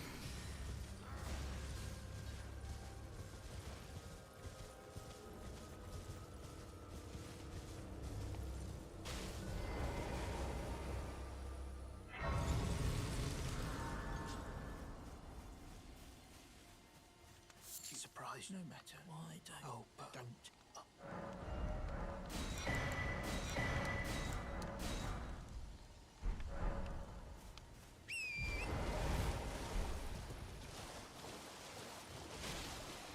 So what console? Oh, you're playing on Xbox, isn't it? That's what it was. You're playing on the Xbox version. What I'm curious is, Are you on? Is it? I'm a bit like out of touch with the consoles now. Are you on the newest generation of the Xbox? Whatever it is, like the Xbox 2000. I don't even know what it's called at this point. Or are you on the old gen, like the PS4 generation of it? Like those generations of the Xbox One. Because that's the Xbox I have. Ah, okay. Because is there really a difference in game quality on the consoles between the two?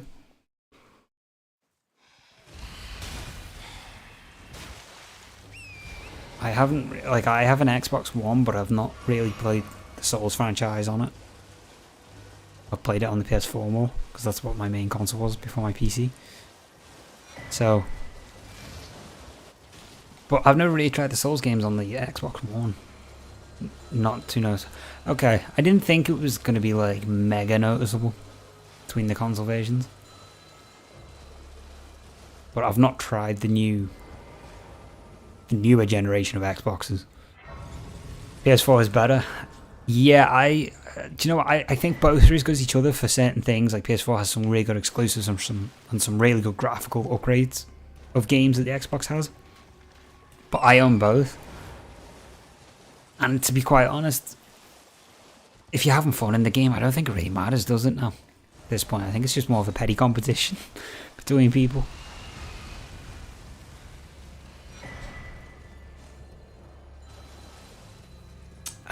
Okay. I get what you mean now, yeah. So you picked up what they had just had in.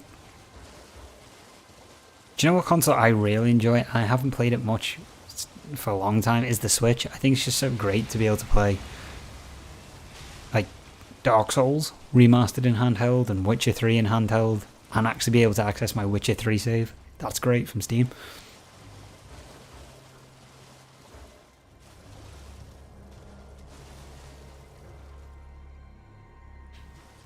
Yeah, I mean, PC is going to be better in the long run. I get it, yeah. PC is, that's why I didn't bother getting a PS5. Well, one of the reasons, and the other reason was the fact everybody was scalping and PS5 just disappeared off the planet. Pretty much. But I prefer the PC. I've always had a PC at some point that I play games on, but I made the full move over to where I could play likes of Elden Ring on it and other new releases. Like, I know, I just was reading the other morning about God of War Ragnarok is obviously coming. And it's on PS4, which is great. Just don't get me wrong, I can pick it up, which is fantastic, and I can play it because it'll be on PS4. But they put God of War 4 on PC, but not the new one. I don't get why they didn't just split it like they did. So stupid if they're already bringing port out. Do you know, yeah, the Switch, you do lose quality in those kind of AAA games because they're not Nintendo games, but the fact that you have that portability, I will put up with the quality downgrade to be able to know that if I'm in a car journey somewhere or on a plane, I can play Dark Souls or Witcher or any game really that I could have on my PC that is on the Switch is great. But I've not tried to run Apex off it. I've never tried running Apex off it. I've ran Fortnite off it, and that's what I've played on that. I've tried Apex on PC, and I mean, if you have Apex on the Xbox, I'm pretty sure that's crossplay. Maybe we could do some of that. Yeah, I remember reading that when God of War came over, but at the same time, I mean, Microsoft owns Windows, so you know, if they really wanted to put the exclusives over, they would. You know, Bill Gates owns Xbox, and when, like, you know, he could easily put them over as exclusives. But that being said, Xbox has Gears of War now, but both on PC and on Xbox, which it wasn't at one point. So I think it's kind of fair in the trade. But yeah, if you have Apex on the Xbox, I know that is cross-platform and... Oh, I'm going to die from fall damage. Yep. I knew that was going to happen. Yeah, we got, yeah, see, yeah, you got Halo, Forza, and Gears of War. Like, I've got the Halo Master Chief Collection on the PC, and I haven't finished it all yet, but I love it. And that's cool. So, I don't get why Xbox players got so toxic about God of War moving over to the PC. I mean, Christ. I was on a 360 before PlayStation. Like, I had a PlayStation 2, then I had a 360. Then I moved over to the PS4 because that's what my friends were on, and I just preferred the PS4. It was better. The things that I wanted to do. So I've seen both exclusives off both sides of the consoles. So, and I've got to say, I think Xbox players have always had a slightly better exclusive amount with Halo for the main thing. Yo, I went a different route. Oh, what route did you take?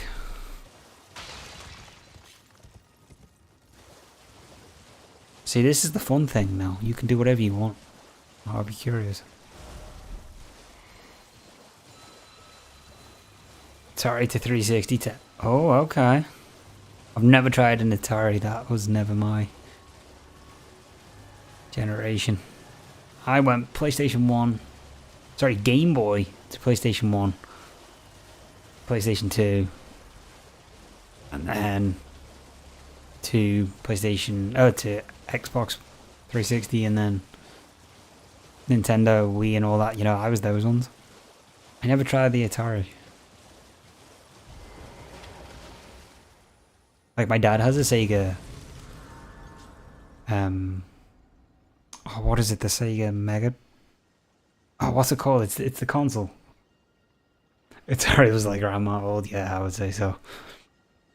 What was it? The Sega... Oh my god, I can't remember the name of it. But my dad's got one of them. That had like Sega Olympics on it. And the original Sonic and stuff like that. The Sega... Oh my god, it's going to annoy me now. I'm going to have to Google that.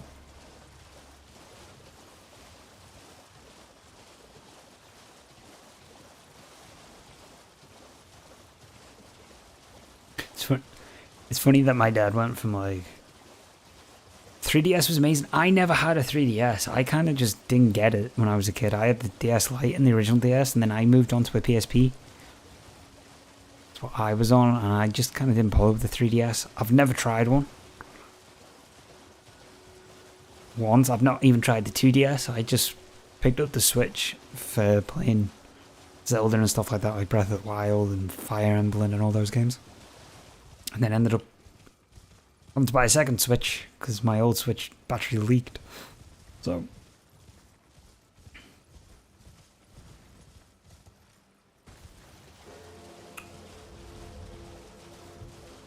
I should point out as well, I said earlier I streamed other games. I stream VR games as well if you're into the VR scene. I stream Population 1, it's the VR Battle Royale. I stream that from time to time if you're into them kind of games. Just thought I'd quickly throw that out there in case you've got a VR headset or anything like that, maybe. If you've got a Quest 2, maybe we can set something up on that. If you'd be interested, it's always fun to get viewers in on my streams because I enjoy doing that. Gives back to the community a little bit. Mario Kart 7, you see, yeah, I love Mario Kart and I loved it on the Nintendo Wii, but I never did the 3DS. And I was on the PSP with God of War and all those kind of games. Yeah, I got a Quest. Okay, you got a Quest 2. Nice. Have you got Population 1 on it? Because if you do, we can, at some point, set something up. And that'd be kind of cool. To get you into a squad, because me and my dad have a squad. And we play team deathmatch and squads and stuff like that. And we do play it quite a lot because he streams as well on Twitch. So, that'd be cool to get a third person in, though, from time to time. Ah, man. But if you've got a Quest 2... that's cool because we can at some point maybe play something on there. Have you tried the Walking Dead Saints and Sinner on the Quest 2? No, the Pop 1. Actually, is Population 1 free now? It might be. Been a while since I got it. But it's, think of it like Fortnite, just better actually. Like, because you're in VR, you can fly and all that kind of stuff. And I'm not entirely certain though if it's free or not. Why do I keep missing the jump?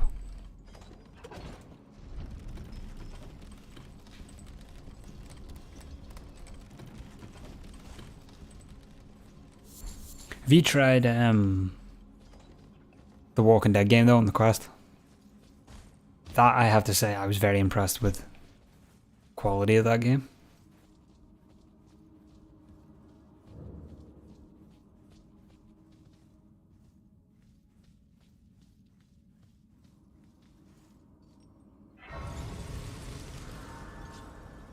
What was the other game that I played that was like, well, obviously Beat Saber, everybody's played that. I think that's like the first thing everybody gets on VR now.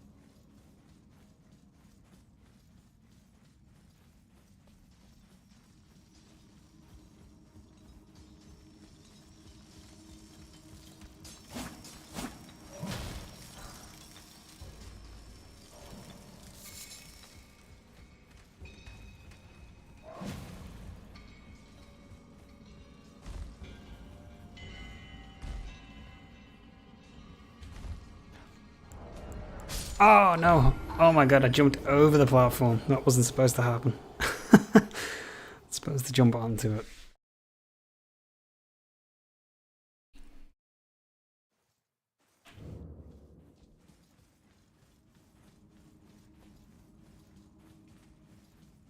So something I'm curious about is what made you pick up Elden Ring as a game? Because this Elden Ring's so like widely known now. So many people, like so many people trying out the Souls style games. I'm just curious what piqued your interest in picking it up?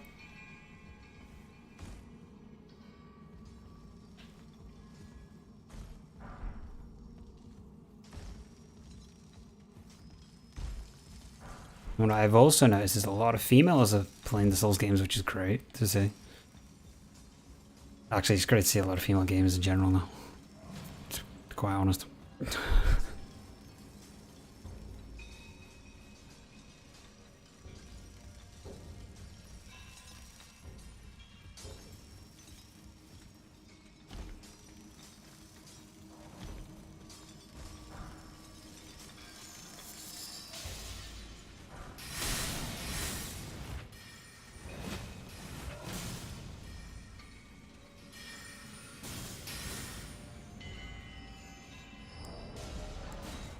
You said, your brother's favourite game is Dark Souls and Bloodborne, fair enough. I have still not finished Bloodborne all these years it's been out. I only first played it, I think like 6 months ago, because when Bloodborne came out I was playing Destiny, and I still haven't finished Bloodborne, and I think I might do a Bloodborne stream of me doing a whole playthrough of that game, because I feel like that's one of them things that would be good for a stream. Ah, okay.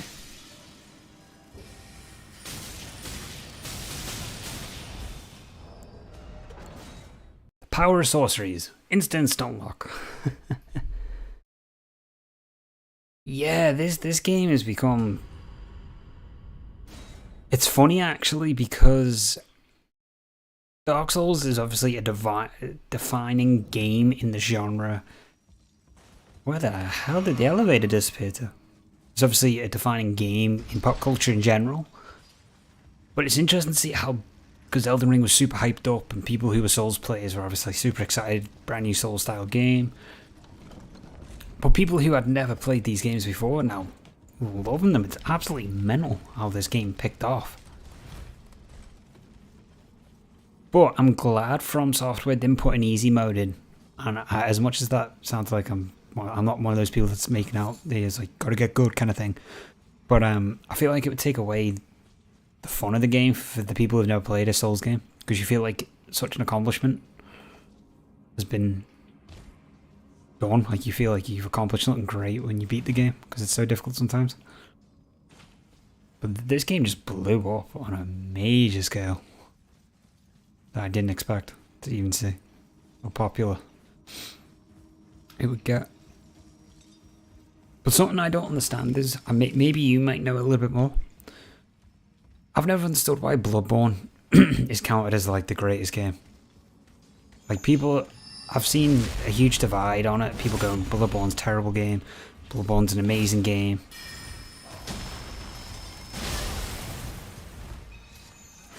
Like, I still don't understand it. Like, why is there such a divide?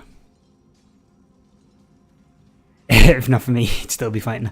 Well, I'm glad I was able to somewhat get you off that particular enemy. That is a big issue, though. I think for a lot of new players in Elden Ring definitely noticed. Well, I noticed as a mistake.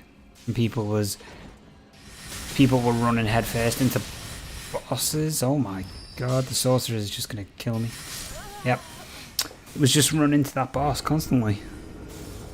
It's kind of a half... Yeah. Yeah, I don't get it. Like, with the Bloodborne thing, why it's a half and half debate. I think it's a good game. I wouldn't say it's the best game in the world, like. But that's my opinion. It's obviously very subjective. But I think it's a great game. I think it's a very well done game compared to what Dark Souls 2 was. So, you know, I think that's another reason Bloodborne gets kind of hyped up a little bit more, I'd say. Is because Dark Souls 2, when that came out around the same time period, that was terrible. It wasn't the worst Souls game. Now, the more and more you play it, you kind of admire it for some of the things it did. But Bloodborne obviously was a masterpiece in comparison. But the best thing about those games is at least you know where you're supposed to go. As in Elden Ring, it's so big, it's so difficult. Yeah, it's like something from Dark Souls moving to Bloodborne. It's the same style game because it's made by the same person who did Dark Souls and Dark Souls 3. So it's the same idea. You go from A to B, big story. But yeah, Dark Souls players will criticize Bloodborne, and Bloodborne players might sometimes criticize Dark Souls as a game. It's weird. I like them all. I think each one is a good game, and each one of those games is what has been kind of the defining factor in what made Elden Ring such a good game, because they've taken obviously all the good from everything from each game that they've made. Like, Dark Souls 2 wasn't a bad game. Okay, it wasn't the best. It's not the best in the series of Souls games. But it had its benefits, and it had some things that they've kept throughout future generations of games. But yeah, I must sit down and finish Bloodborne. I got to the bit where I was against the king enemy. I can't remember his name is on the rooftop. That's where I got to, so I must sit down and restart the game from scratch and do a stream on it. I feel like that'd be good fun. It's just a matter of getting the PlayStation out and reconnecting my PlayStation controller from my PC to my PlayStation instead. So I can get rid of this and put this on. Let's quickly get rid of this boss.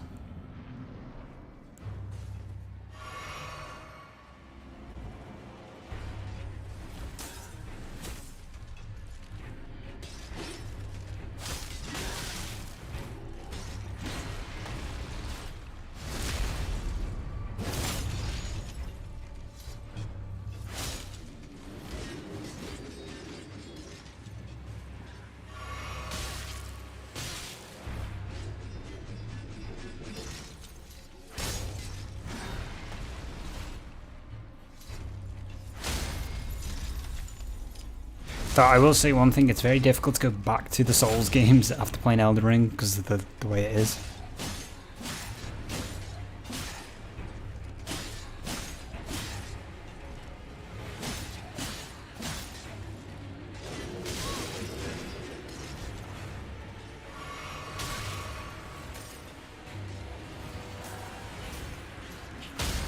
Oh, nice. Nice poise break. Let's go.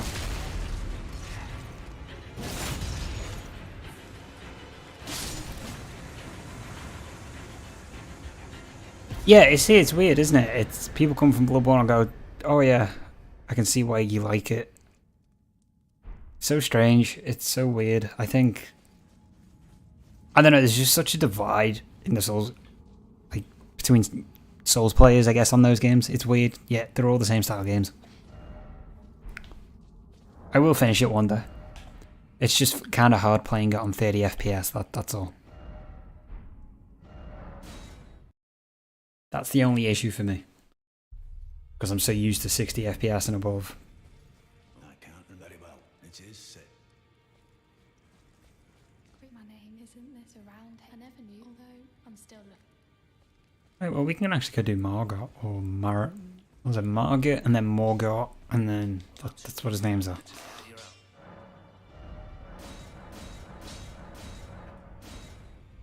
Okay, we need some smithing stone twos. Let's go buy them. What's great is though about you getting into Elden Ring now is you didn't have the painstaking task of trying to find all the upgrade materials, as you can buy them from certain merchants now, which is great.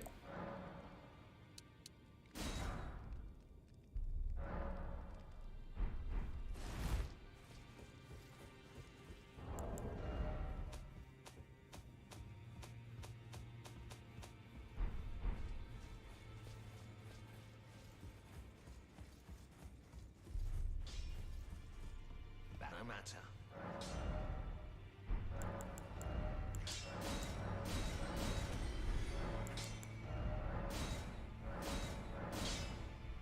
That were Uchikatana +8 already, holy crap. Getting good, we're getting some good points here. I can actually get some more smithing stone +3s. If I go back to here.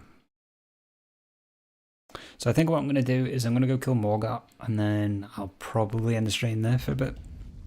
So I've been streaming for like 4 hours and my throat's getting a bit hoarse. But I'll probably be back on tomorrow anyway with another stream, or maybe tonight. Some more Elden Ring, so. Or it might be Souls. I don't know, we'll see. Could be anything. It really depends on what I'm feeling.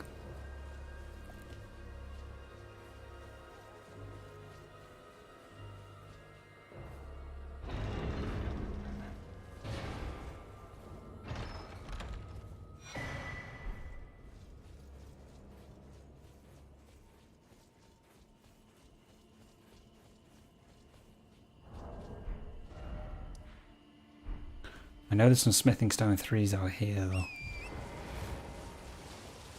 Just have to find them real quick.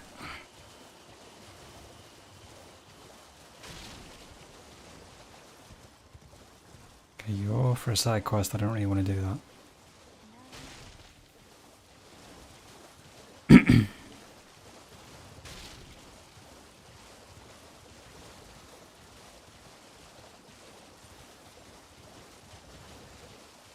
And I still will be taking on that horse. I haven't forgot about the horseman. I will take him on before I end the stream too. Because I said I would. It's only fair that I keep my word. Nice, there we go, look at that. Got the exact one I needed. For a change. Okay. Hopefully I'll have enough to get it upgraded. If not, that's fine. I took you no matter. Lay out your own.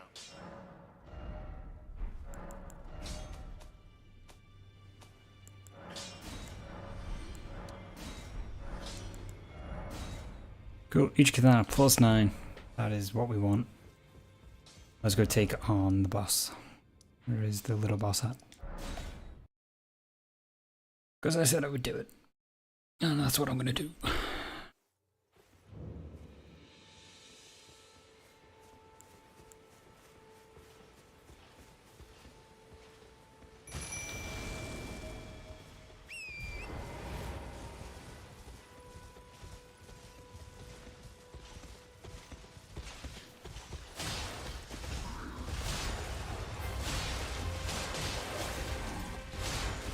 See, now the wolves will actually help out quite a bit here.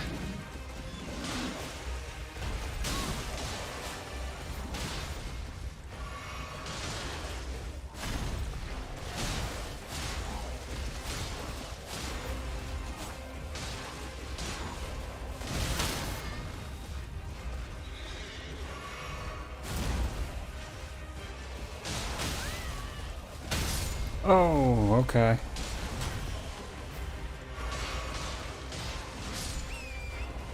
There we go.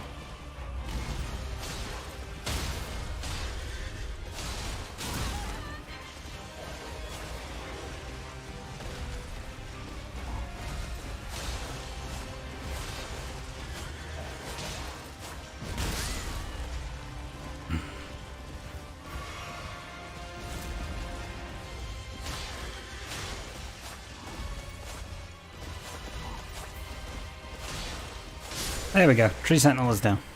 Took a little bit longer than I thought, but hey, we got it, and we get a pretty cool halberd.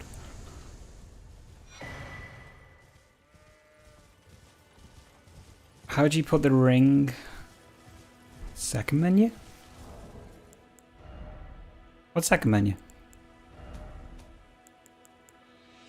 Oh, on the hold menu. Is that what you mean when you hold the button down? So you... okay, so what I do is I bring up this particular page and I go over to where it says pouch and I switch the item that is there for the spectral steed. So if you're playing on mouse and keyboard, it's probably going to be like F and then scroll wheel up. I know that's what it was when I was on PC, like PC mouse and keyboard controls. But that's what I do. I just switch it to the spectral steed from the memory of grace. And then I just hold the button down and then hit whatever I need.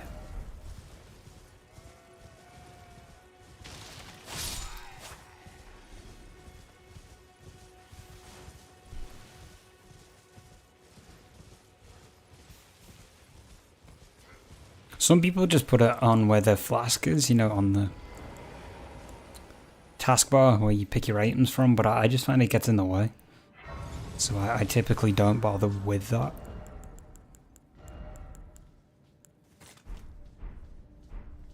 But again, it depends. Some people might use the other menu for items like, you know, for different spirit summons and stuff like that. I just don't. So... and I've done that like that basically since I started playing the game.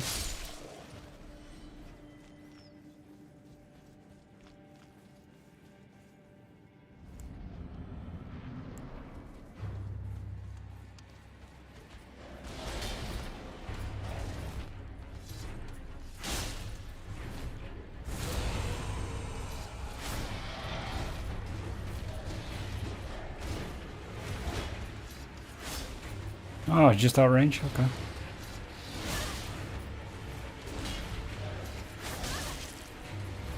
Okay, he was just under the hitbox.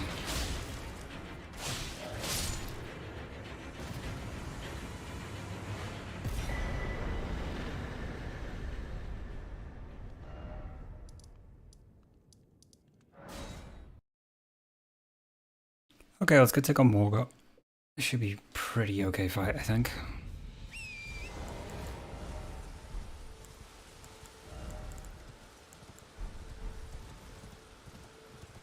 I could probably spend a little bit more time setting up before doing him, because he's the first boss, but I think this should be okay.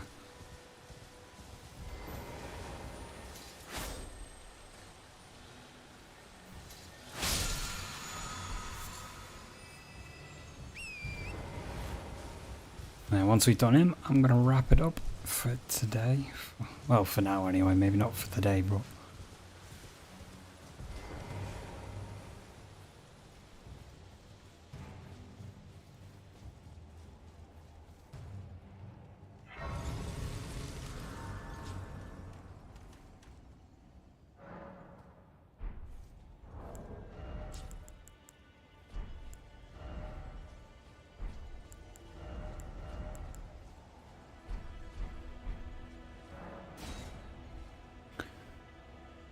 Cleared all the gate front ruins. Oh, nice. Hey, I get some handy ruins from that. So that's it. That's all you gotta really just do now is have a bit of fun. You don't have to go straight into the boss or anything like that.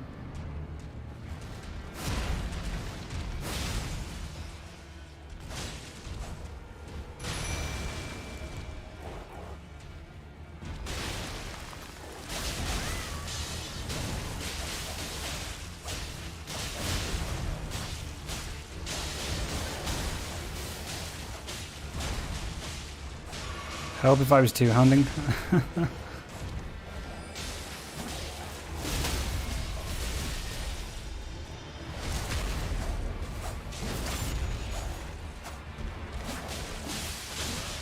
Yeah, I'm actually quite curious how you found the oh my god, the strain.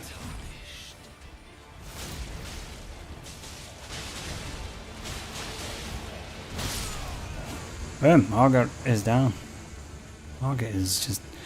We can actually meet him again to get another talisman.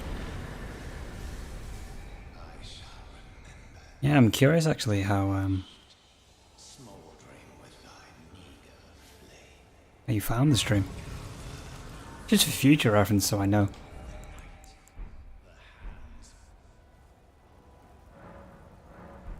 Let's get a level up.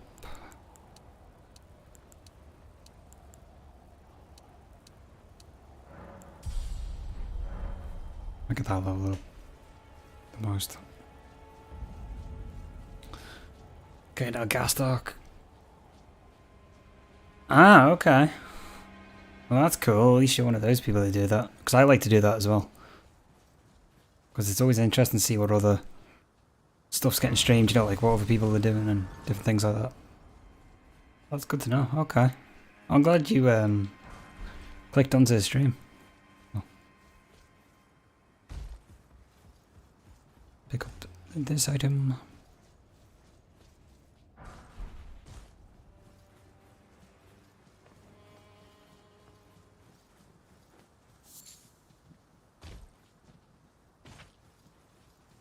Oh, there we go. I was gonna say, I was looking for the way out.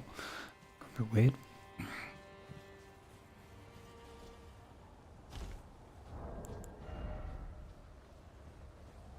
So realistically, if I hadn't shown the dragon thing that I was doing to get set up, you'd probably find Margot.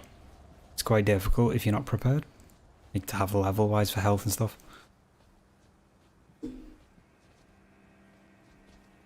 Yeah, like at least you'll be able to get an easier time to get a bit of help, which makes sense. You there? Come, it's tight. Oh, God, you breached. Yeah, you're type. The God, you'll slip. Okay, well I'm going to get him to open up the main gate. I'm not going to take it. He's going to open it for us. Come on. Gasstock, do it. So I can kill you, because you're going to try and kill us. Come on, there we go.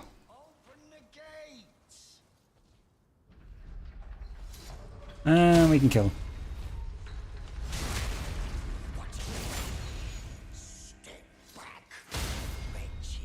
You have shit for poise, though.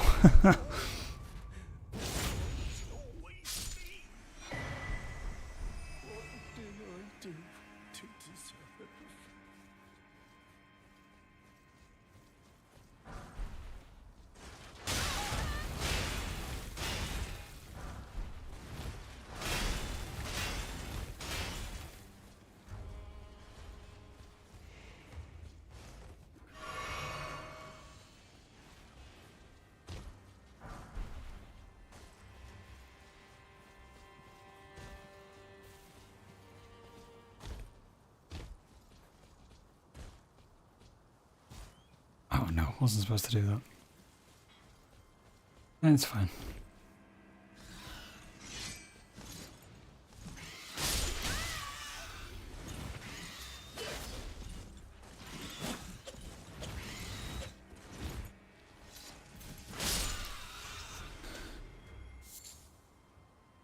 What do I do? With the money? Oh, as in like all the runes and stuff that you're getting? Yeah, you just keep leveling up with them.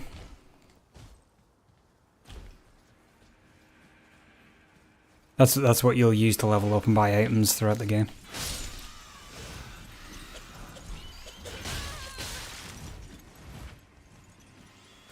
If you don't die like I'm about to. Because if you die twice, you'll lose whatever runes you had. So if you had some before you died, and you were able to pick them back up, you get to keep them. Die again. Before you pick them up, you lose them all. So,